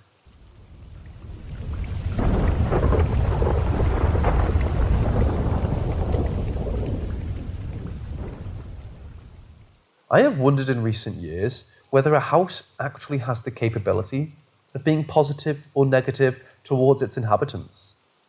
We've rented the same house since 2010. The house is over 60 years old, and for most of that time has been used as a rental. The current landlord has owned it for well over 20 years. When we moved in 2010, we were grateful for the chance at renting what was a perfect situation for us. The second night we were here, the yard light came on. When I told the landlord this, he was flabbergasted, as there isn't even a breaker for this light and hasn't worked in years. This light stayed on constantly for 4 years until the bulb finally burned out. We had been here for a few months and all kinds of activity occurred, but none of it was malevolent. As we have spirits that accompany us, thus we put it down to some of those, but there were other things that we didn't seen before. A few months after moving in, I talked to the landlord and asked him if he had heard whether the house was haunted. He's a rather open-minded fellow and replied that no, he hadn't heard that. But he has had an instance of a couple renting the house, and they had no issues before moving in. But shortly after, there was all sorts of fighting and some domestic violence, which resulted in the police being called at times. Eventually, the landlord was forced to evict the couple. After leaving the house, the couple returned to a state of domestic bliss. I put it down to the house not liking the couple.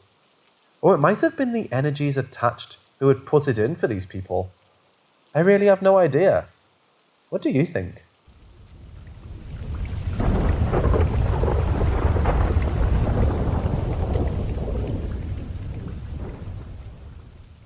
I grew up in a small town in Massachusetts. Furthermore, my dad lived in the oldest house in the town, which was around 150 years old when I was in high school, and I stayed there overnight once a week. I shared a room with my half-brother, who rarely slept there. My bed was against a wall that was connected to the upstairs hallway, where all the bedrooms were. There were a few weird things about the house, but the weirdest parts were in my room. Above the fireplace, again, a really old house, so there were fireplaces in most rooms. We found that the wood boards were loose and easily came out. There was a small compartment where we found some old knickknacks, but nothing too crazy. The other odd thing was there was a metal door knocker that you'd see on the front door houses hanging on the door. I never thought anything of these when I chose the room to stay in, but it should have been a red flag. With the house being so old, my family would joke about the house being haunted, like anybody would. You'd get the usual creepy sounds that an old house would have, but there was something off about my room. With my bed against the wall to the hallway, I could hear people walking up and down the hall.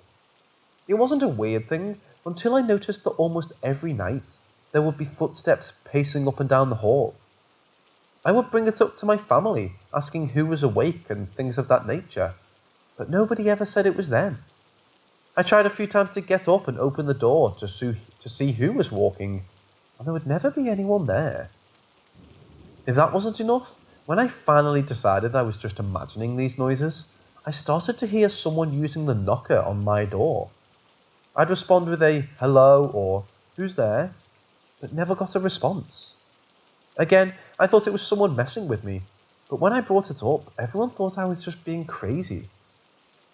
After it happened 4 or 5 times, I finally decided to get up and look who it was. When I opened the door, there was nobody there, and I didn't hear any footsteps of people running away. This is when I decided something was really going on in the house. A couple of weeks later, I woke up in the middle of the night. Nothing seemed out of the ordinary until I rolled over, eyes still closed, to face the other bed in the room. There seemed to be a light on in the room which didn't make sense, so I opened my eyes. What I saw sent chills down my spine. There was an older man sitting on the corner of the bed closest to me, in what looked like a sailor's outfit. He had a weird green tint to him, and he was looking right at me. Being a school night, I decided to just turn back the other way, close my eyes, and forget I ever saw it.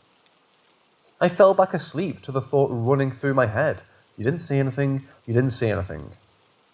The next morning, I told my family about what happened. They were obviously skeptical, but it did give more credence to my other mentions of noises I'd hear throughout the night. To this day, I don't know what I saw, but my dad moved out of the house shortly after. It still seems weird that I was the only one to experience something like this in the house, but I do know I believe in ghosts.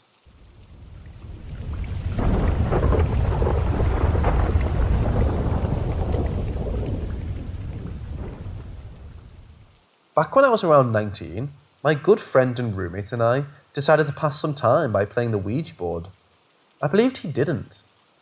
Initially, anyway.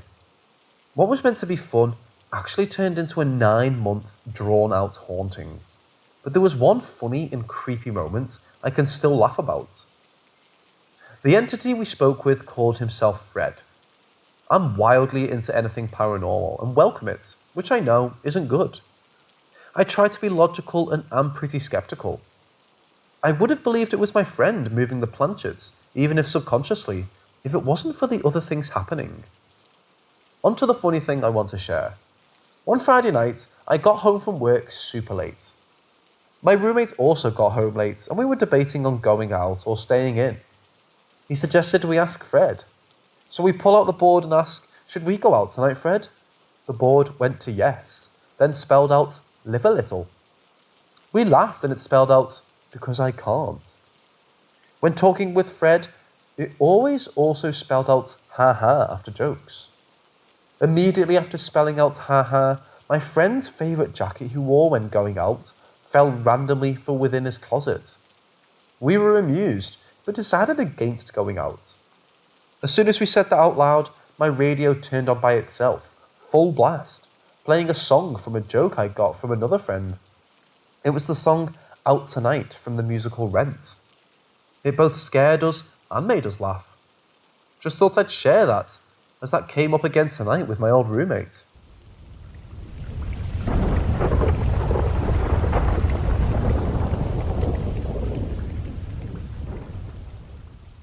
Me and some friends were camping in a place called Karen Valley. As soon as we pulled up to the tracks, we all started seeing these spirals of colour in front of us, almost like light trails. All three of us were a bit spooked, but didn't think anything of it.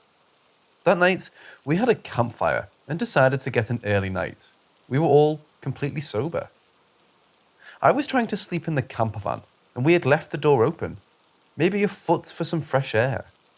And suddenly, I saw a red and green light almost dancing with each other and could hear giggles and chatting. I was frozen in slight shock and fear as I genuinely felt like I was going insane. And I tried to call out to my friend to tell her, I can see fairies. Next thing I know, I can see basically a whole lot of things. They were druids, elves, things about a foot tall, even pixies on mini horses. I know it sounds utterly unbelievable, and trust me, if someone told me this, I would think they were high, but I was 100% sober. I lay there watching this for about an hour, frozen in shock and yes, fear. At one point, the pixies were throwing stones at me through the gap in the door. I finally plucked up the courage to turn around and face the other way when I must have fallen asleep. I woke up in the middle of the night and experienced the realest deja vu ever. I'd literally lived that before. The next morning, my two friends both shared that they had a dream that this place was the Motherlode entrance. I feel weird typing this out, as it's something very personal and private to me that I've only shared with my mother and probably won't share with many people.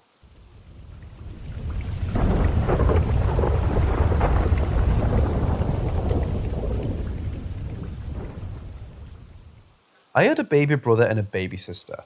They don't exist in real life. Perhaps they were comforted. I held them and comforted them in a room we got trapped in, as a door we opened led us right back to the same room. We were stuck in a place, in an unknown place. A random man appeared, but it wasn't the Shadow Hat Man, but a regular guy who got trapped too. Allegedly. He said he was stuck too, and if we wanted to escape, we had to wait for these people who would appear, sometimes more than one. When they appear, if you kill one of them, then the other will lead you back home. His logic made absolutely no sense at all. I ignored him and expressed how killing them made no sense. So I took my siblings with me and we managed to walk into a small bedroom. We sat on the bed in silence, and then suddenly we heard noises, like a struggle. The guy wasn't screaming or making any noise, then the sound stopped. The door opened slowly and I held my siblings tighter and closer towards me. And there it was, a tall man looking with no face, a shadow body with a coat thrown over and a big black hat just looking and observing us. I stared back at it with no fear, as I wasn't going to let my siblings be harmed. But next to him was a child a few years younger than me, perhaps who also had a shadow body, but instead a striped shirt on and a small black fedora. The child walked forwards and communicated with me through thoughts, asking, "Can we play cards?" I immediately said yes for some reason. I wasn't afraid, and I didn't see a scary shadow person, but an actual person. We played and they spoke more to me. They were very smart indeed for a kid, if they even were a kid. I fell asleep and woke up. I wonder, What if this were a real place and these shadow people were testing me? Would we sadden this shadow child or accept them and our differences? I suppose I made the right choice in accepting them, because maybe I wouldn't have woken up otherwise, stuck in that place forever like that guy I encountered. Wow, I sound absolutely crazy. Sorry if I bored you. I've just never heard of this until I described this shadow man.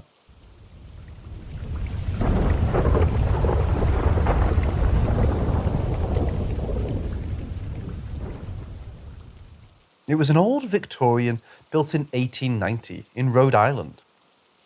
My mom had the master bedroom on the first floor, off the living room, and my two siblings and I had the three bedrooms on the second floor. If my mom forgot to set her alarm for work at night, the clock radio in the living room or the kitchen would go off at the time she needed in the morning, without fail, and again, only when she forgot to set hers. Another time, my brother had called me in the afternoon, asking if our mom was okay because he assumed she had been at work when he noticed her car wasn't in the driveway, but heard her in her bedroom. Apparently, our dog started barking, and he heard our mom, clear as day, yell, "Shut up, honey!" This was followed by some rustling. I told him my mom was not home, and I had to come home to keep him company because, of course, he was terrified. The most notable experience took place on a night that my two brothers and I were home alone watching TV. My mom was taking care of our nana this night, so it was just us. The three of us heard the front door open, keys jingling, and footsteps coming in. We assumed it was Mom, and we all looked towards the entryway to greet her. Nothing. I called her up asking why she left. She said she never came home. I don't know how else this could be explained when all three of us distinctly heard someone enter the house. Yes, the door was locked. I was a psycho about that when we were home alone. Another weird thing that may not mean much is I frequently had some vivid nightmares of a shadow man being in the house with me. I never had those dreams again after moving out. I never found out if there were any deaths or anything here either.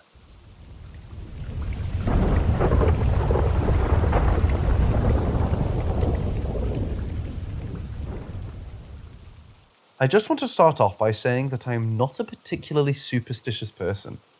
I am very spiritual, but I've never personally experienced anything I would consider paranormal before now. I just had no logical explanation and was really shaken to my core. My ex-boyfriend was the love of my life, and the most beautiful, interesting, complicated, talented, hilarious and loving person I've ever met. However, we had a very complicated on and off relationship after we broke up in 2020, as his undiagnosed mental illness caused our relationship to be toxic and him to be emotionally abusive. The breakup was painful, and we spent 10 months with no contact, both of us completely miserable the whole time.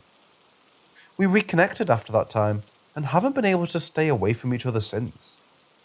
On August 26th, 2021, he committed suicide, just 3 weeks after he'd spent 3 days sleeping over at my house and telling me about his plans to transfer schools and major in film in the next year. He was a really talented writer. Needless to say, it was devastating and I'm still reeling from the loss.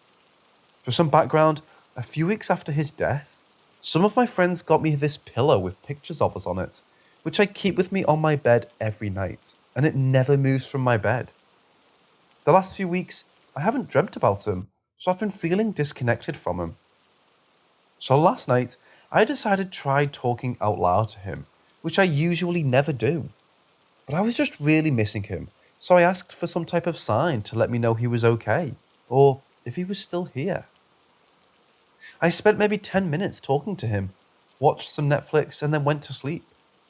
Then today, I woke up late, and around 4 p.m, I went to get dressed, and when I opened my underwear drawer, the pillow was shoved in it. I was immediately confused and asked my roommates if they had touched it, to which they both answered no.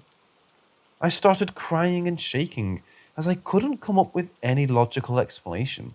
As for how the pillow could end up shoved into the drawer when it was on my bed when I went to sleep, as always. I was freaked out, but extremely happy since I asked for a sign, but wasn't expecting something so crazy to happen. It's also really funny to me because this is something flirty he would do. Maybe I'm just crazy, but I asked him for a sign, and I got a huge one.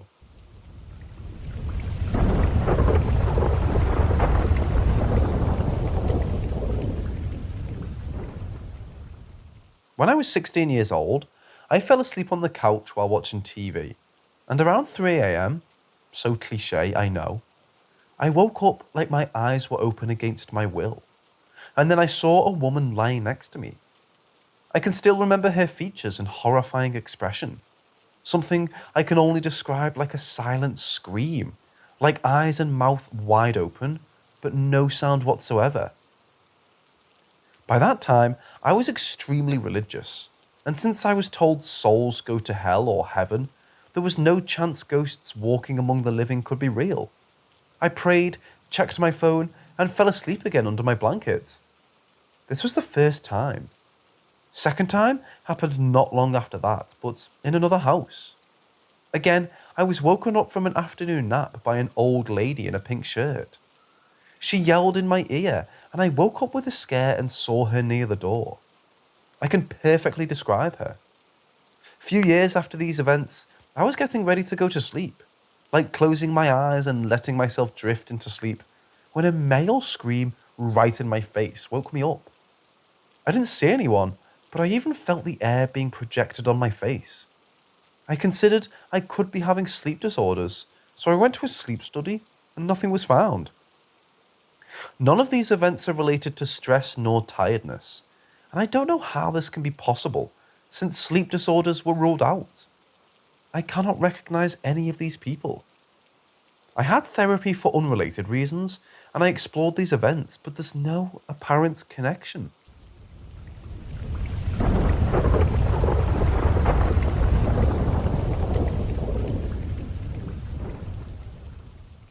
I have sisters who are twins. Let's call them Egg and Chicken. Which one was born first? That's irrelevant. Anyways, I spent a lot of time with them as I babysat a lot when my single mom worked, which typically meant I would play PlayStation at some point to amuse them. So we had just moved to it was an old house by a creek, house. And the first night I babysat them while it was storming outside, something creepy happened. I was playing Monster Rancher 2, and my sister Chicken stared into the room next to us, which happened to be a closed-off porch-type entryway to the home. She was around 3ish, I would have been 13 or 14 at the time, but I didn't think too much of it, as my other sister Egg paid it no mind. They were 3. Children are fucking weird. So the next day, while I was outside, I was with my sister and noticed the creek had risen a lot, which made sense because of all the rain the previous night. Well, my sister Chicken kept clinging to me while we were outside staring at the little walking bridge that went over the creek. She was normally talkative but wasn't saying a word, and she eventually wanted me to pick her up, so I did. Egg, in the meantime, was minding her own business, running in circles and humming, which was kind of her morning routine. We did later find out she has autism. I believe Asperger's was the final diagnosis, but they never seemed to settle on it. After Egg finished running around, we went back inside and Chicken finally relaxed a little. But she stayed close to me all day. Later that night, it was the usual, me playing games with them sitting next to me, or on me, and then out of nowhere, Chicken looks into the entryway and starts screaming bloody fucking murder. She was pointing into the corner of the entry and screaming, crying. She covered her face and tried to crawl away. I still can't describe how I felt to this day. So I called my grandparents who rushed over, all the while Chicken was freaking out. They finally arrive, and after a while, she calms down. The next day, everything is like the past 24 to 48 hours never happened. She was happy as a clam after. No issues for weeks. And then it rained and stormed again. To save time, Basically, the same stuff happened all over and over again. It would storm, she would be weird about the entryway, and then stare at the walking bridge the next day, and then freak out that night staring into the entryway. It didn't take me long to figure out the pattern of the storms causing her freakouts. Most everyone just assumed she was afraid of them, but that didn't explain a lot of the other behaviours. But I don't think they believed me since I was a teen, taking care of 2 kids. Anyways, the creepiest night happened when Egg, who was usually very quiet and hardly talks, spoke up. At this point, we had lived there for 3-ish months, and Chicken was sleeping in my bed at this point because she was always kind of afraid. I was supposed to storm that night, and instead of having me babysit alone, my grandma and great aunt came over to help. They wanted me to do what I usually do, so I played PlayStation. I think I was into WWE or F SmackDown too, if curious. When it started to rain and storm, Chicken lost her shit and started freaking out, pointing at the entryway. Which is odd, because she usually didn't do that until the day after a storm. While Chicken is screaming bloody murder, Egg, who hardly spoke or could communicate very well, goes, "Oh," and walks into the entryway, points to the corner and goes, "You mean him?" I cannot describe how heavy the room felt in that instant. I think that was the first time in my life I felt dread I do not know. That moment has crystallized in my head. I'm not sure how long after though. It felt like time froze. It felt like I could see a lightning bolt permanently sticking out of the ground. The smell of 2 drawing storms was extra pungent. I could see everything for a mile through the darkness that somehow seemed bright as day. Then, in one fluid motion, my grandma and aunt got out and went to the porch. One grabbed Egg, the other opened the door and screamed something like, "You're not welcome here anymore. Leave her alone. She doesn't want to play anymore." And then after that, the rest of the night felt like a blur. And then that was it. She never had a problem with storms again. It turned out some years before we ever lived there, a little boy had drowned in the creek after it had flooded from a bad thunderstorm. My grandma and aunt had done some research into the history of the area and found that out. I guess he just wanted to play with someone one last time.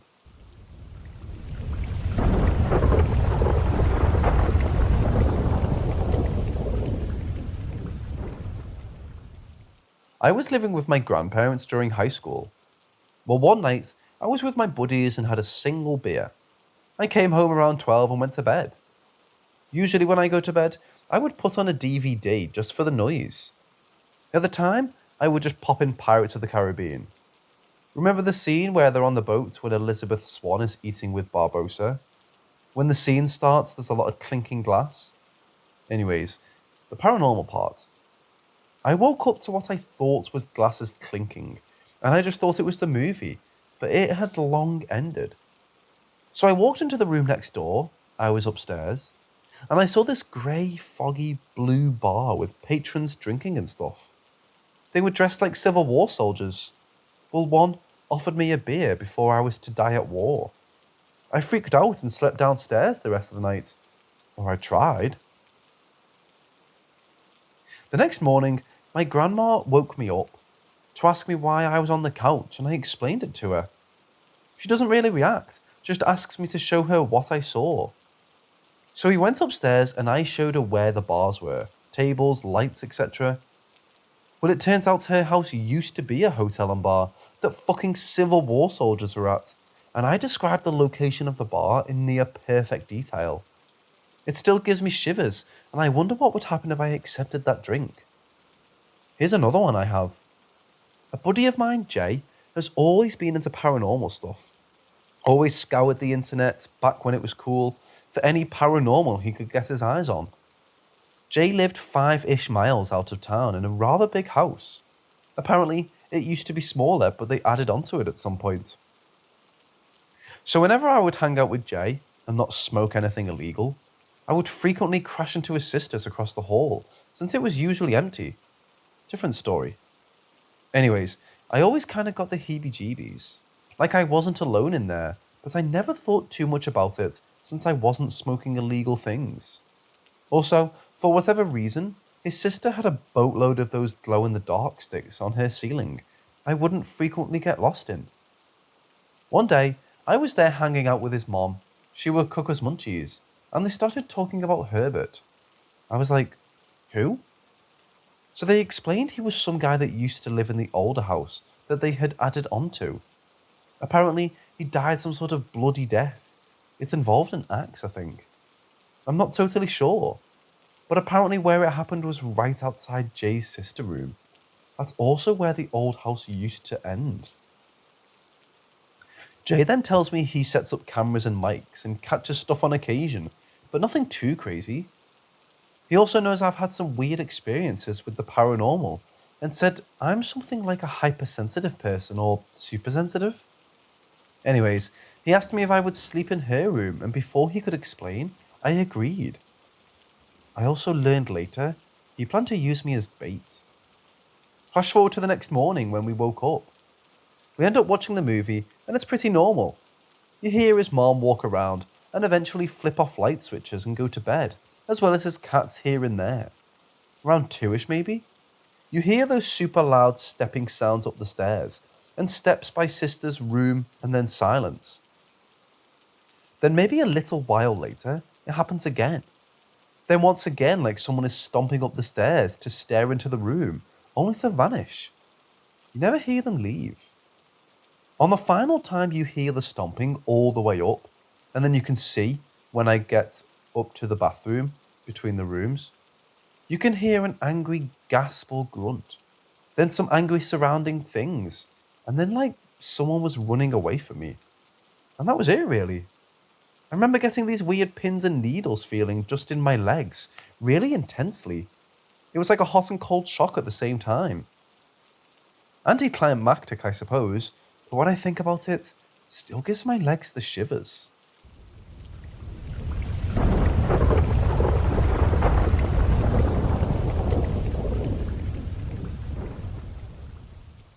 So, this was when I was about 16. My family and I moved into a registered historic home that was 240 years old. It was dated around when our town was founded. When you first walked into the house, you felt it. It was like an ominous cloud that hung over everything. The first experience I ever had was in the parlour that used to hold wakes in it. I was sitting at the computer, we converted it to an office, and I kept hearing loud noises directly above me. The room above me was my bedroom. I was the only one home. I looked around to make sure the dogs were with me, and they weren't tearing anything apart. I initially ignored it, and it subsided. After about an hour, it started up again with more violence. It sounded like someone had moved my entire wardrobe across the bedroom floor. I ran up the staircase, but by the time I got to the second landing, the sound stopped. I barged into my room, and it was completely silent and no furniture had been moved. Second event was a lot more terrifying. It was about 3 a.m. I woke up to the sound of grown men arguing outside my bedroom door. The catch? The only male that lived with us was my 14-year-old brother. I jumped out of my bed and flung the door open to catch it. Nothing. I got back in bed after I stupidly locked the door, as if it would stop anything. It started again. This time, I went to my grandmother's and brother's separate rooms. They were both asleep, and all TVs were off.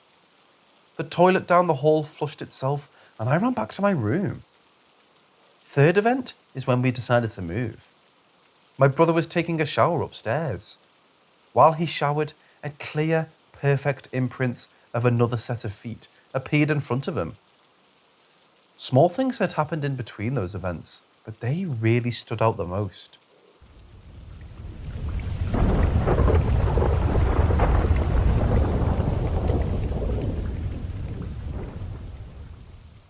My mom was VP of our local hospital, and when the hospital was purchased and made public, they got a brand new hospital built for them. The main priority on move day was obviously getting all the clients to the new hospital safely, and the equipment and medicine. The old hospital was locked after that, but was still being used as storage, so staff could go back and get less important items over time.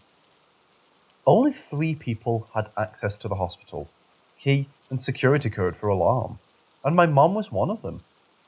If someone had to return to the old hospital for something, they had to be attended by one of the 3 key holders. So my mom told me in the beginning, it didn't feel too weird, just felt like being in an empty building, but the longer it was abandoned is when the weird stuff started happening. When she had to visit the site with the VP over construction, a big storm had hit and damaged the roof over ICU, so they had to investigate the damage. My mom went to her old office first, because she was like, well, since I'm here, I may as well grab a few items that are still left behind. She heard music playing down the hall when she left, and just assumed her colleague was on the same floor and wanted noise to be less freaked out. He hated going there. She went to the 5th floor, site of the damage, and her colleague was there. So she asked if he had just come from the ground floor as well, and he said, no, why? I came directly to the 5th floor.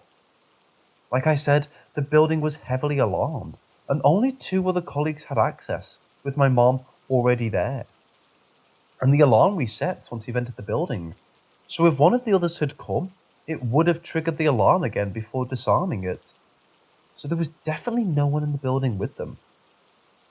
I asked my mom if I could go with her the next time she had to visit, which was soon, so she could let the construction team in, and there were a few things I experienced directly. Only the generator to the building was on. Full electricity was cut off, but room lights would turn on by themselves as you walked by. Phones that were disconnected would ring as you walked by offices. The nurse's station help pad that patients would buzz from their room rang as well, and the ringing would follow us, as in stop ringing on one side of the wing and start ringing on the other once you got closer to a different nursing station. Patient call lights would turn on as you walked by rooms. These were the lights that patients operated from their beds. No beds and no other light switch to operate them. The pharmacy alarm was just constantly going off and there was no way to stop it. The construction guys were of course freaked out, and I wanted to make sure electricity was actually cut off before they started working. Because of all the lights and alarms, and my mom was like, yep, I can show you. They said that was going to be the quickest job they ever completed. And the reason for fixing an abandoned building is, like I said, still using it for storage, and didn't want rodents getting in through the hole in the ceiling. Other stuff happened, but this is long and I think they'll get the gist.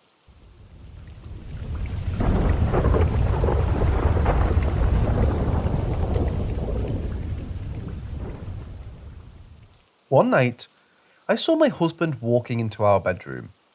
He moved oddly, not his usual walk. I went in to talk to him, and no one was there. I found him playing video games across the house wearing a totally different shirt. One night, very late, I was driving home on a dark road from a friend's house and saw something move a little in the road. I flashed my high beams and there was a woman standing in the middle of my lane wearing a bathrobe and her head slumped over so her hair was in her face. I panicked and honked. She didn't react at all. I swerved and kept driving and called the police. My initial thought was that she could have Alzheimer's and wandered out. The police checked and couldn't find her at all. But the way she moved so slowly when I saw her made me think she isn't fast enough to walk or run away from the scene. Plus, that stretch of road is only 1 mile and has 2 exits. I was sitting at one of them. I kept an eye on the news afterward to see if there was a missing person. I still wonder if this was a real ghost or a lost elderly woman. So when I was a kid, I lived in an 80-year-old home that was really cool and also haunted. It had secret passages built into the walls. My bedroom was the attic. Redone. And I found out when I was older that the previous owner had died in the home. In that home, I would hear my name being called from above very often. I was young, and it happened so often that I really believed houses could talk. My family would also hear footsteps going down the stairs, and when I got older, My brother told me he heard his name a lot in that house too, from the same female voice. In my next home, built in the 1980s, I'd see shadow people and hear footsteps constantly, and occasionally hear kids giggling in the middle of the night.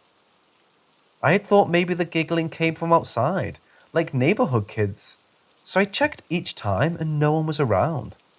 I was still a kid myself and remembered being jealous that other kids got to play around midnight. I lived in an apartment for a year that was built on a Native American soil. The residents would share stories of seeing Native American ghosts in their units. I didn't see a full apparition, but something weird would bang on my bed at night, and my dog would growl at thin air. I saw shadow people there too. Now onto my home as an adult.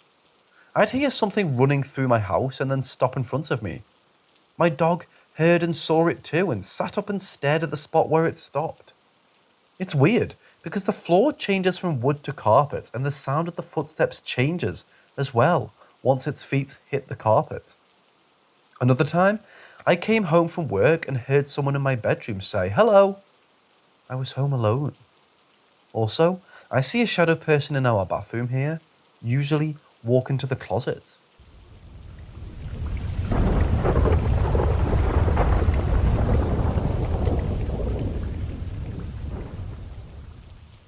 So from the ages of 11 to 16, I went to the summer camp deep in the mountains of my home state.